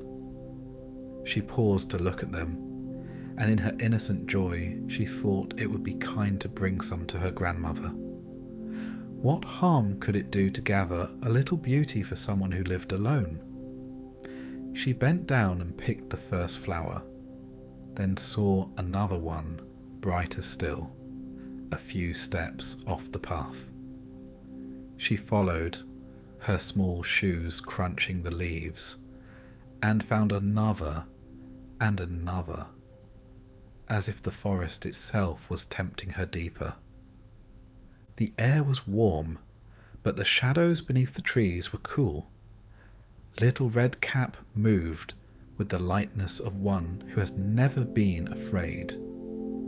She was so busy plucking flowers, filling her hands with colours, that she did not notice when the forest itself seemed to shift, for the forest was not empty. Watching from the distance was a figure with sharper eyes than hers, eyes that had watched children and travellers before, eyes that gleamed with a hunger that was not satisfied by berries or flowers. The wolf stood among the shadows, his fur melting into the dark of the trees. His paws were silent on the earth, but his mind was not silent. It was sharp, turning over ideas like stones, searching for the perfect way to strike. He had seen children before, but rarely one so alone. He had smelled the sweetness of food in her basket, but it was not bread or wine that stirred his hunger. It was the girl herself, small, trusting, easy to deceive. To attack her now would be simple, but the wolf was not only a creature of strength, he was also cunning. He knew that true success came from patience, from tricking the prey into offering itself willingly. He crept closer, though still far enough that she did not notice him. She was bent over the flowers, humming to herself, her hood bright against the green. To him she looked almost like a bird that had flown into the wrong nest, unaware of the hawk circling above. The wolf's mouth curved into something like a smile, though it was not a smile of kindness. It was a smile of teeth and certainty. The path through the forest was not one, but many. Those who lived nearby knew the safe way, the short path that led straight to the grandmother's house. But there were other paths too, winding longer through the woods, lined with things that could distract and delay. The wolf knew these paths well. He knew that a child could be led away from safety if only her mind was turned from her mother's warning. And he knew he was the one who could turn it. The wolf stepped carefully, watching her, planning his trick. He did not need to rush. The girl's innocence was already leading her away from the path. All he had to do was push her a little further, and she would be exactly where he wanted her. Deep enough that the forest itself would help him, hiding her from all eyes but his. The longer path wound past thick trees, past streams that glittered in the light, past more flowers than any child could carry. It was slower, but it was also tempting, filled with a kind of beauty that children could not resist. The wolf thought of the grandmother's house waiting at the end of the short path. He thought of the girl's small steps. He thought of how quickly he could reach the house if she was distracted long enough. He would have time to play his part there before she even arrived. And so the trap began to form, not with claws or fangs, but with cunning.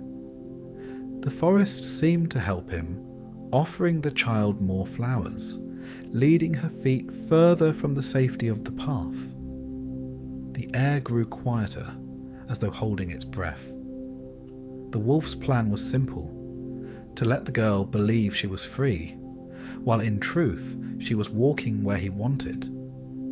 He would give her the illusion of choice, but her choice would always serve him. Little Red Cap, her hands full of flowers, looked around with delight. She thought of how happy her grandmother would be to receive them. The idea filled her so much that she did not feel the shift in the forest around her, nor the eyes that followed every step she took. She only knew that the day was bright, the air was sweet, and the forest was full of treasures waiting for her to gather. The wolf watched, silent and sure, as the girl wandered. He knew her kind. Children who believed the world was safe simply because they were in it. He knew how to wait for the moment when innocence would open the door to danger. And in this forest, doors were many, but all of them, sooner or later, could be led to him. The wolf knew the forest as well as a man knows the walls of his own house. Where others saw only confusion and endless trees, he saw paths, shortcuts, and hidden ways that cut through the undergrowth like veins. He moved swiftly now, no longer watching the girl who lingered among the flowers. He did not need to. She was slow, easily delayed, and the forest would keep her occupied. He, however, could reach her grandmother's house long before she even thought of turning her steps back to the path. The house stood alone, far from the safety of the village. It was small, its walls built of timber darkened by years of weather. Smoke sometimes rose from its chimney, but more often it did not, for the old woman who lived inside lacked the strength to keep a fire burning all day. The roof sagged a little under the weight of years, and moss crept up its edges, softening it into the forest around it.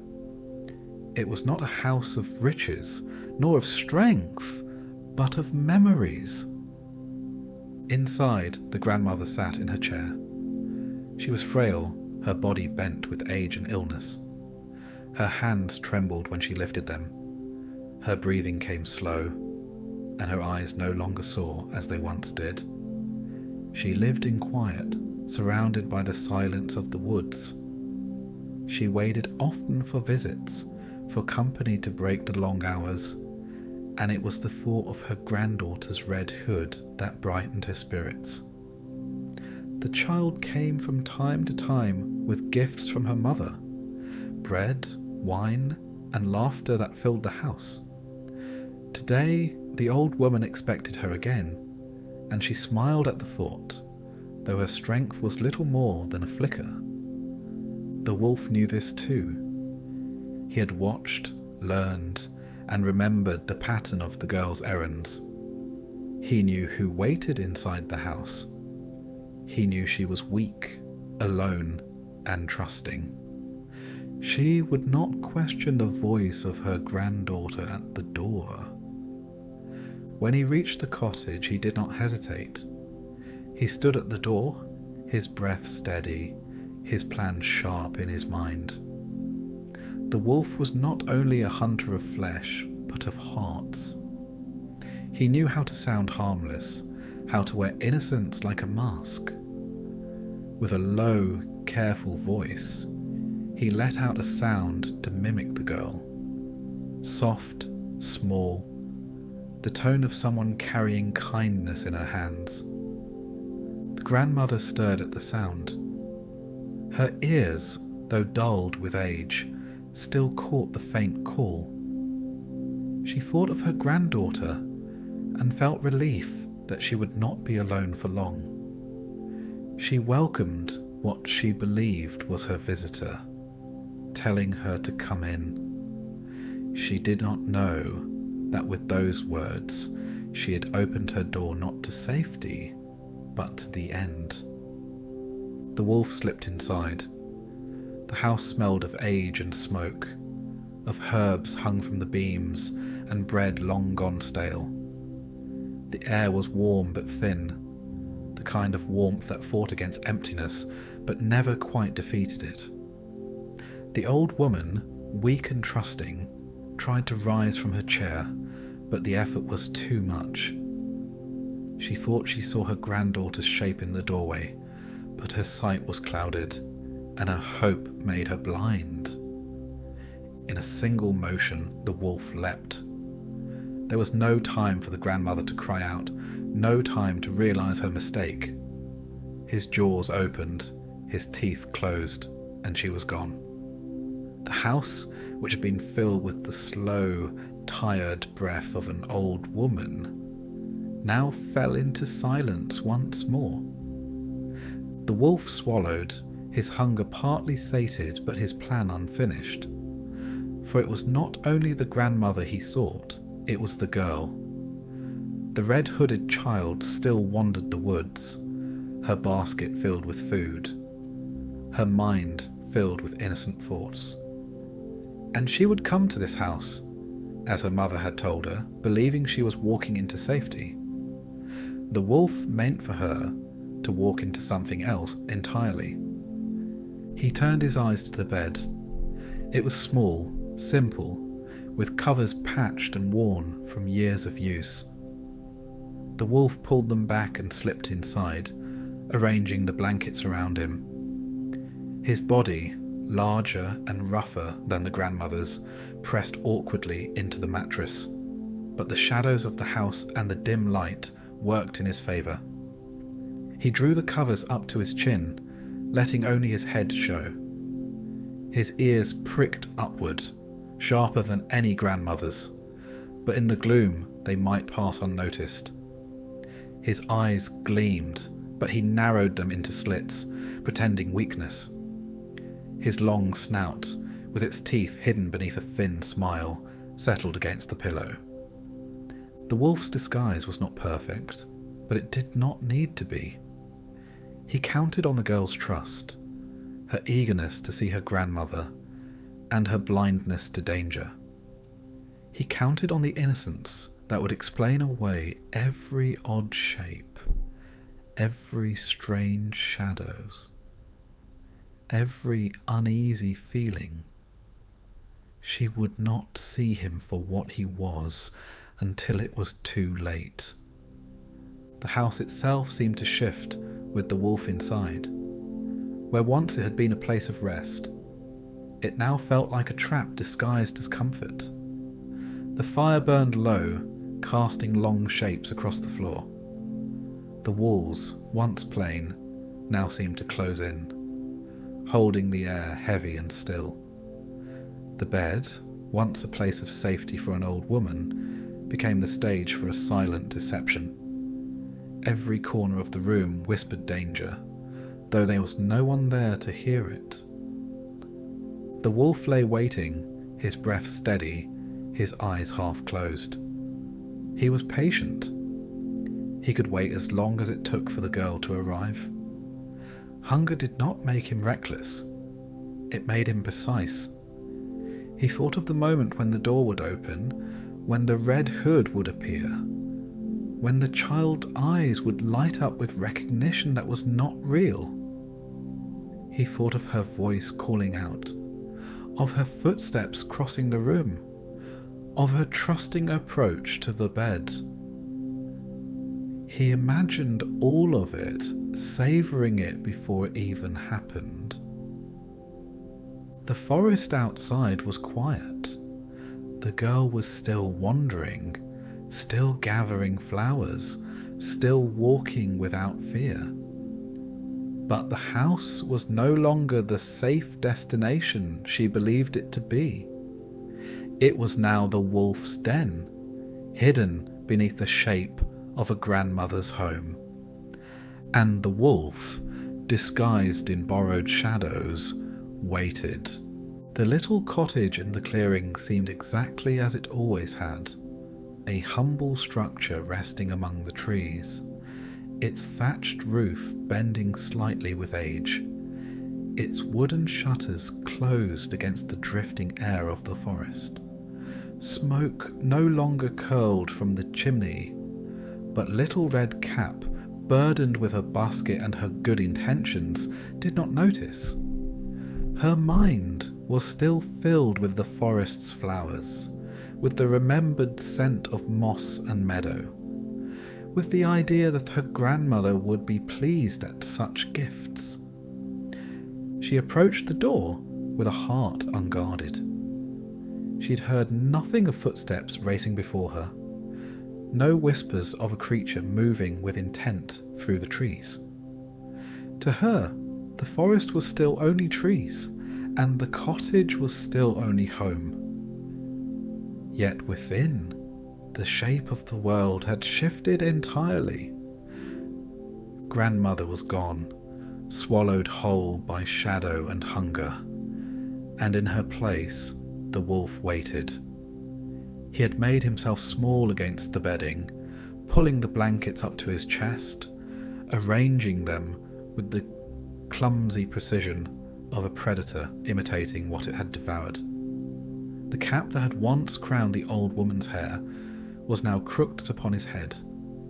The glasses that had rested upon her nose now framed a gaze that gleamed too brightly. His claws were hidden, his teeth concealed behind a mouth that pressed itself closed with exaggerated care. The room itself seemed changed by his presence. What had been warm now felt stifled. What had been comforting now held menace. The hearth, though still warm, threw its glow unevenly, as though the flames themselves hesitated. The wooden beams groaned faintly overhead, as if the house itself wished to warn her, but could not form the words. Little Red Cap stepped across the threshold unaware. She carried her basket to the bedside with the same trusting gait she had always shown, her hood falling slightly back from her face. She saw her grandmother there, or what appeared to be her grandmother, and felt the stirrings of unease, though she could not yet name them. It began subtly with the shape of the eyes. They seemed larger, too round, too fixed upon her, with an intensity that did not belong to age or affection. She thought her grandmother's face looked strange, but she told herself it must be the firelight playing tricks. Then, as she moved closer, other details whispered to her doubts. The ears seemed sharper, higher upon the head, not softened by hair or age. The hands, resting stiffly against the blanket, appeared broader, the nails more pronounced, as though sharpened by something other than household tasks. Still, she was a child, and children are often slow to turn unease into fear. She tried to explain each oddity away. Perhaps her grandmother had changed with illness. Perhaps she simply had not visited in long enough to remember correctly. Each detail pressed upon her innocence, and each time she smoothed it down with reason that did not hold. But reason faltered when she came close enough to see the mouth. It was not the gentle line she remembered, not the mouth that had kissed her forehead or offered bread and comfort. It was wide, stretching too far, lips curling back slightly as though struggling to contain something vast and sharp behind them. The corners twitched, not with mirth, but with restraint. Her heart quivered. A child's mind still clung to hope, still whispered that this must be her grandmother, no matter how strange, no matter how wrong. She wanted to believe in the safety of the familiar, but the wolf, patient and merciless, had waited for precisely this moment. The tipping point where innocence questioned but had not yet fled. The house seemed to hold its breath. The fire cracked once, sharply. The wolf, unable to contain the illusion any longer, stretched himself upward, the blankets falling away from him like discarded skin. His form was too large for the bed, his body straining against the fragile wood of the frame.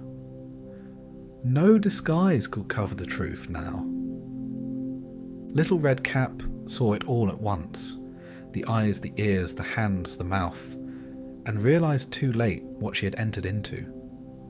The forest had offered her a choice of paths, and she had walked the one that led here, to this bed, to this trap.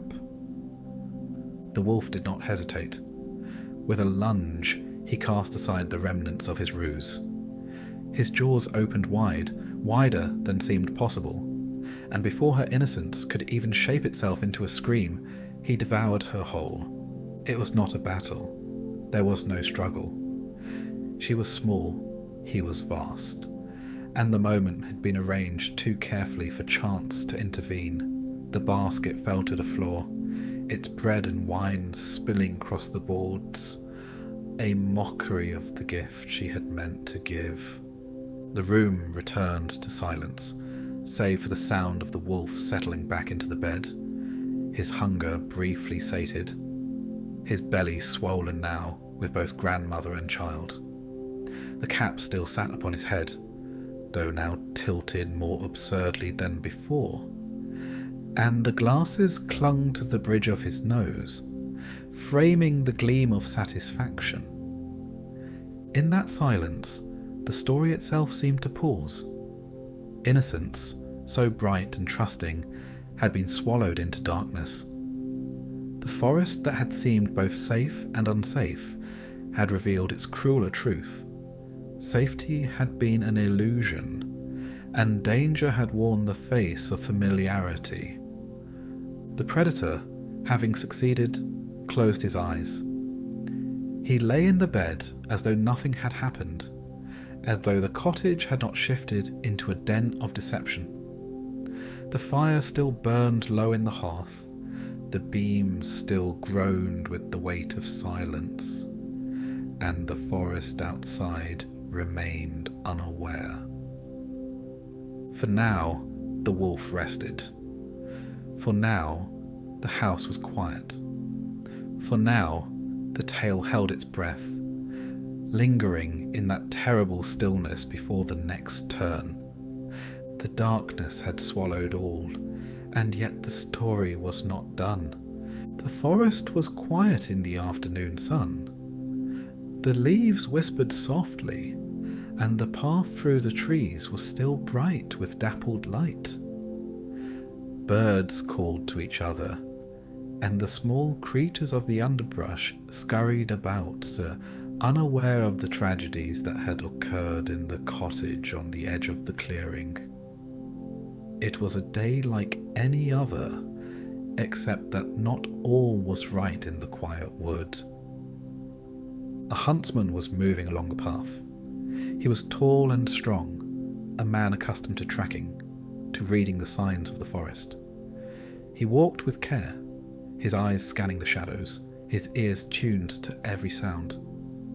The forest spoke to him as it never spoke to a child. Every broken twig, every rustle of leaves, every faint sigh of wind was a message he could read. And it was from these small signs that he first noticed that something in the woods was wrong. He came upon the small cottage, its familiar shape among the trees. He had passed it many times before, on errands of work or rest, but today it seemed different. The door was slightly ajar. The air around it smelled faintly of something heavy, a scent that did not belong to the normal quiet of the house. The huntsman paused, hand on his axe, listening. From inside came a sound that raised the hair on the back of his neck, the heavy, uneven breathing of someone sleeping, or something pretending to sleep. It was a snore, slow and deep, far too loud for an old woman alone. The huntsman's mind worked quickly. He knew the woods, and he knew that wolves could be clever, that predators could imitate the innocent and the weak. He could sense the danger before he even saw it, that feeling like a shadow brushing against the skin of his understanding. He stepped closer, cautious, until the cottage door was fully open to him. The snoring continued, rhythmic and strange. Something in its sound told him that the wolf, or something like it, was inside. He could not yet see the form, but instinct and experience guided him.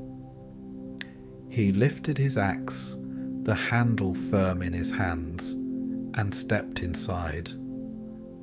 The room was dim, the fire low in the hearth, and there, in the bed, he saw the wolf. It was larger than any ordinary beast, its belly swollen, its eyes closed in what it believed was victory. The wolf had eaten, and now it slept, unaware that the forest had sent one who could undo its work. The huntsman acted quickly, bringing the axe down. The wolf's eyes opened in shock, but it was too late. One swift strike, and the predator was dead.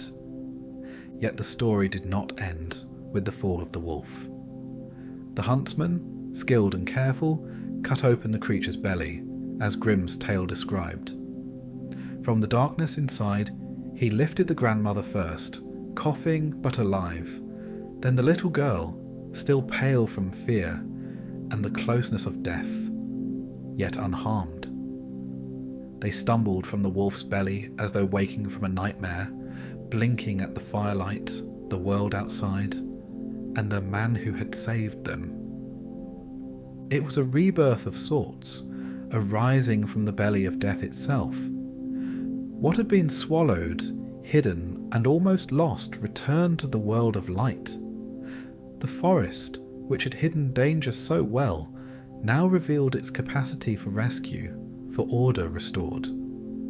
The huntsman stood silently, watching them recover, understanding that the balance of the woods was delicate, that innocence must be protected, that predators may always lurk, and that caution, care, and awareness were as necessary as bravery.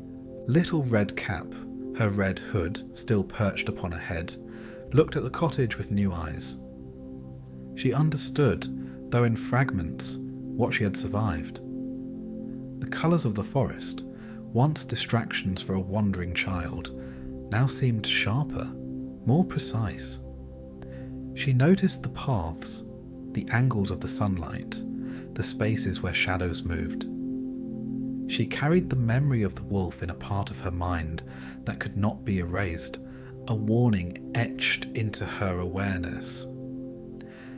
The grandmother embraced her granddaughter. Their relief was quiet but profound. The basket lay on the floor, scattered with bread and wine, a small casualty of the day's horrors. but the warmth of reunion replaced the emptiness of fear. They had been consumed and returned, touched by death and spared by intervention. The forest outside continued to breathe, unchanged yet forever altered by the events inside the cottage.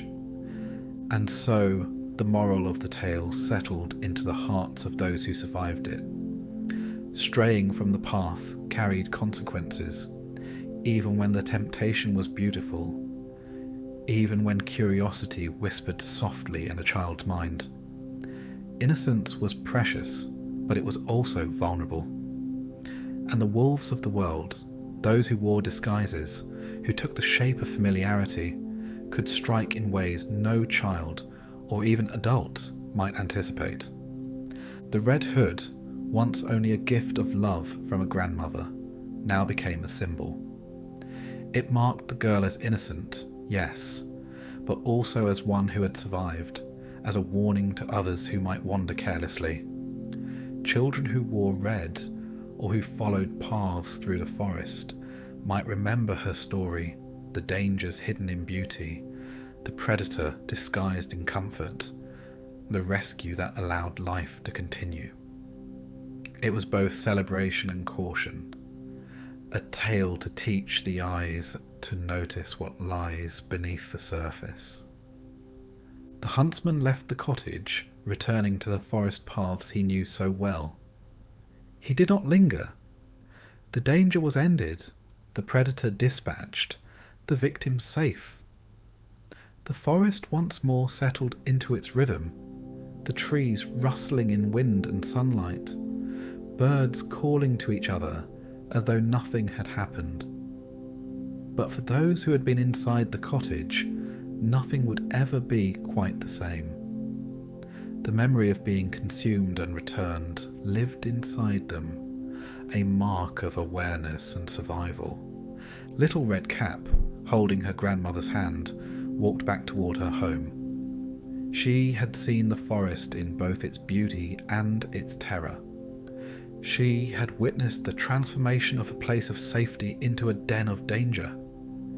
And she had emerged alive, aware, and marked forever by what had happened. Her red hood, bright and unmistakable, remained upon her head. It would be a reminder always of innocence, of danger, and of the wisdom earned by surviving what should have destroyed her. The story ended not in fear, but in caution and learning. The paths of the world were many, the dangers hidden among the familiar, and the forest, vast and deep, remained a place where life and death, innocence and cunning, coexisted, teaching all who walked its shadows the importance of vigilance, of respect, and of never underestimating the wolves that might be waiting behind the shapes of those we trust. In the end, the red hood was more than a gift. It was a warning. It was a badge of innocence reclaimed. And for Little Red Cap, it became a mark of wisdom born from darkness. A small child returned from the belly of a wolf, and a story that would echo through the forest and the minds of all who heard it for generations to come. The forest settled around her, quiet but alive, and she walked on, aware, watchful, and unbroken, carrying the memory of danger as closely as the bright red cap upon her head.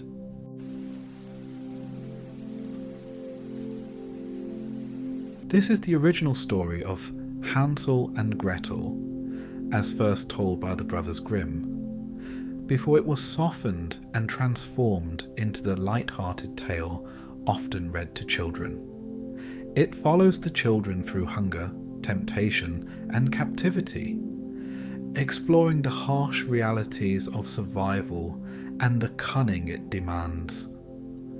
Unlike the sanitized versions, this story does not shy away from the darker truths of survival and the psychological growth that comes from encountering true peril.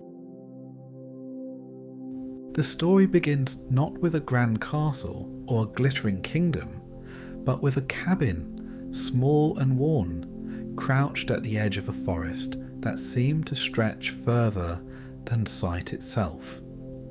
Inside live 4 people who might have wished, on better days, to be called a family. There was a father whose shoulders were rounded with defeat, a stepmother whose eyes were sharp from necessity, and 2 children, Hansel and Gretel, whose hunger shaped their very way of looking at the world. Poverty is often described in numbers, in accounts of missing coin or failing crops, but in this cabin, poverty was measured in quieter ways. It was in the way the father cut bread so thin that daylight nearly showed through. It was in the way Gretel licked her fingers after meals, as if trying to convince her body that flavour was nourishment. It was in the way Hansel began to carry stones in his pocket, the weight of them reassuring, more reliable than promises of food. The father had not always been weak. Once, before the storms ruined the soil and before the markets closed their doors to him, he had been a man of strong arms and hopeful plans. But hope is a fragile thing when pressed daily by hunger. His love for his children was genuine, but it flickered like a candle near a draught. The stepmother, meanwhile, had long ago stopped calling hope by any name at all. To her, survival was not a dream, but a calculation. She counted the mouths, the bread, the winter days ahead, and the numbers never favoured 4. It is easy to label her as cruel, easier still to call her wicked. Yet, in the cabin, morality had no grand stage. It crouched at the table with them, watching as decisions were made not with malice, but with desperation. When one is pressed between starving slowly or discarding burdens, the mind twists itself into justifications. The stepmother's justifications were sharper than the father's, and so her voice often won. Hansel and Gretel felt this long before they understood it. Children know when adults whisper too long in the dark. They know when silence becomes heavier than sound. They saw it in the way their stepmother measured them with her eyes, not with affection but with arithmetic. They saw it in their father's sighs, which carried more apology than breath. Hunger did strange things to their world. Trees in the forest began to look like breadsticks in the children's minds. Shadows at dusk seemed to take the form of roasted meat. Gretel, still small enough to play pretend, sometimes set pebbles in a circle and called them dumplings. Hansel humoured her, though his eyes darted toward the door, as if he already knew games were no longer enough. It was Hansel who overheard first, the plan spoken low by the firelight. The stepmother's voice was clipped, the father's hesitant. The words were brutal, yet carried the inevitability of a storm. The children would be taken into the forest and left there. Left because there was not enough bread for all. Left because 2 fewer mouths meant 2 more chances for survival. Hansel, listening, did not weep. Instead, he slipped outside into the moonlight and began collecting small, smooth pebbles, tucking them into his pockets like secrets. The next morning came with brittle sunlight and a thin piece of bread each. The stepmother pressed it into their hands with a cheerless efficiency. Hansel kept his eyes lowered, hiding both his fear and his plan. Gretel, though younger, sensed that her brother carried something more than bread in his pockets, and this gave her enough courage to follow where she was led. The forest swallowed sound as they walked. branches knitted together above their heads, casting long shadows even in the early day. The father walked stiffly, his silence louder than any explanation could have been. The stepmother led with firm steps, her gaze set forward, as though glancing back might undo her resolve. Hansel, careful and deliberate, dropped a pebble now and then along the path. They glimmered faintly when caught by shafts of light, small stars fallen to earth, marking a trail invisible to all but those who knew to look.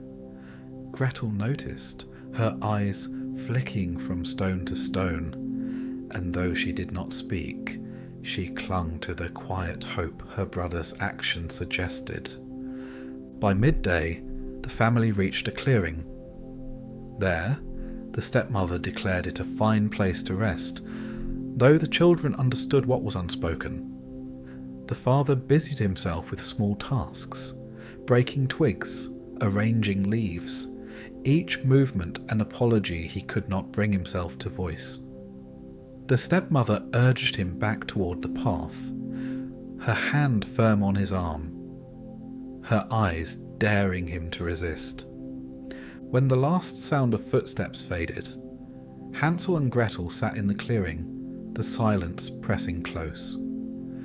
Gretel's eyes filled with tears, but Hansel's steady hand on her shoulder held them at bay. He waited until the sun dipped lower, then rose and began to guide her back along the trail of stones. One by one they caught the fading light, small gleams that stitched a path through the darkening woods.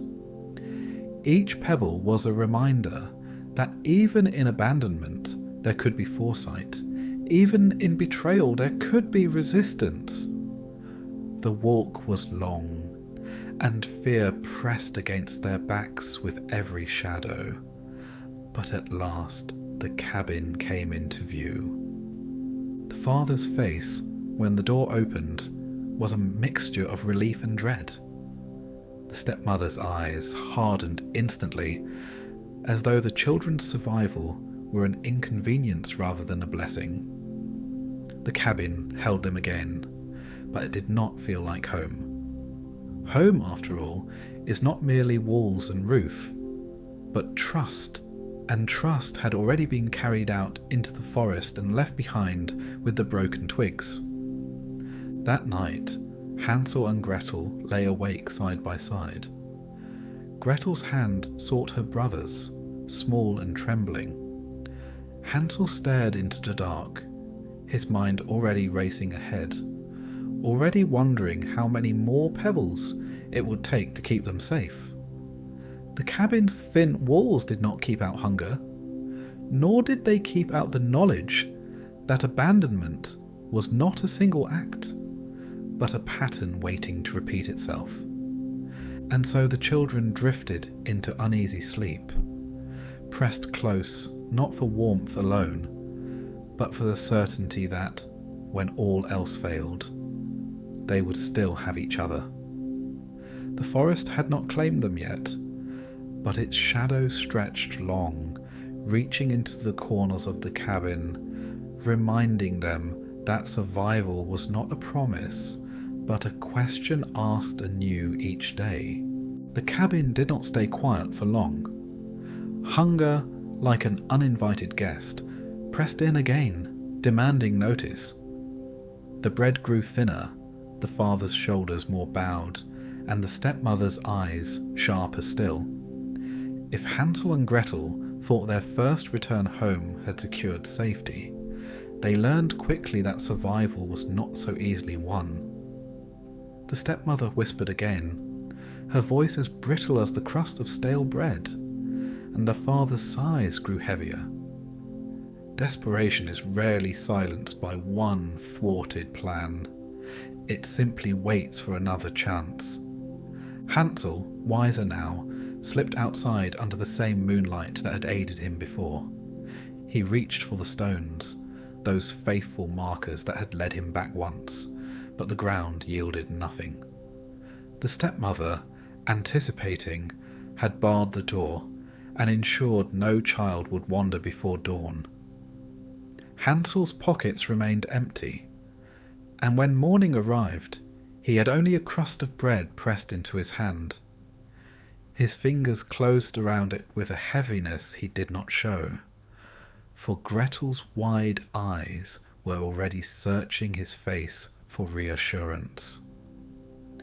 They walked again into the forest.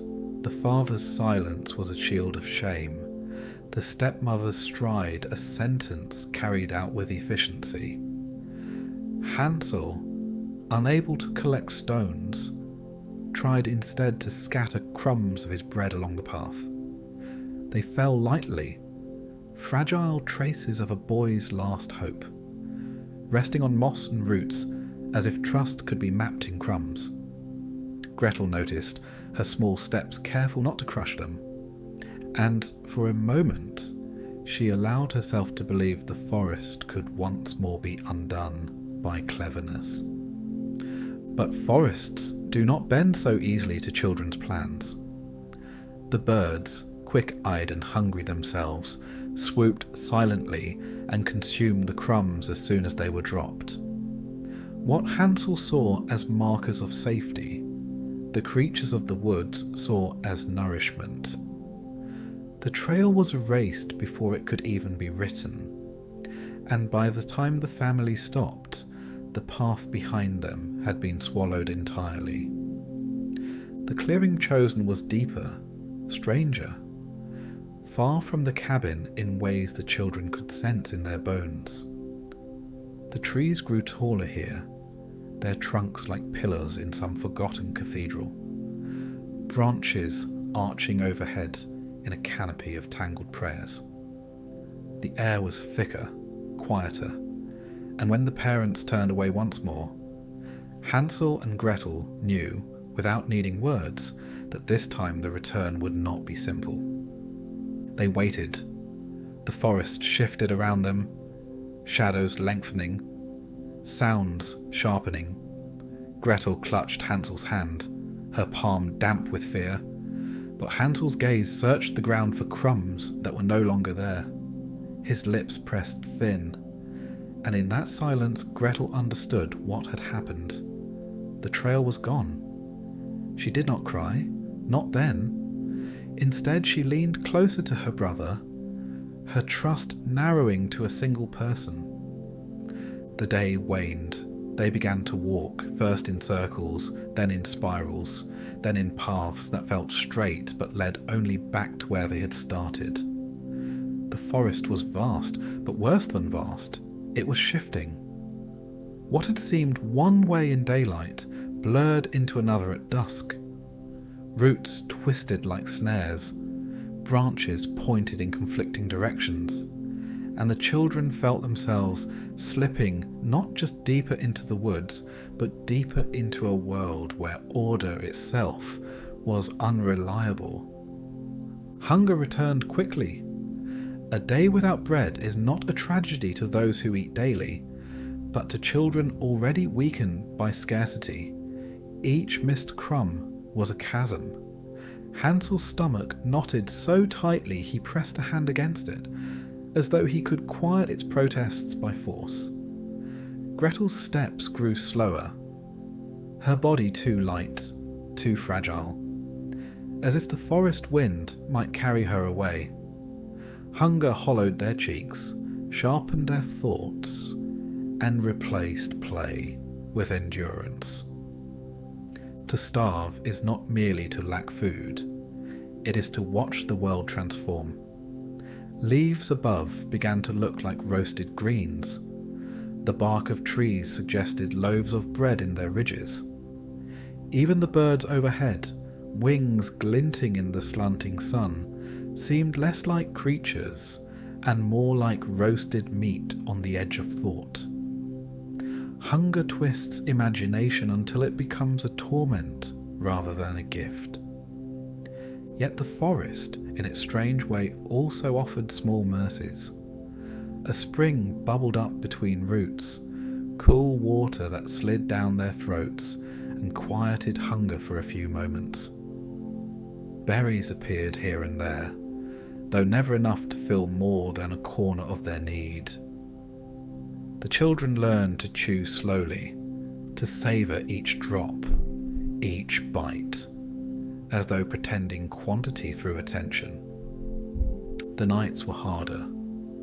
Darkness in the forest was not merely an absence of light, but a presence of something else, an endlessness that pressed in on them, making even the closeness of their small bodies seem fragile. The owls called, the branches creaked, and every sound became a question: predator, ghost, or imagination. Hansel stayed awake longer, his body aching but his will stubborn, watching over Gretel as she curled into him. Trust in their father had already fractured. Trust in their stepmother had collapsed entirely. And so the children turned fully to one another. Gretel learned to follow Hansel's lead without question, and Hansel learned that his sister's small endurance lent him courage. The forest might surround them, but between the two of them there was a bond that no shifting shadow could unmake. Days blurred. The children no longer measured time by sun alone, but by the rhythm of hunger and rest. The forest became less of an enemy and more of a reality. Harsh, indifferent, but consistent. It no longer shocked them that paths vanished or that food was scarce. Instead, they began to accept it, to adapt. They foraged, they drank sparingly, they rested when exhaustion overcame them. Childhood, which once held games and laughter, became an exercise in survival. And yet, within this adaptation lay a kind of strength. Each moment endured was a small rebellion against despair. Each night survived without rescue was a lesson in self-reliance. Hansel and Gretel began to understand what many grown adults never grasp, that sometimes salvation does not arrive, and one must carve it instead from persistence and cunning. The forest still loomed vast, disorienting, and at times strangely alluring. It threatened to consume them, yet also offered the challenge that honed their will. Within its endless trees, the children learned that the fragility of adult reliability had cracked and fallen away. What remained was their bond, sharpened by hunger and fear, carrying them forward step by step into whatever waited deeper within. The forest, for all its shifting paths and cruel silences, eventually revealed something extraordinary. After days of wandering, Hansel and Gretel stumbled into a clearing that seemed torn from another world, a place where hunger was not a gnawing absence, but a promise fulfilled. At its centre stood a house unlike any other, a cottage shaped not from wood and stone, but from sweetness itself. The walls were thick slabs of gingerbread, their surfaces dark and spiced, edges trimmed with sugar crusts that glistened in the fading light. Windows dripped with panes of hardened sugar, translucent and golden. The roof was tiled with cookies, stacked in neat patterns, their surfaces speckled with glazes of pink, white and chocolate. Even the chimney exhaled a faint fragrance of cinnamon, as though warmth itself had been seasoned to invite. The children froze, their eyes wide, their bodies tense with disbelief. After days of emptiness, their senses rebelled. The air itself seemed to nourish, so thick with sweetness it felt edible to breathe. For a moment, neither moved, afraid that stepping closer might cause the vision to dissolve like a mirage. Hunger, however, is bolder than caution. Hansel edged forwards, his hand trembling as he broke a corner of sugared trim and pressed it to his lips. It melted instantly, flooding his mouth with richness so intense he nearly staggered. Gretel followed, her small hands pulling at the frosting along the window frame, each bite undoing days of hollowness. In that moment, caution surrendered entirely.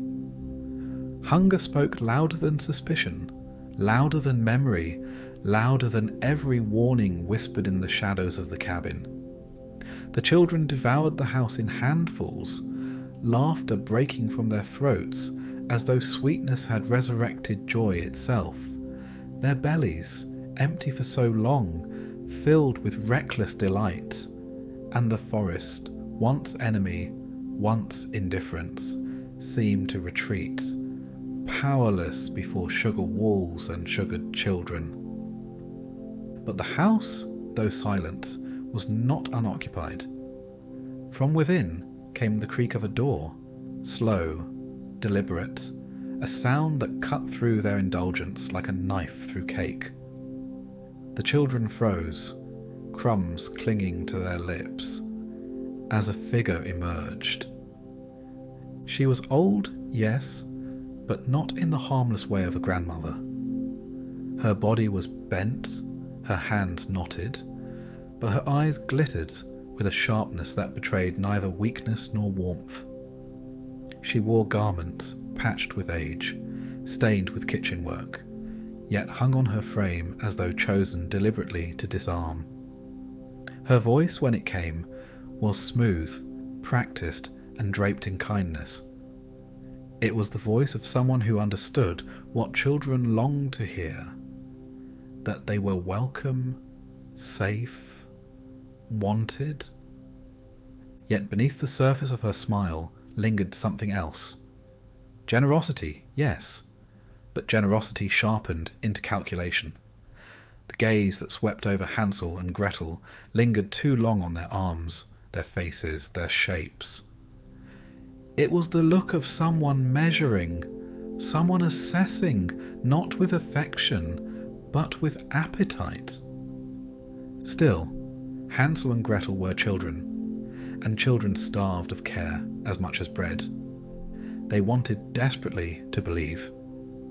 To them, this figure was deliverance, a provider of warmth, of shelter, of more sweetness than their imaginations could contain. Relief washed over them, suspicion retreating into the corners of their minds, powerless against the flood of sugar and the allure of being wanted after so much abandonment. The woman beckoned them inside. The house was even richer within. The walls glowed with the amber sheen of baked goods, the air thick with honey and spice. A table stood laden with cakes, roasted meats, fruits glistening with syrup, and cups brimming with cream. It was abundant not just in sight, but in scent, in texture, in sound. The crackle of crusts, the drip of syrup, the soft weight of bread tearing under small hands. Hansel and Gretel ate until their bodies could no longer bear it. Hunger, once gnawing, now turned into the ache of fullness, the kind of heaviness that pressed eyelids shut and silenced every thought. Their bodies, so accustomed to want, had no language for excess. They drifted into sleep on beds softer than moss, lulled by the security of warmth and plenty. Yet sleep, for all its comfort, was not innocent here. In the stillness of the night, the woman moved through her house, her steps soft but her intentions sharp. She leaned over Hansel first, studying the roundness that fullness was already promising, her eyes calculating what time and sugar could do. Her hand hovered near his arm, as though testing ripeness. She turned next to Gretel, her expression shifting slightly. Not the same hunger, but a recognition of usefulness, of labour that could be demanded. She smiled faintly, not with affection, but with satisfaction. Her plan, long rehearsed, was already in motion. Morning arrived with sunlight filtered through sugar panes. The children woke, their bellies still heavy, their bodies confused by such abrupt relief.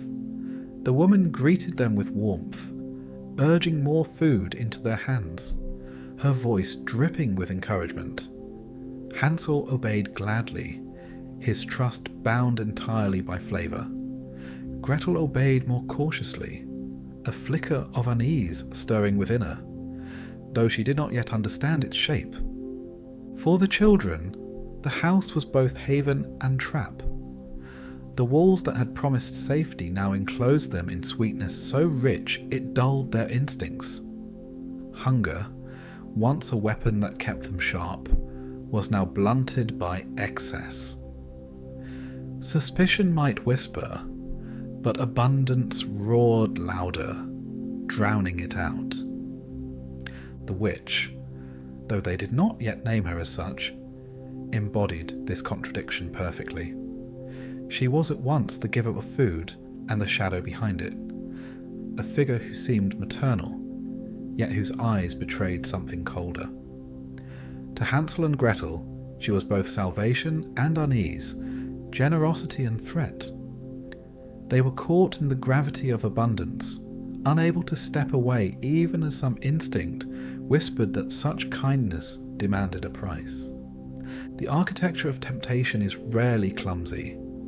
It is careful, deliberate, designed not to frighten, but to lull. The candy house was not merely a dwelling, but a snare built from longing itself. Hansel and Gretel had walked willingly into its grasp, their desires entangling them more effectively than ropes or chains. The forest had nearly undone them through scarcity, but here sweetness threatened to undo them by plenty. And so they remained, suspended between relief and dread, too weary to question, too grateful to resist, and too innocent to understand that the walls surrounding them were not merely sugar, but the bars of a cage that had already begun to close. The house that had promised warmth and abundance became a cage. Hansel was confined to a small chamber at the back, a space that smelled of sugar and decay, of flour dust and the lingering tang of too many meals.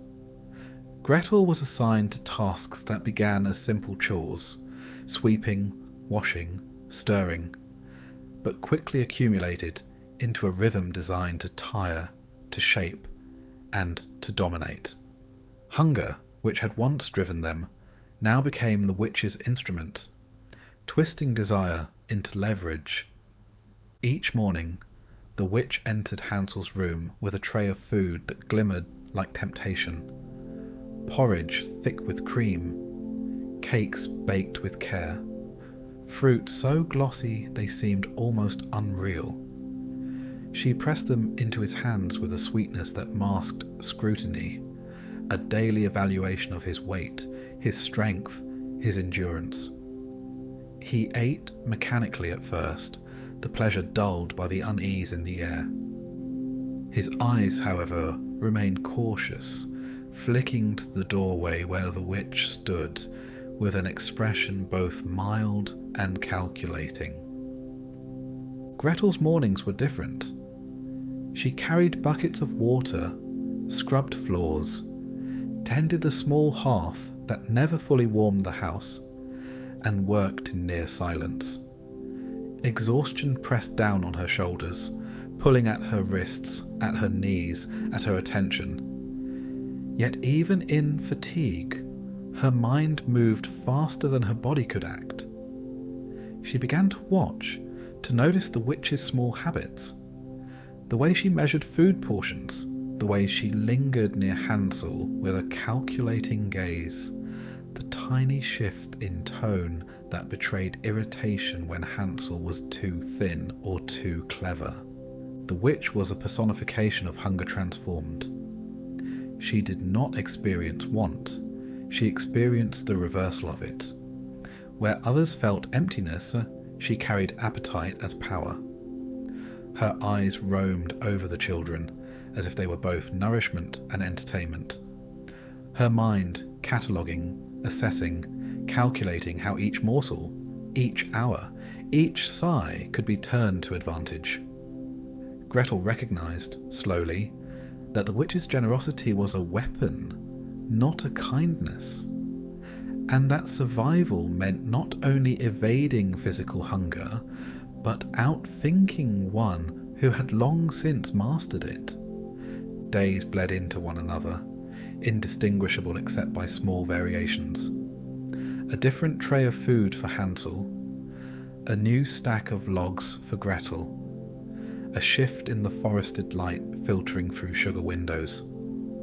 In this monotony, Gretel's mind began to sharpen. Fear was present, yes, fear that was as natural as breathing, but alongside it grew calculation. She began testing boundaries, observing reactions, noting inconsistencies. When the witch left a window ajar, Gretel memorized the latch. When the witch hummed, she noted the rhythm and pauses, timing them as though they were clues to an unspoken strategy. Hansel, meanwhile, learned to slow his responses. He extended hope just enough to satisfy the witch, yet withheld the truth of his strength, measuring his fingers as he feigned weakness, offering bones instead of flesh when prompted. In small, deliberate acts, both children discovered that survival was a negotiation with observation, a delicate balance of compliance and concealment. One morning, after a night thick with dreams of freedom, Gretel noticed a shift in the witch's routine. The door to Hansel's cell was left ajar, for a brief moment longer than usual. Her back turned, her attention on preparations for the day. A question crystallized in Gretel's mind. If the witch could be distracted, if her attention could be bent toward other tasks, perhaps the inevitable might be turned.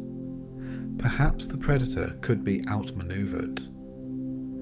Gretel's contemplation was not instantaneous courage.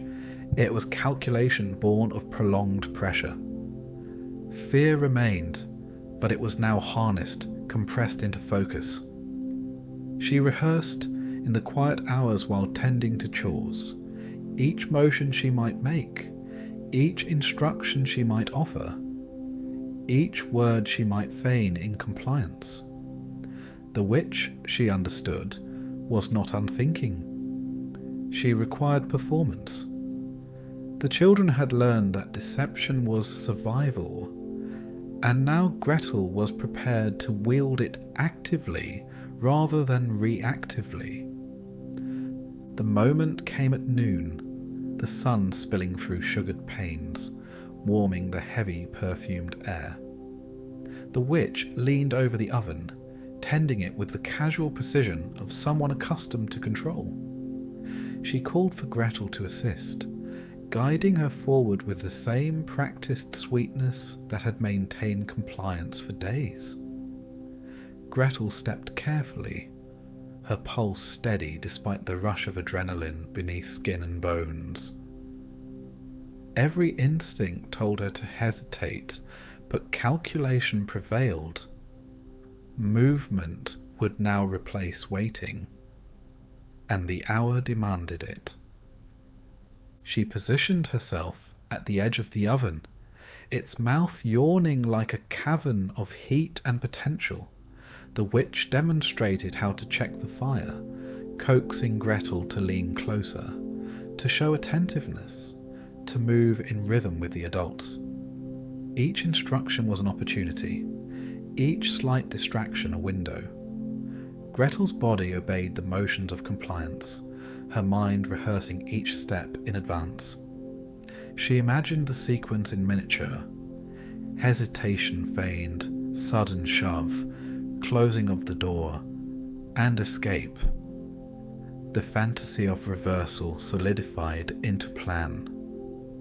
The witch, confident and distracted, leaned fully into instruction. She did not perceive the weight behind Gretel's hand, the awareness sharpened by days of observation. When the moment arrived, Gretel acted with the precision of someone who had rehearsed countless times. Her push was sudden yet controlled, her body coiled with anticipation and determination. The witch's surprise was brief, a flicker of realization that could not outweigh the inevitability of the action. The oven door closed, the witch's presence consumed by the heat she had herself prepared.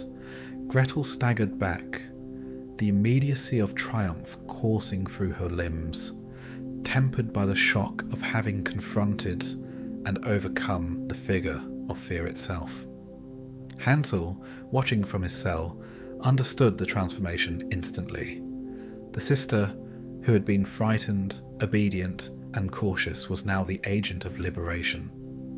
Her mind had turned fear into strategy, helplessness into calculation, and the predator into the conquered.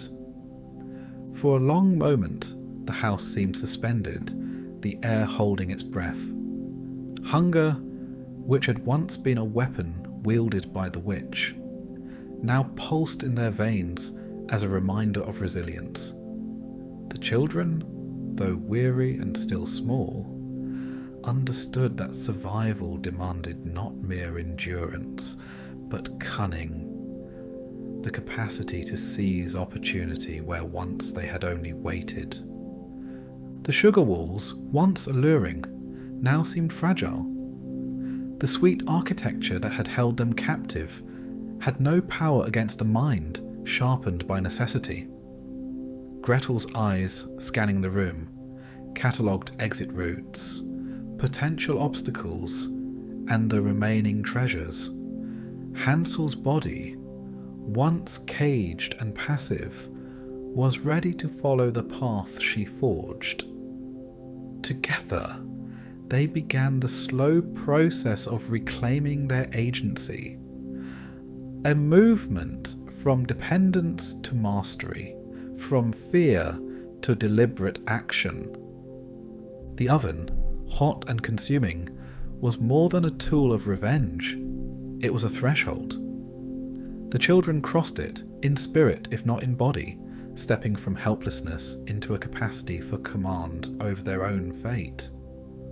The witch, the figure who had seemed to embody hunger itself, was now a memory marked by cautionary detail, a symbol of the dangers of desire, manipulated by those who had learned to feed on others. The house that had once imprisoned them no longer held power. The oven, still hot and fragrant with the memory of the witch's presence, had become the symbol of their liberation. Gretel and Hansel moved through the rooms slowly, deliberately, as though each step reaffirmed their survival. The furniture, the walls, even the remaining sweets on the shelves, all were now objects to be examined, repurposed, or abandoned. They gathered what they could carry. Small treasures, glints of gold hidden under flour-dusted floorboards, trinkets the witch had accumulated over years, perhaps stolen, perhaps earned. These were their inheritance, not from parents but from the world that had tested them, a token of the cunning and endurance that had carried them through. Outside, the forest awaited. The trees, which had once loomed with disorienting, shifting menace, now appeared as familiar companions. Hansel led the way, mapping their path by memory and instinct, noting routes, rocks and streams. Every shadowed nook and sunlit glade was a reminder of lessons learned. The forest had demanded vigilance, patience, and ingenuity. It had tested their bond and reshaped their understanding of safety, but it could no longer terrify them. Hunger and fear had taught them its patterns, and in knowing them, the forest's power had diminished. The journey home was arduous but manageable. Hansel and Gretel moved with deliberate care, avoiding overgrown paths and fallen logs, tracing what they could of familiar terrain.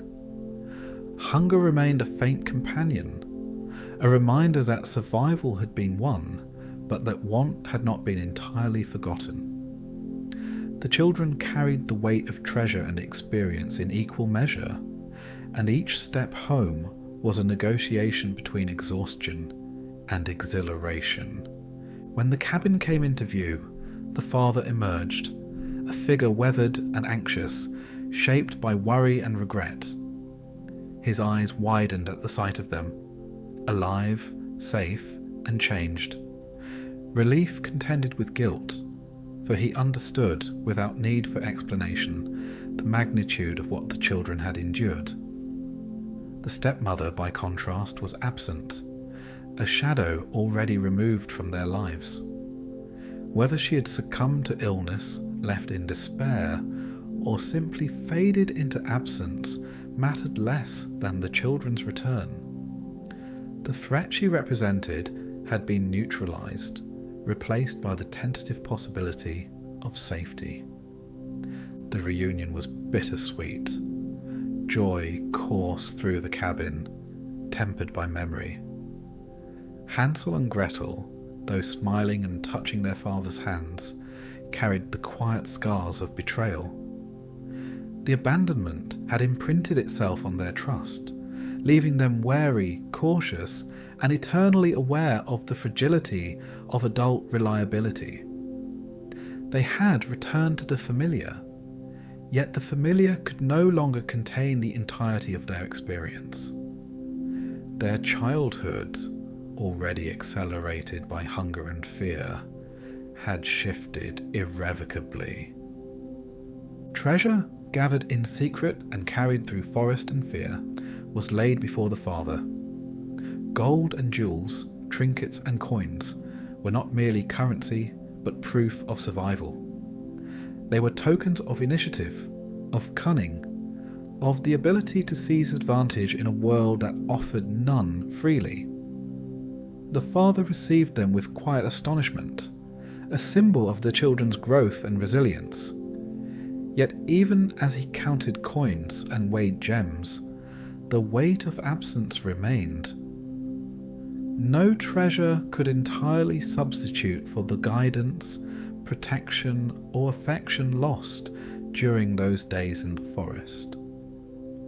Hansel and Gretel, for their part, understood this. The lessons of the woods and the witch had etched themselves into their minds and bodies. Hunger had taught restraint and resourcefulness. The witch had taught caution and strategy. Abandonment had taught independence. And in these lessons there was power, but also the recognition that some innocence could not be reclaimed.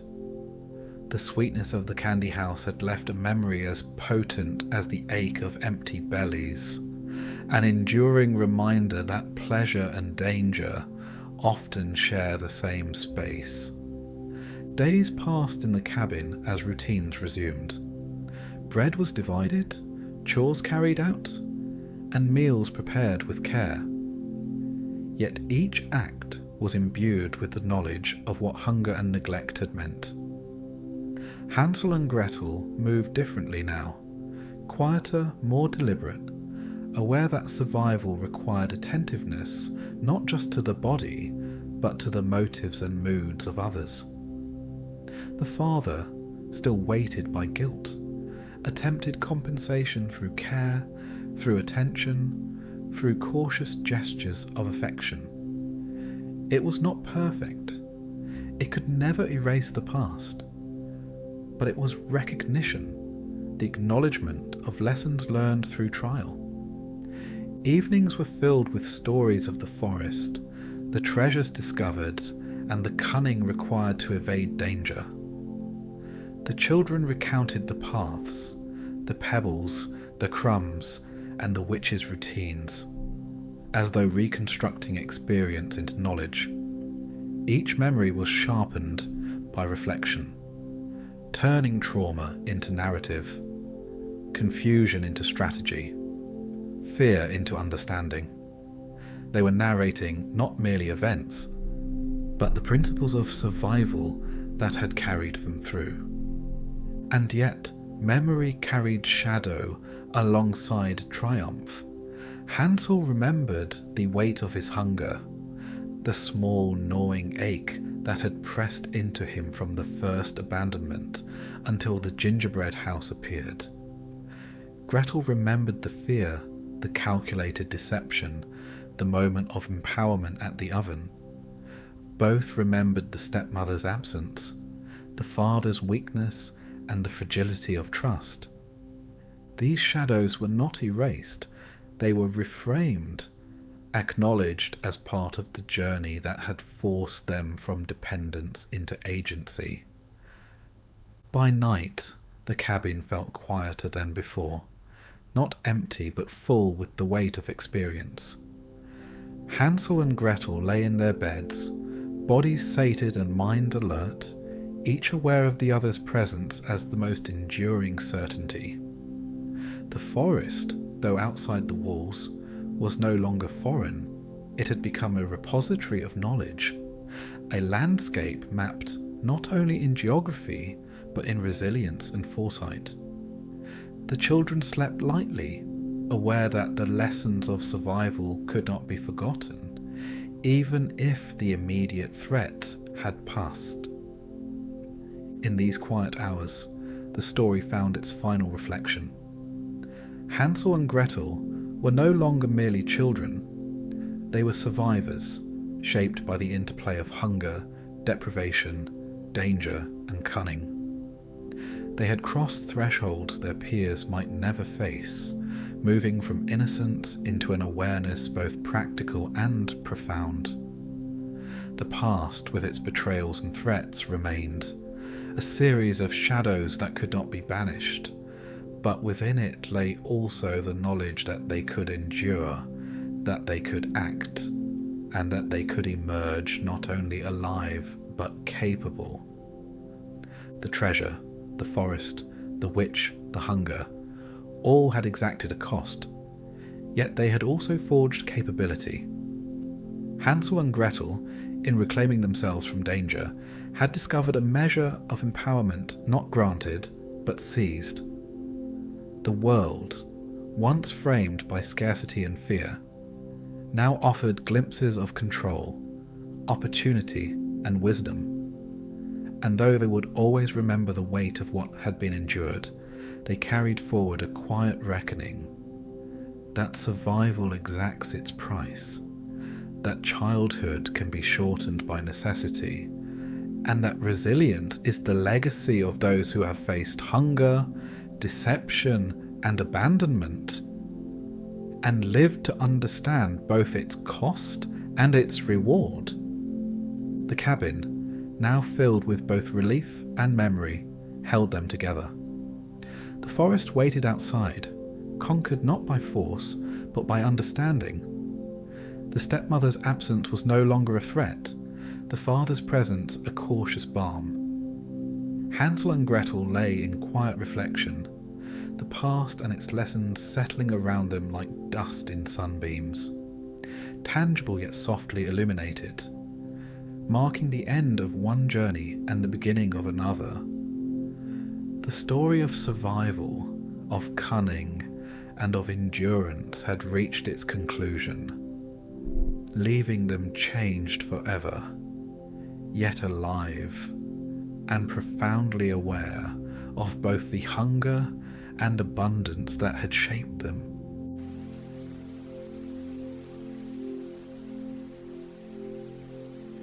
In a quiet village, life seems normal, but beneath the surface, secrets are waiting. In the garden stands a juniper tree, silent yet full of power, having seen both joy and sorrow. Beneath its branches, a child is born and a mother dies, setting off a chain of envy, betrayal, and revenge that no one could imagine. In this house, innocence will be harmed, cruelty will be revealed, and yet something miraculous will happen. A song, justice, and a life returned.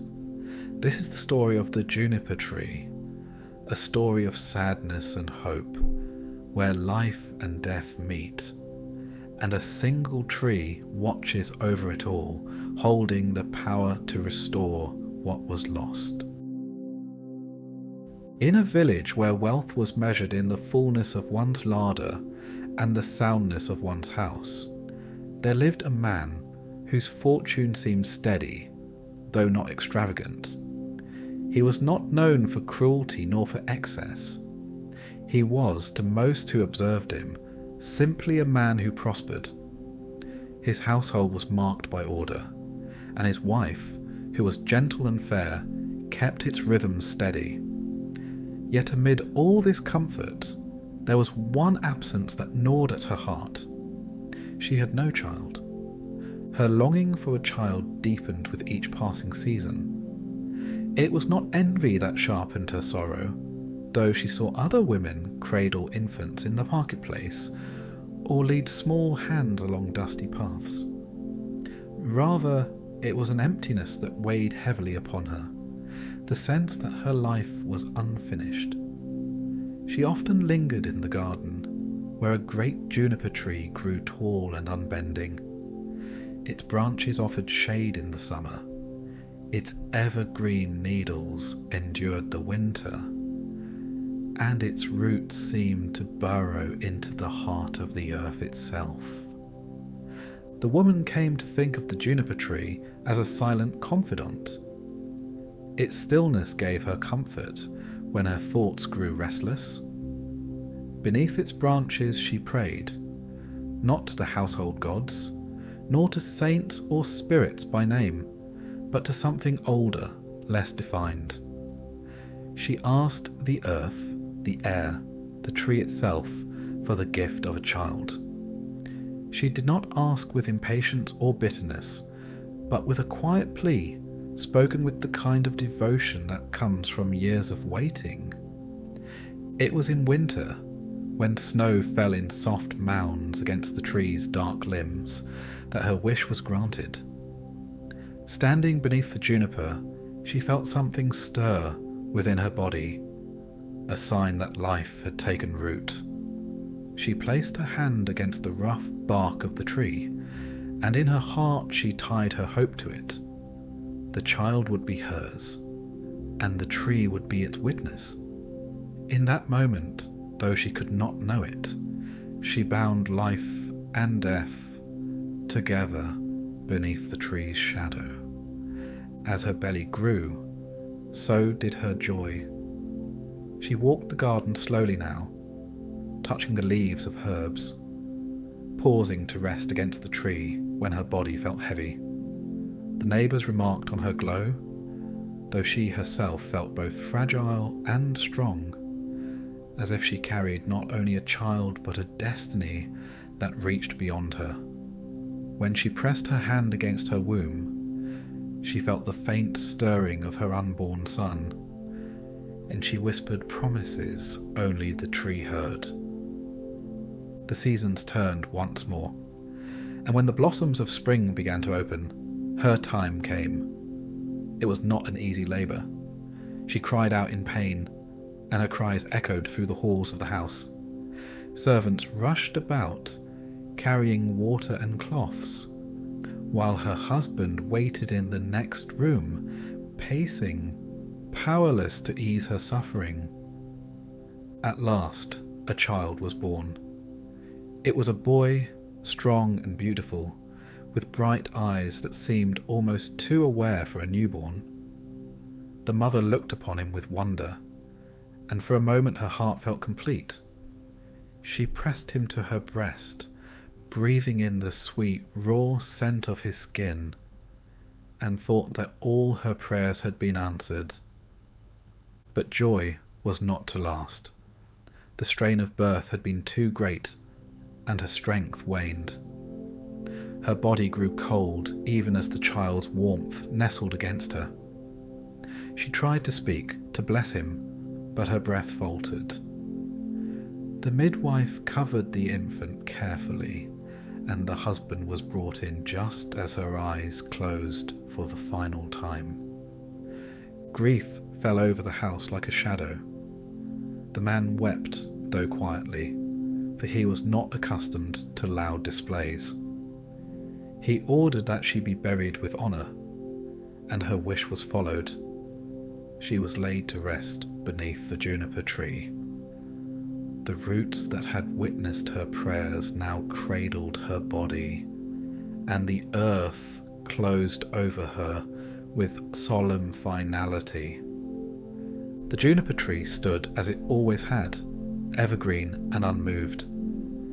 Yet to those who had eyes to see, its branches seemed heavier now, as though it bore the weight of her absence. The boy, too small to know his loss, grew in the house without the warmth of his mother, though the servants cared for him, and his father watched over him as best he could. Still, something of his mother lingered around him, a quiet presence tied to the tree where she lay. The house did not crumble, nor did life stop entirely. Meals were eaten, tasks completed, neighbours visited. Outwardly, the man's life continued as it had before, but the air of the household had shifted. Where once there had been ease, now there was a silence that could not be ignored. The boy's laughter was bright, but it seemed to echo against something hollow, reminding those who heard it of what had been lost. The juniper tree became more than a fixture of the garden. It grew into a marker of fate, a monument to the bond between the living and the dead. In winter, when snow lay thick upon its branches, it seemed like a shroud. In spring, when new shoots emerged, it was a reminder of renewal. The child grew, and the tree grew, each tied to the other, in ways neither could yet understand. Time, in its quiet way, pressed forward. The man, though wounded by grief, was still of an age to take another wife. The neighbours whispered that it would be better for the child to have a mother in the house, and for the man to have companionship again. It was not long before these whispers became reality, and a new presence entered the home. But that belonged to the unfolding of another chapter. For now, the boy lived under the watch of the juniper tree, his mother's spirit buried at its roots, and the story of his fate waiting in silence among its branches.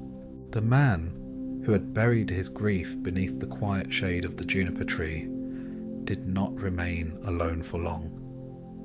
Time softens wounds, though it does not heal them fully, and neighbours, ever eager to see a household made whole, spoke of women who might suit him. They said the boy should not grow without a mother's guidance, and that a man of means should not sit solitary at his table. Their words took root in him, and in due course he remarried. The new wife entered the household with a grace that masked a sharper edge. She was well kept and proper, with manners polished enough to win approval from those who judged appearances first. She brought with her a daughter from her earlier years, a girl who, though not plain, carried herself with a kind of vanity that seemed beyond her youth. The servants whispered that the new mistress was ambitious, and the daughter, though still a child, mirrored her mother's pride. For a time, all seemed settled. The man was content to have company again, and the girl played at being sister to the boy, who was gentle and welcoming by nature. Yet beneath this surface calm, the seeds of discord had already begun to sprout. The new wife watched the boy closely. His beauty was evident even in his youth. His hair shone in the sun.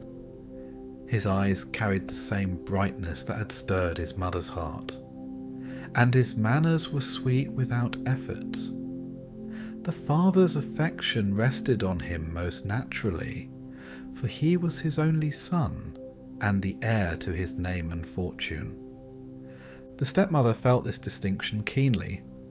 Her own daughter, though loved by her, did not shine with the same natural grace. She was fussy, demanding, and eager for praise, yet the father gave her little notice. It was the boy he looked to, the boy whose laughter brought a rare smile to his lips. The stepmother, though she smiled at both children when others watched, could not contain the bitterness that grew within her. At first her envy was a fleeting thing, dismissed as weakness. She told herself that in time her daughter would blossom, that beauty and favour would come. But each passing day sharpened the contrast. The boy's innocence made him beloved of all who saw him, while her daughter's vanity made her seem smaller, pettier. The more the stepmother compared them, the more her heart curdled. Her thoughts darkened in secret. She would watch the boy from the window as he played in the garden, his steps light, his face bright with wonder. She would watch him run to his father with some trinket or flower, and see the man's hand fall warmly on his head. The stepmother's smile would freeze, her jaw tightening, her eyes cold. The sight filled her not with tenderness, but with rage at her own exclusion. She told herself that her daughter deserved more, that her daughter should be first in the father's heart. But as long as the boy lived, she knew that place would not be hers.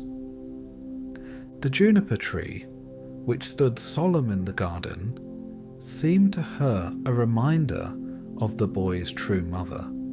She knew the first wife had been buried beneath it, and she hated that tree as much as she hated the son who was bound to it. It stood there as if guarding him, as if bearing silent witness to his claim upon the household.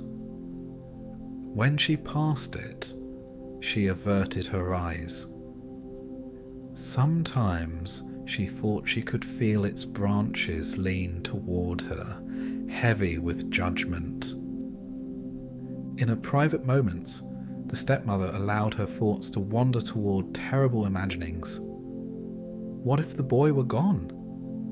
How different would her life be? How different her daughter's?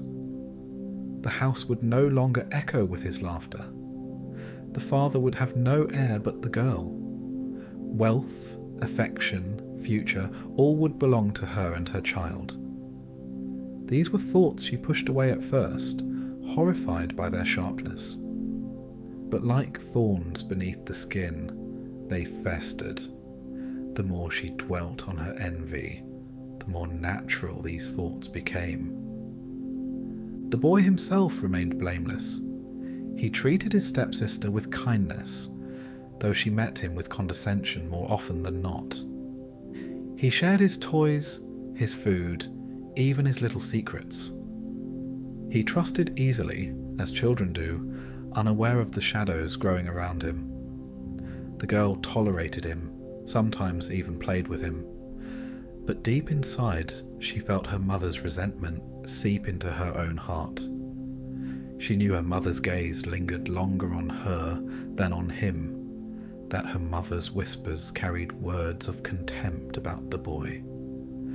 And so she began to mirror them, not with her own full conviction, but with the pliable cruelty of a child seeking approval. The household seemed ordinary to those outside its walls, but within it the tension thickened. The father, blinded by his work and his comfort in seeing two children together, noticed little.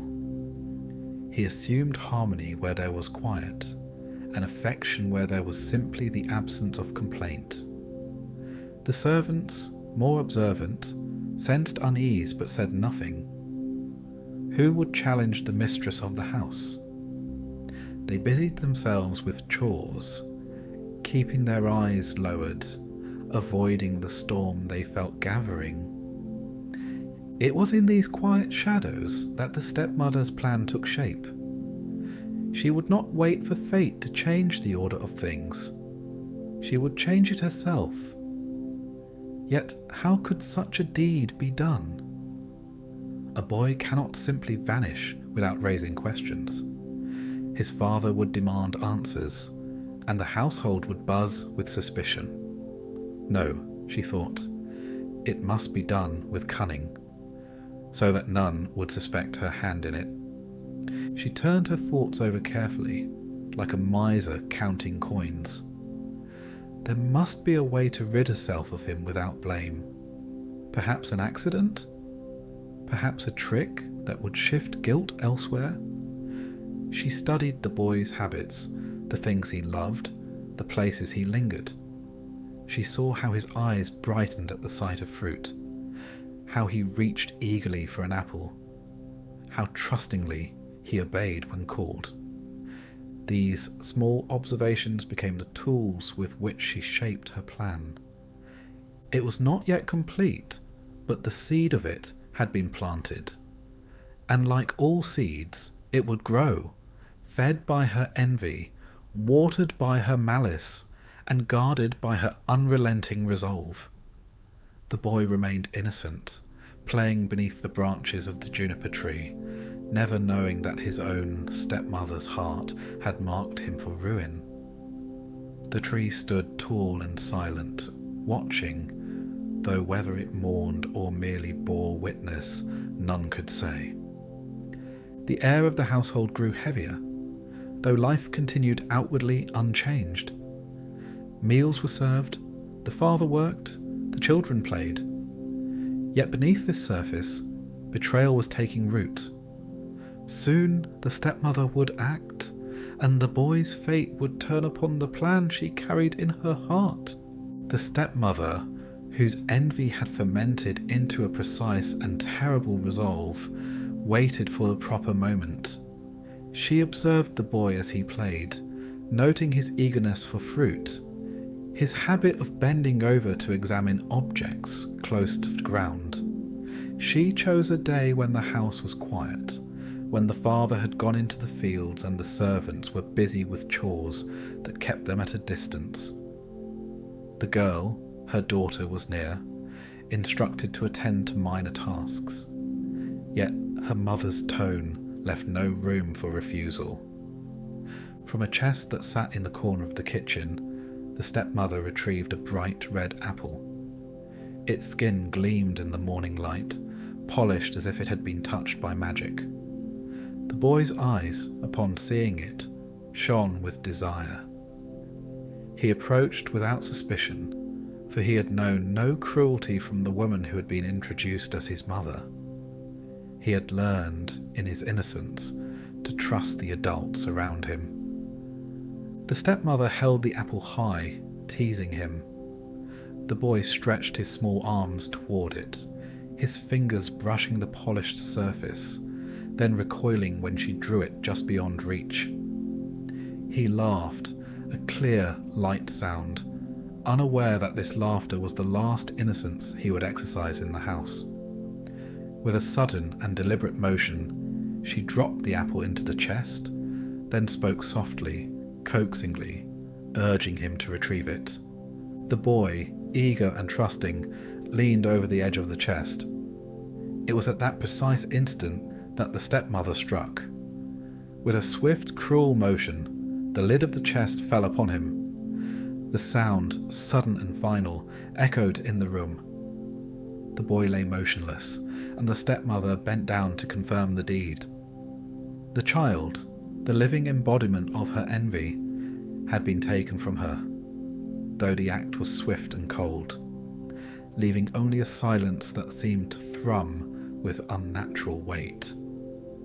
The daughter, small and impressionable, came running at the sound, her eyes wide with alarm. Her mother bent to her, whispering words carefully chosen to twist her understanding. "It is your fault," she said. "You should have warned him. You should have been careful. Now he is gone." The girl's heart sank with guilt that was not hers to bear. She wept silently, pressing her hands to her mouth. while the stepmother allowed her tears to fall as if in sympathy. In the days that followed, the stepmother's cruelty took a form more grotesque than mere murder. She took the boy's body and, with the detachment of one preparing a meal, transformed it into a stew.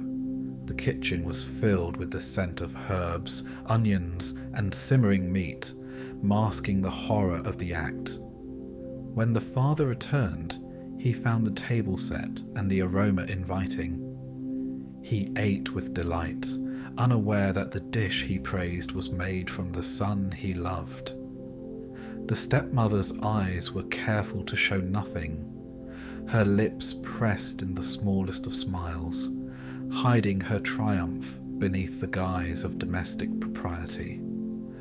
The girl, meanwhile, wept quietly, her small hands trembling as she thought of the boy she had known as brother.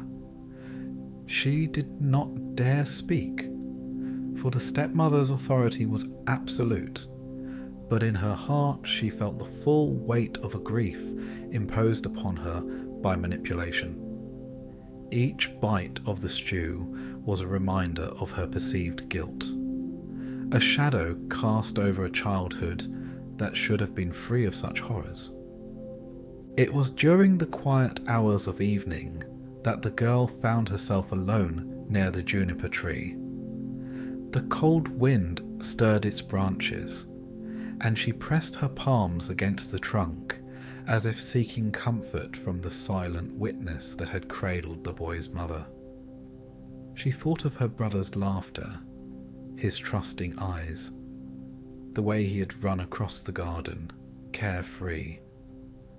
In her sorrow, she began to gather what remained of him, the bones that had been hidden beneath layers of stew and oblivion. Careful, reverent and trembling, she collected each fragment, feeling as though she were piecing together not just a body, but the memory of the boy he had been. She did not speak, for words felt inadequate and unworthy of the act she was performing. Her small hands worked quickly, guided by grief and a sense that the boy's spirit lingered somewhere, aware of her devotion. Once the bones were gathered, she took them to the juniper tree. The roots, dark and solid in the cool soil, seemed to accept them willingly, as though the earth itself recognized the rightful return of its charge. She laid the bones carefully beneath the evergreen branches, pressing them into the soil with tears streaming down her cheeks. Each stone, each root, seemed to watch silently, a witness to both tragedy and fidelity. The juniper tree, ever constant, seemed heavier now with the weight of a loss and secrecy. Its branches swayed slightly in the wind, as if acknowledging the girl's act, the hidden truth, and the impending reckoning that would grow out of it. The tree had stood beneath the mother's prayers and had now accepted the boy's remains. In its evergreen permanence, it held both the sorrow of death and the quiet promise of return.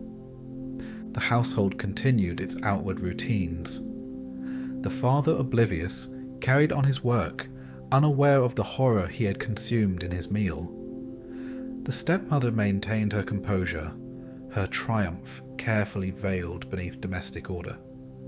The daughter, bearing her secret guilt, walked among them silently, carrying within her both sorrow and hope. Hope that perhaps the tree, in its unyielding presence, might bear witness to justice in a way the household itself could not. Outside, the seasons moved as they always had. Snow melted into spring, rain nourished the garden, and the sun marked the passage of days. Yet within the house, a tension persisted, a silence beneath the surface, a weight of wrong that no words could lift. The juniper tree, silent and steadfast, stood as guardian over the bones beneath its roots, a monument to grief, memory, and the quiet insistence of truth. And in that stillness, the boy's spirit lingered, though unseen, awaiting the hour when the scales of justice, bound as tightly as the juniper's roots, would finally tip. Beneath the juniper tree, where grief had been laid in silence and secrecy, something extraordinary began to stir. The bones, once cold and inert, trembled with the weight of memory. In the hush of the night, a soft rustling arose among the roots, so faint that even the wind seemed to hold its breath. From the gathered fragments of the boy, a form began to take shape, a creature of air and song, of feather and light. It was a bird, not ordinary in any way, but one of startling beauty. Its feathers shimmered with hues that reflected both the morning sun and the twilight sky, colours that seemed impossible yet undeniable. Its eyes held the quiet intelligence of the boy it had once been, and when it opened its beak to sing, the sound carried not only melody but memory. The song was clear, a ballad woven with sorrow and justice, recounting the cruel deeds done within the household. At first, the villagers paused in their daily routines, unsure whether the sound came from heaven or from some shadowed corner of the world. Doors were left open as people stepped outside, ears straining to catch the notes that filled the air. The song told of a boy, beloved and gentle, who had been taken from life by the hand of one sworn to care for him. It spoke of deceit, of envy, of the innocence betrayed, and yet it did so without anger, simply plainly with the inevitability of truth. As the bird flew through the village, the people watched in astonishment. Some wept at the beauty and the sorrow, others listened in awe to the ballad that seemed to touch a chord in the heart that remembered injustice even when it was long buried. The song itself demanded recognition. Its clarity left no room for denial. Its purity shone a light upon the household's dark secret. Those who heard the song felt compelled to give something in return. They left coins, small trinkets, and tokens of respect where the bird alighted. One woman placed a chain of fine gold around its neck, a gleaming circle of acknowledgement for the innocence lost. Another child, moved by the melody, slipped a pair of tiny red shoes beneath the branches where the bird rested, a gift born of simple admiration and hope. Yet one man, a miller who had always been wary of injustice in his village, brought a small, smooth millstone, not for harm but for its weight, a symbol of the inevitable judgment that must follow wrongdoing. Each gift seemed to strengthen the bird. Its feathers gleamed brighter, its song carried farther, and its presence grew ever more commanding. It was as if the tokens themselves infused it with power, each act of recognition a thread that bound the boy's spirit to the world above the roots that had once held his mortal remains. Where the gifts touched, the juniper tree shivered faintly, as though acknowledging that the balance of sorrow and justice was tilting toward truth. The daughter, who had placed her brother's bones beneath the juniper, felt the bird's arrival in a way that surpassed sight or sound. She sensed it before it landed, a subtle shift in the air, a warmth that seemed to come from within the earth itself. Her heart, long burdened with grief and manipulated guilt, fluttered with hope. She knew deep in her bones that this bird was not merely a creature of plumage and song, but the spirit of her brother returned in a form the world could perceive. She followed its flight across the village, her small feet treading softly upon the soil, careful not to disturb the delicate air that carried the melody.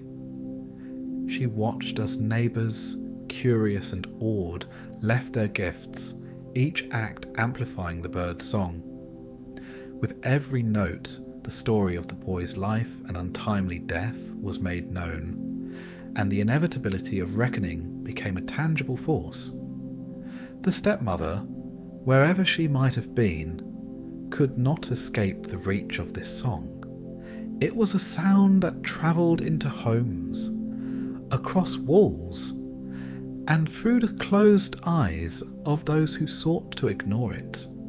The bird alighted upon the roofs, the fences, and the garden walls, turning its gaze to the juniper tree now and then, as if to remind the daughter that the sacred witness beneath whose branches the boy's mother had been buried was also bound to this new presence. It sang of sorrow and betrayal, but also of patience, of endurance, of the inevitability of justice for those who had wronged the innocent. The villagers, who at first had been merely curious, began to understand the song's gravity. The chain of gold, the red shoes, the millstone, all symbols of attention, recognition, and retribution, were now interwoven with the bird's existence. The creature became more than the boy. It became the instrument of truth itself, a herald that could not be ignored. Even those who had long forgotten sorrow or wrongdoing found their hearts compelled to recognize the story, to acknowledge the crime, and to consider the weight of consequence. The daughter, who had long endured her mother's manipulations and her own feelings of guilt, felt something shift inside her. The grief that had pressed her chest and clouded her vision lifted slightly with each note of the bird's song. She understood that her brother, though transformed, had returned to her. The injustice, though still raw, was now made visible, tangible, undeniable. She whispered to the wind, to the tree, to the bird itself, and in her heart she spoke promises she had no words for. Promises of recognition, of remembrance, of loyalty. In the coming days, the bird's song became a fixture of the village. Merchants, children, and neighbours alike stopped to hear it, each listener adding their own acknowledgement to its growing power. The golden chain shimmered against its neck as it rested upon the garden gate. The red shoes, bright and vivid, reflected the sunlight when the bird landed near them. The millstone, heavy and enduring, remained beneath a tree branch where the bird had chosen it as a perch. Each gift was more than mere ornament. It was a testament, a reinforcement of the truth carried in song. And in the quiet moments, when the daughter alone observed, she felt the fullness of her brother's presence. He was no longer the small boy of flesh and bone, but the boy she knew in memory, amplified by song and by the gifts of those who recognized injustice. He was patient, watchful, and alive in a form both fragile and unassailable, bound by music, by memory, and by the rooted permanence of the juniper tree beneath which his mother had rested. The stepmother, though she might have believed herself cunning and untouchable, could not escape the bird. Its song penetrated walls, silenced pretense, and reminded all who listened of what had been taken. The bird's flight and melody were a reckoning in themselves, a herald of what was to come. And the daughter, whose hands had laid the bones beneath the sacred tree, felt hope for the first time since the night of loss. Her brother had returned, though changed, and the balance of truth had begun to right itself. The bird, brilliant in its plumage and unwavering in its purpose, returned to the household under the same sky where the boy had once played. Its song, now more assured and commanding, filled the halls and rooms that had once been quiet with sorrow. The father, busy with his work and accustomed to routine, paused in surprise, his hands still and ears alert to the melody that seemed to speak both to him and of him. It alighted upon the garden gate first, the golden chain around its neck gleaming in the sun. The bird song carried the story of the boy, the betrayal he had suffered, and the cruel deception hidden beneath ordinary life. The father, listening, understood in sudden clarity that the joy he had taken in the household's meals, in the daily rhythms of life, had concealed a grievous wrong. Yet he was not left to despair, for the bird's voice was not only one of accusation, but also of restoration. With deliberate grace, the bird bestowed the gifts it carried. It dropped the golden chain at the father's feet, a token of recognition, an acknowledgement of both grief and endurance. The father received it quietly, sensing the weight of its meaning, and felt the connection to his lost son deepen within him. Though he had been blind to the crime, the gift and the song together guided him toward understanding, toward a patience and vigilance that would prepare him for what was to follow. The daughter, who had long borne the secret of her brother's death beneath the juniper tree, knelt in the garden as the bird approached her. Its feathers glimmered in the afternoon light, and the red shoes were laid gently before her. She touched them with a trembling hand, feeling both the presence of her brother and the acknowledgement of her loyalty, of her faithfulness in guarding the bones beneath the tree. Her heart, long heavy with grief and manipulated guilt, lifted at last, the bird's song entwining hope with memory, sorrow with inevitability. It was not to remain in symbols alone that the bird acted. Turning its gaze upon the stepmother, who watched from the doorway with a semblance of composure, it uttered a final, powerful note. The melody carried not anger, but the inevitability of justice, clear and inescapable. The millstone, placed beneath the tree, and offered as part of the gift from the villagers, was lifted by unseen force and dropped with precise weight upon the stepmother. There was no scream, for the act was swift, and in an instant the malice that had long haunted the house was extinguished. The household, previously shadowed by envy and cruelty, now felt a remarkable stillness, a release from the tension that had thickened its air. The daughter, still kneeling, watched the final act unfold with a mixture of awe and relief. The boy, her brother, had not yet returned in flesh, but the instruments of justice were now in place. The juniper tree, silent and eternal, seemed to breathe a little more easily, its branches swaying in acknowledgement of the rebalancing of life within its shadow. Its roots, which had once held both mother and child in separate layers of memory, now pulsed with the promise of restoration. Then, with a subtle rustling and a lightness that defied grief itself, the boy emerged from beneath the juniper tree. The earth, dark and firm, had preserved him, cradling him until the moment was right. His eyes opened as before, bright with the innocence of life returned, and he stepped into the sunlight, whole once more. The daughter ran to him, embracing the boy who was no longer merely memory, no longer merely spirit, but alive and restored. The father, now fully aware of the past horrors and the miraculous return, gathered them both close.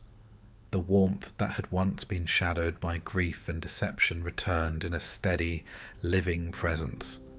The household, now free from envy, from cruelty, and from the oppressive silence that had followed the boy's death, began to breathe again.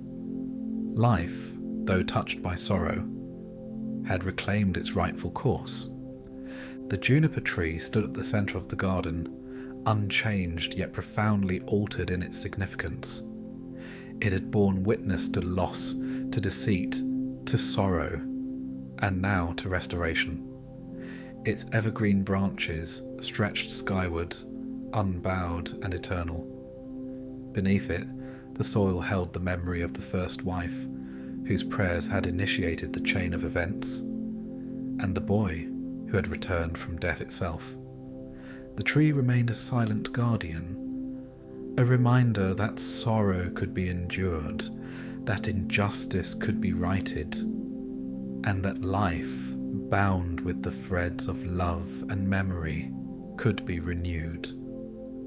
The father, son, and daughter moved through the household together, their bonds deepened by suffering, strengthened by endurance, and now affirmed by the miraculous. The house, once marked by quiet tension and shadowed grief, was now filled with the light of restored family.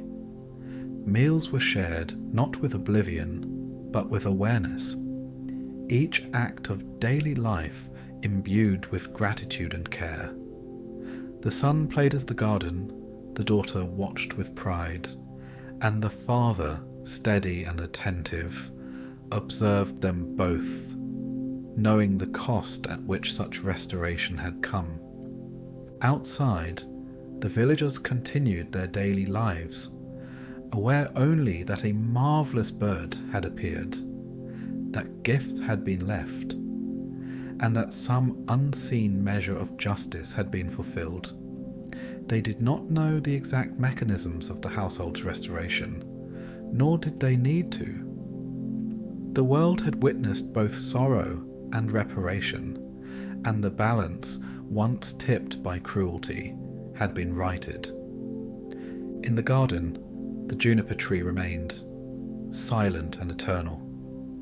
Its branches swayed in the wind, as though whispering to those who would listen of the events it had borne witness to, of a mother's prayers, of a boy's death, of cruelty and its consequences, and of a family reunited through the inexorable persistence of truth.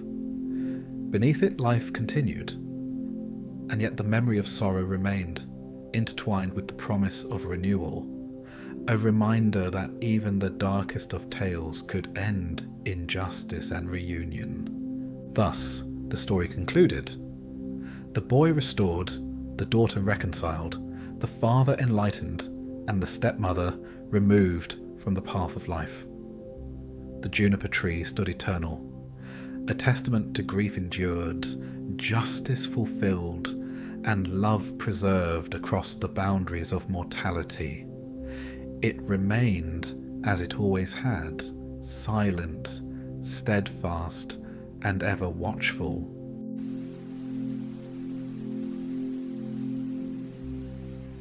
The Fisherman and His Wife. At first, it seems simple. A poor couple, a magical fish, and a string of wishes. But beneath its surface lies one of the darkest currents of human nature, the endless hunger for more.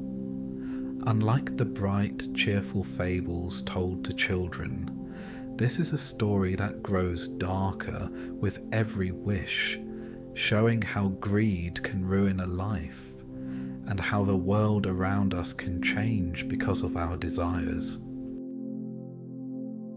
There once lived a fisherman and his wife in a hut so miserable that even the sparrows that sometimes nested in its thatch seemed to mock them for choosing it as a home. The walls leaned unevenly as though tired of standing, the roof leaked when it rained, and the single window gave a view of little more than mud and marsh. Yet it was shelter, And for many years it had been enough for the fisherman, though never for his wife. She saw the crooked timbers and the empty shelves as proof of what she had been denied, while he saw them as the only certainty in a life of meagre certainties. Their existence was bound to the sea.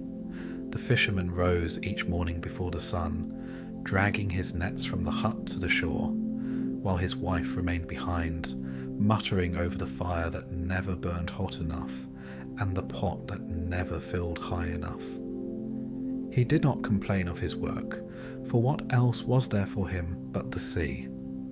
Yet the sea was a fickle master, sometimes generous with its silver-scaled offerings, more often tight-fisted, leaving his nets nearly empty.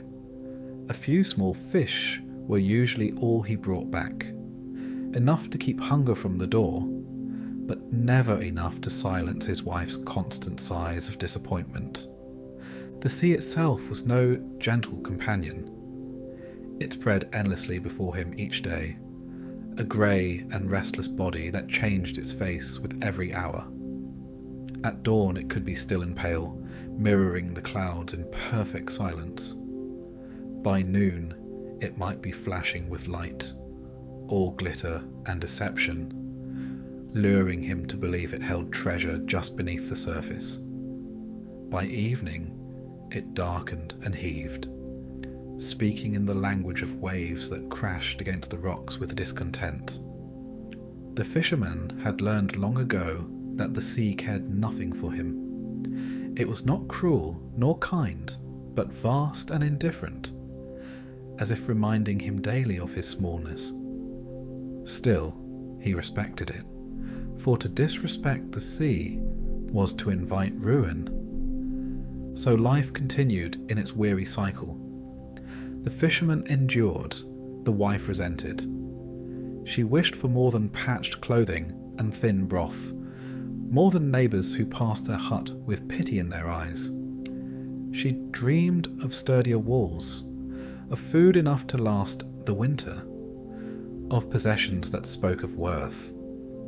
Her husband listened little to these dreams, for he knew the sea gave what it wished and nothing more. Yet her dissatisfaction hung about him like a fog, heavier each year, pressing upon his shoulders even when he walked alone on the shore. It was on one such day, unremarkable at first, that the fisherman cast his net and felt a weight within it unlike any he had known. It was not the sluggish drag of seaweed, nor the frantic thrash of an ordinary fish. It was heavier, stranger, as though the net had caught hold of a piece of the sea itself. With effort, he pulled it up, and there within the mesh shone a flounder, but not like any flounder he had ever seen. Its scales glimmered with colours that shifted like oil upon water, green, gold, silver, all at once. Its eyes, too, were not the dull eyes of a creature of the deep, but bright and knowing, as if it were looking at him rather than through him. The fisherman's breath caught in his throat, for before he could think what to do, the flounder spoke. Its voice was not loud, but carried as though the sea itself lent it strength. It told him it was no common fish, but an enchanted prince, bound in this form by some ancient spell. It begged him to spare its life and let it slip back into the waves. The fisherman stood in silence, the net heavy in his hands, his heart thudding with a mixture of wonder and dread.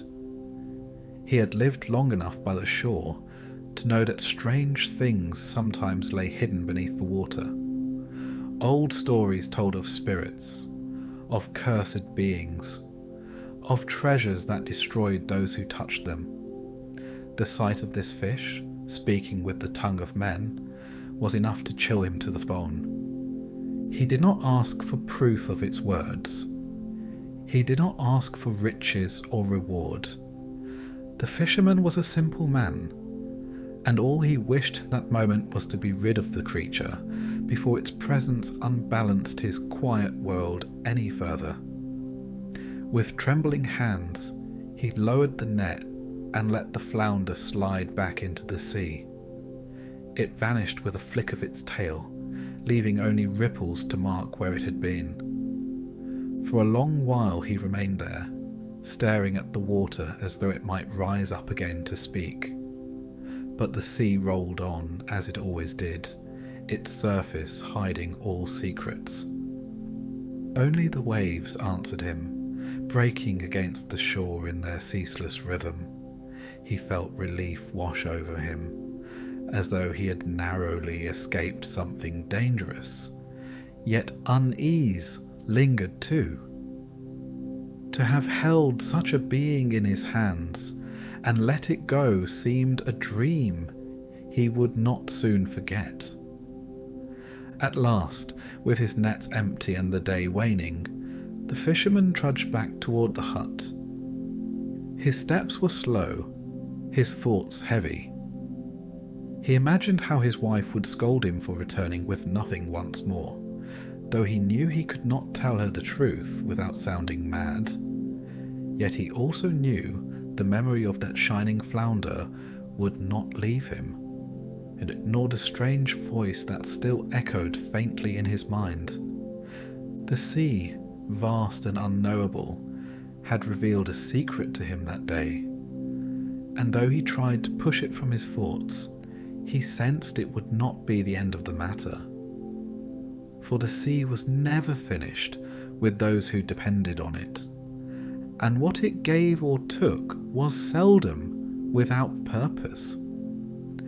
And so the fisherman returned to his wife, the taste of salt still on his lips, carrying no fish in his basket but a story that would soon change both their lives. When the fisherman returned to his hut that evening, the sea clinging to his clothes and the weight of silence clinging heavier still, he found his wife as he had left her, crouched by the fire, stirring a pot that gave off little more than steam.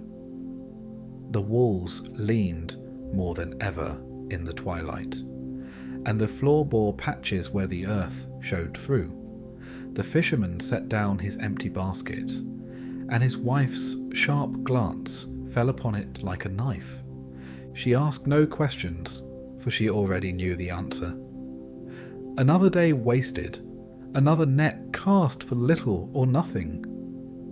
Yet when he sat down by the hearth, weary and unsettled, the story slipped from him as though the words had been waiting all along. He spoke of the strange flounder, of its gleaming scales and the uncanny voice that begged for mercy.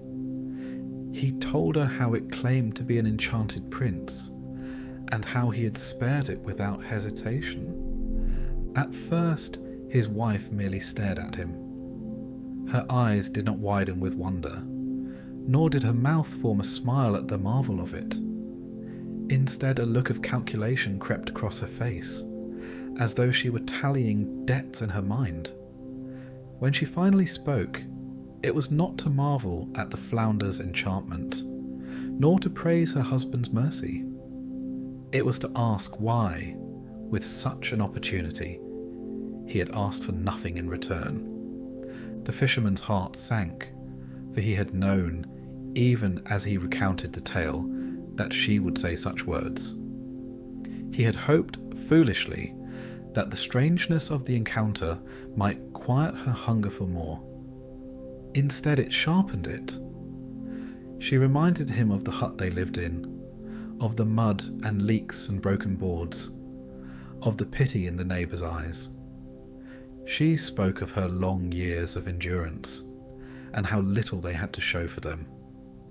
If the flounder were indeed enchanted, she argued, then surely it had the power to grant them some small comfort in return for its freedom. A cottage, nothing grand, but something sturdy, clean, and fitting for people tired of misery. The fisherman tried to resist. He muttered that the sea was not to be troubled, that magic was a dangerous business, that perhaps the flounder had already vanished into depths beyond reach. But his wife's voice pressed harder than the waves themselves. She would not accept his refusal, nor the idea that such a chance should be wasted. She insisted until the fisherman felt the weight of her words heavier than any net he had ever dragged ashore. At last, weary and beaten, he agreed to return. So he went again to the sea. The morning light was dim, clouded over, and the air tasted of iron. The water, though not yet stormy, had lost the pale calm of the day before. It moved restlessly, its surface streaked with shadows that seemed to breathe. The fisherman's heart thudded as he stood upon the shore and called out, uncertain of what voice should answer him. He did not know the flounder's name, nor if it would hear him. Yet he spoke to the sea as though it were listening, recounting his wife's wish with a trembling tongue. For a time there was nothing but the churn of the waves. Then the water seemed to swell, not in anger but in acknowledgement. From the depths the flounder rose, its body flashing with shifting colours, its eyes as knowing as before. The fisherman's knees weakened at the sight of it. He stammered out the request, ashamed to make it, yet unable to resist the command of his wife. The flounder listened silently, then flicked its tail, and the sea rolled once more into silence. The fisherman stood on the shore for a long while, feeling the air thicken with the weight of something unseen. At last he turned homeward, dreading what he might find. And there, where their sagging hut had stood, now rose a cottage of modest charm. Its walls were straight and sturdy, its roof sealed against the rain, and smoke curled from a chimney that promised warmth within. The door was painted, the windows clear, and a small garden stretched out front where herbs and flowers already grew. His wife was standing in the doorway, her face alight not with surprise but with triumph, as though she had expected no less. She welcomed him inside, and together they walked through rooms that were not grand yet ample, with a hearth that burned brightly and shelves that held more than dust. The fisherman felt a strange peace settle over him. For the first time in many years, the walls did not groan with the wind, and the roof did not drip upon his head. He thought, perhaps, that his wife might now be content, and that their lives would ease into quiet comfort. For a little while, it seemed so. His wife busied herself with the new rooms, arranging and admiring, speaking of how pleasant it was to live decently at last. She praised the thick walls and the clean floors, the windows that let in the light, the cupboard filled with bread and cheese. The fisherman, seeing her so pleased, allowed himself a measure of relief. He walked to the sea with lighter steps, and though the waves still moved with an odd restlessness, he told himself it was nothing. But peace, as he would learn, is a fleeting guest. His wife soon tired of her gratitude. The cottage that had seemed so splendid one day appeared to her smaller next. She counted the rooms and found them too few. She looked upon the furnishings and called them plain. She saw the garden and called it meagre. Though she had once despised the hut for its poverty, she now despised the cottage for its simplicity.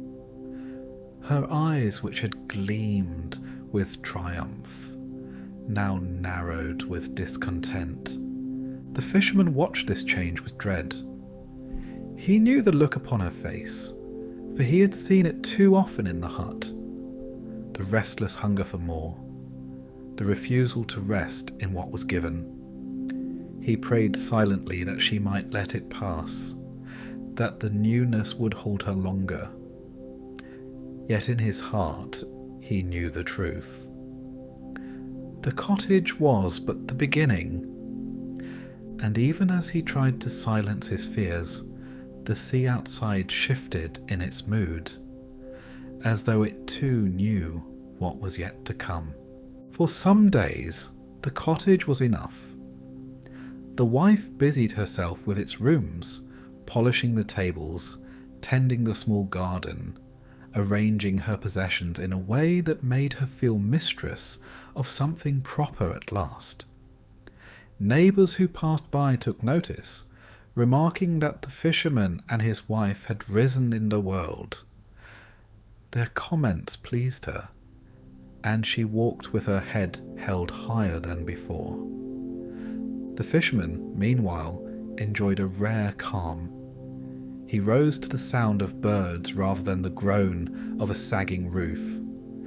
He returned from the shore to find a hearth that glowed warmly and a meal that did not taste of smoke and damp. In those days, he almost believed the flounder's magic had brought an end to their misfortune. But comfort is a fickle thing, and gratitude even more so. Soon, the wife began to see in the cottage not its virtues, but its limits. The rooms, though clean, were small.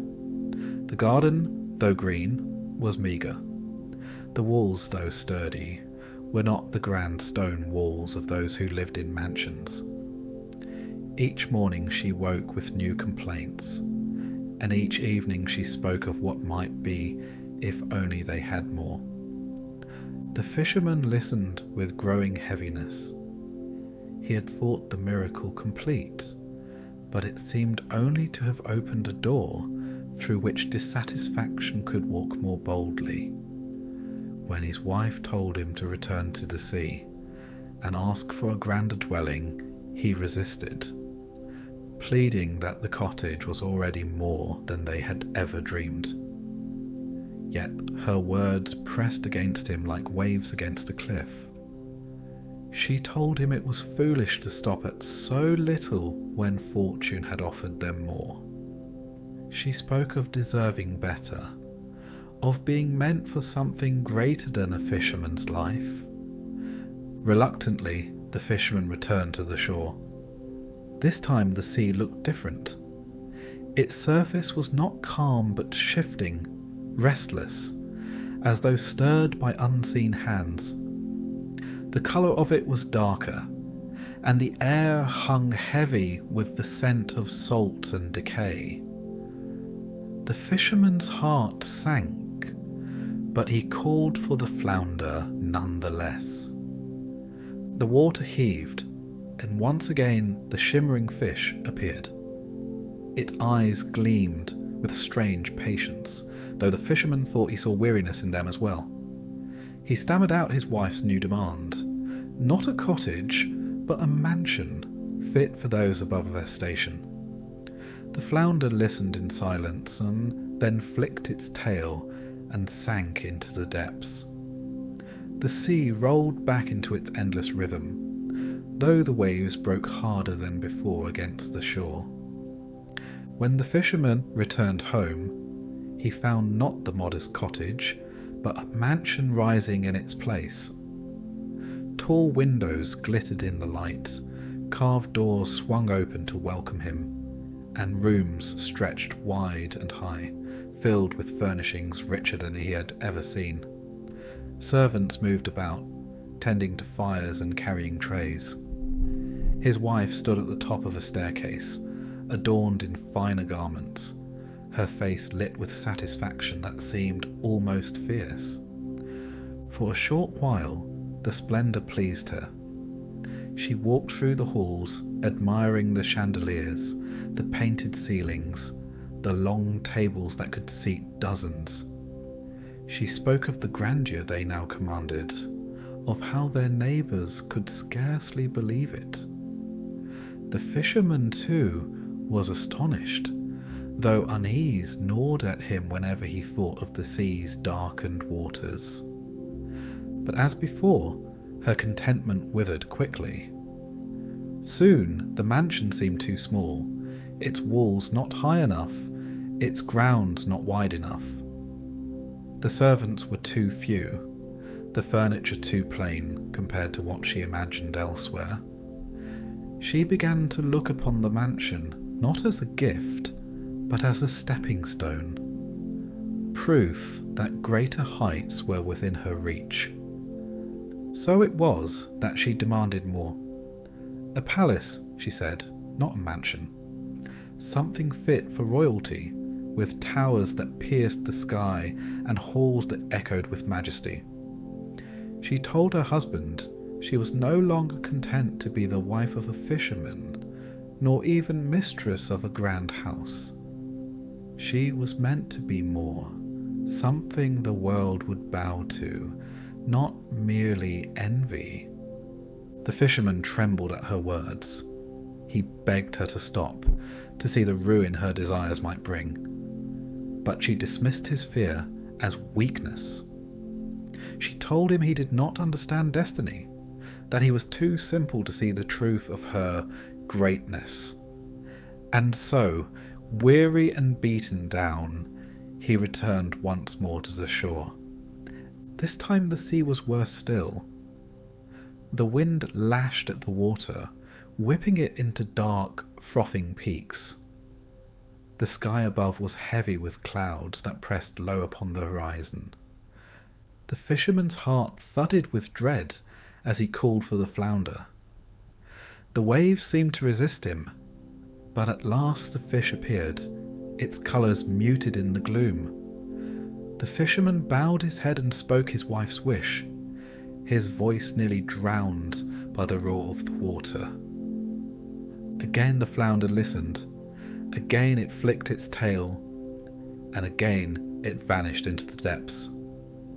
But the sea did not calm as it had before. It churned and groaned, as though reluctant to release what had been asked of it. When the fisherman returned home, he found a palace where the mansion had stood. Its walls were of gleaming stone, its towers rose into the clouds, and banners fluttered from its battlements. Within were gilded halls, endless chambers, vast gardens, and fountains that sang with water.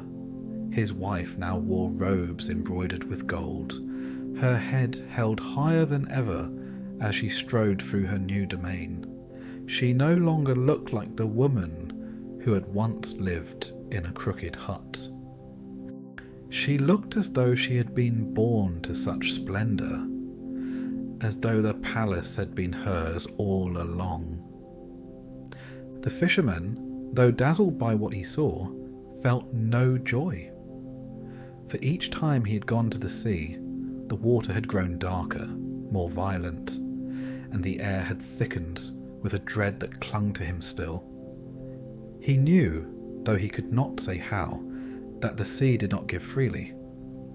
It shifted and groaned like a living thing burdened by each wish, and he feared the day it would groan no more but roar with fury instead.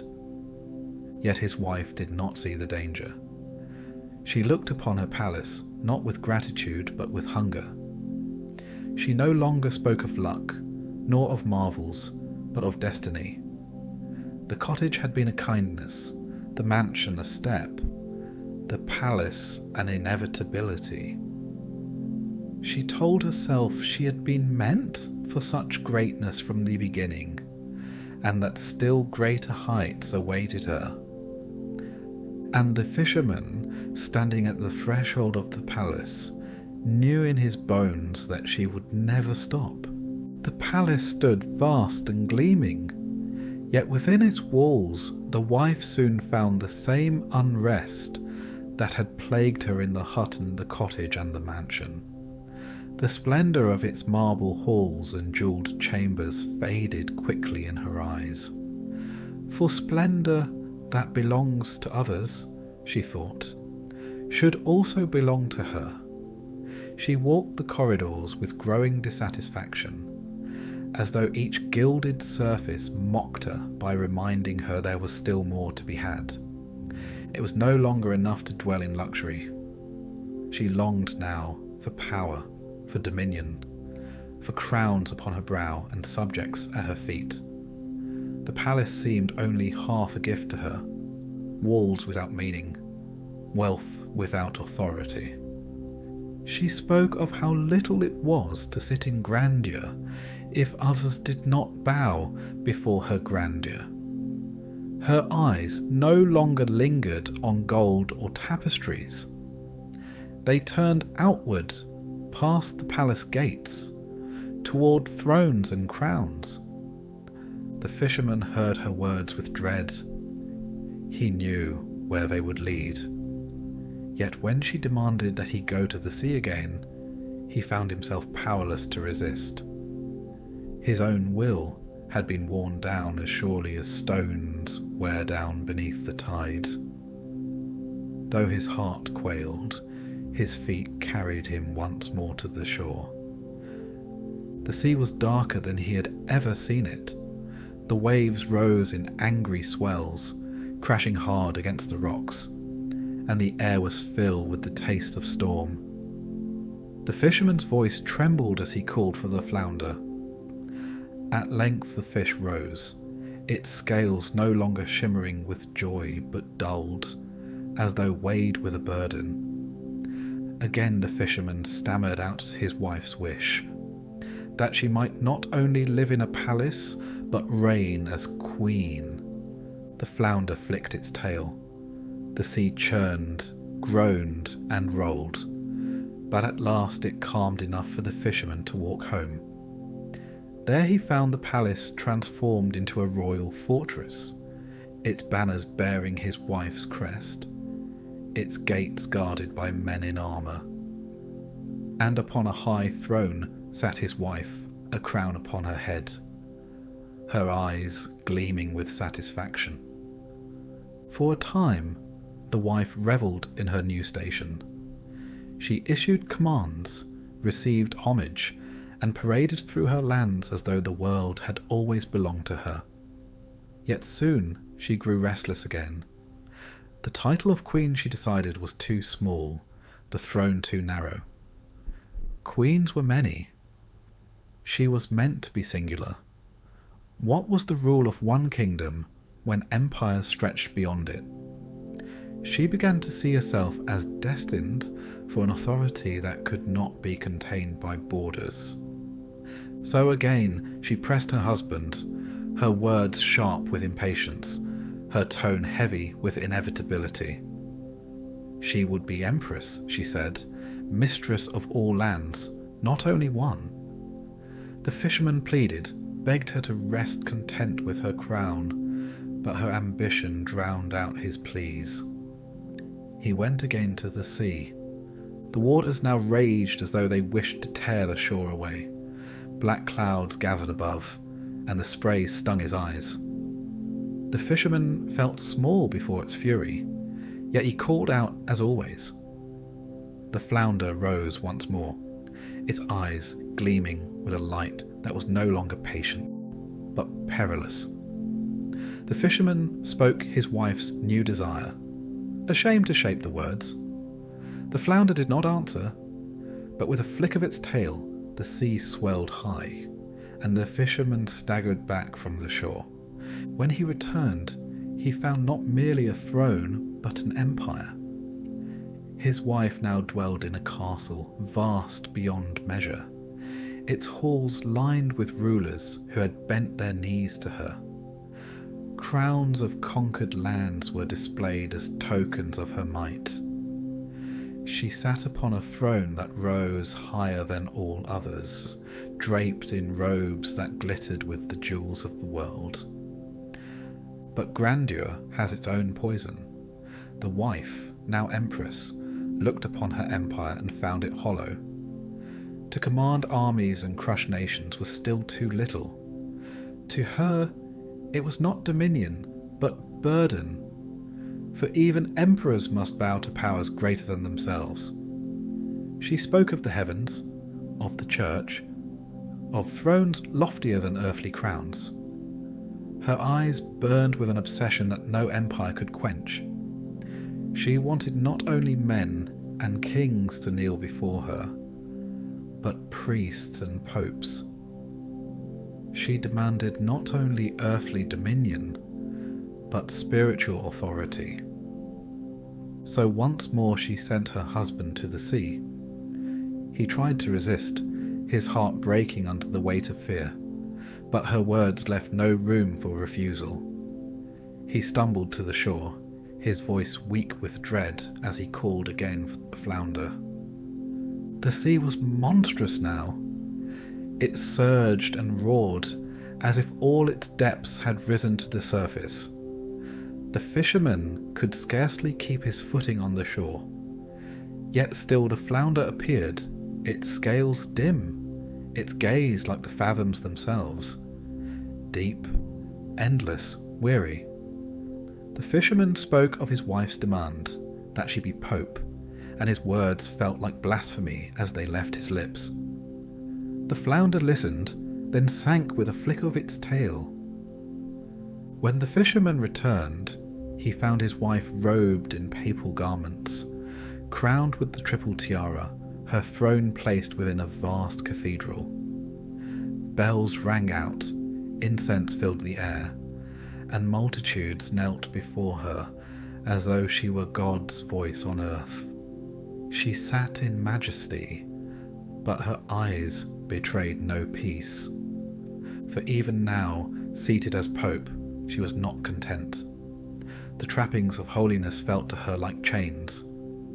She despised the prayers whispered before her, despised the robes that weighed her down. Power tasted bitter on her tongue, for it was still power borrowed from another. She did not want to speak in God's name. She wanted to be God. The fisherman, seeing this fire in her eyes, felt terror greater than ever before. Each wish had darkened the sea. Each ambition had deepened its fury. He could not imagine what storm might rise if she dared to demand heaven itself. Yet he knew, as he looked upon her restless face, that the demand would come, for ambition, once unchained, is never satisfied. And the sea, though it had granted her all thus far, churned now with a darkness that promised an end. Ambition, once awakened, is rarely lulled back to rest. The fisherman's wife had risen through more stations than most mortals could ever dream: queen, empress, pope.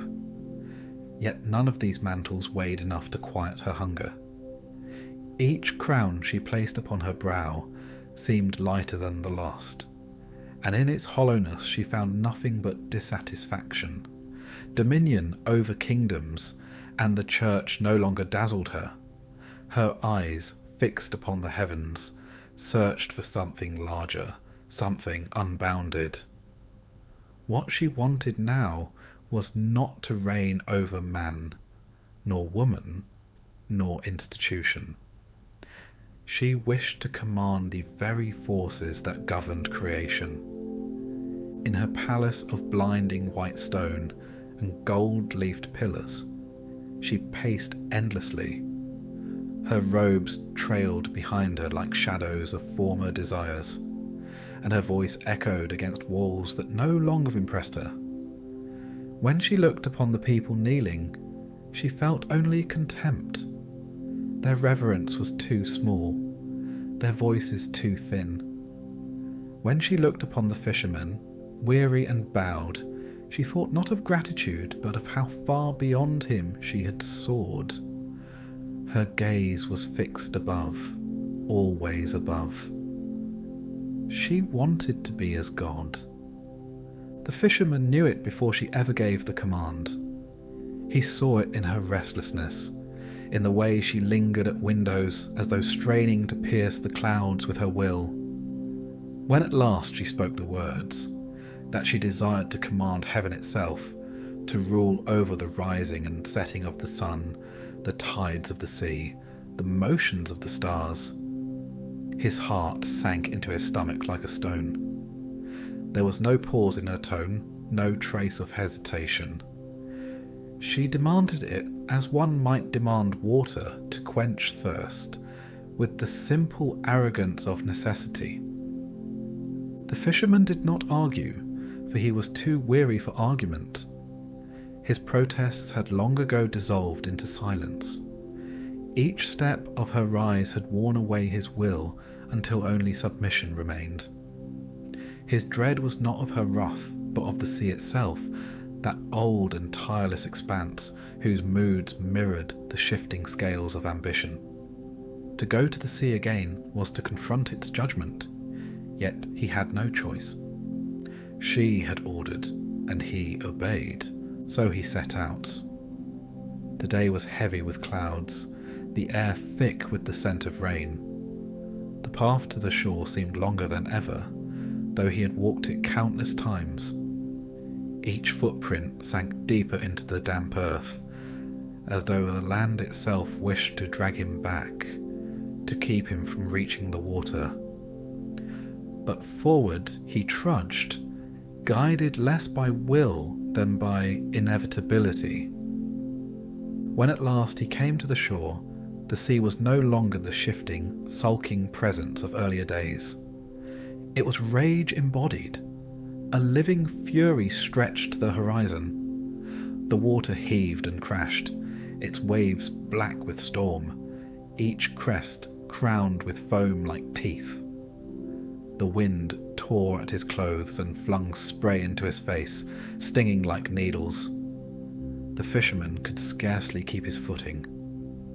The sea seemed intent on swallowing both him and his plea before it could ever be spoken. Still, he cupped his hands to his mouth and called for the flounder.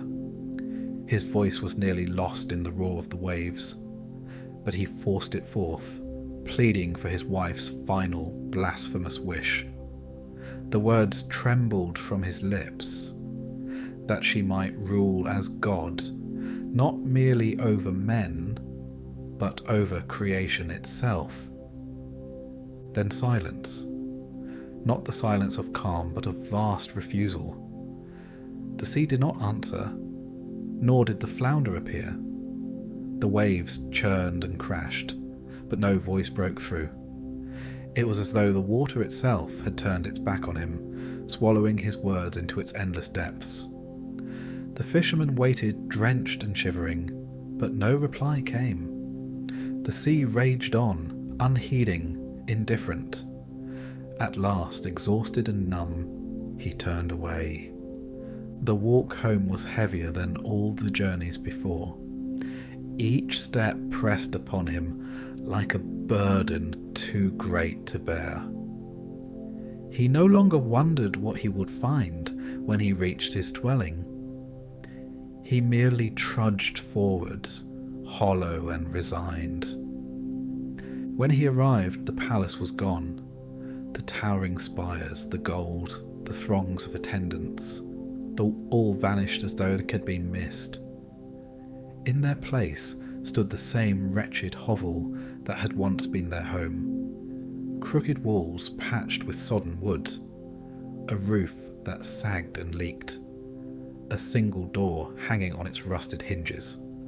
The fisherman paused before it, scarcely surprised, scarcely saddened. Inside, his wife sat on the rough wooden bench, clad not in robes or crowns, but in her old coarse gown. Her hands, once adorned with rings, lay bare upon her lap. Her face was not softened by humility, nor hardened by anger. It was simply empty, the gaze of one who had reached beyond the world and grasped nothing. The silence between them was thick, broken only by the moan of the wind through the cracks of their hut. So they lived again where they had begun, poor, obscure, forgotten by all, save the sea that had once answered their calls. No riches remained, no crowns, no thrones, only the memory of what had been, and the gnawing truth of what ambition had devoured. The tale, if it teaches anything, teaches this: that desire without end is a pit without bottom, and those who fall into it may climb for a time, but will at last return to the dust from which they rose. The fisherman's wife sought everything and gained nothing. The fisherman himself, patient and long-suffering, was carried with her on that tide of greed, unable to resist, unable to refuse. Both were left with the same squalor, the same hut, as though nothing had ever happened. And the sea remained, vast and indifferent, its waves rolling on, unmoved by human longing. It gave, and it took away, and it would continue to do so long after the fisherman and his wife were gone, long after their tale was forgotten. For the sea is older than greed, older than kingdoms, older even than the desire to rival God. It endures while all else crumbles back into nothing.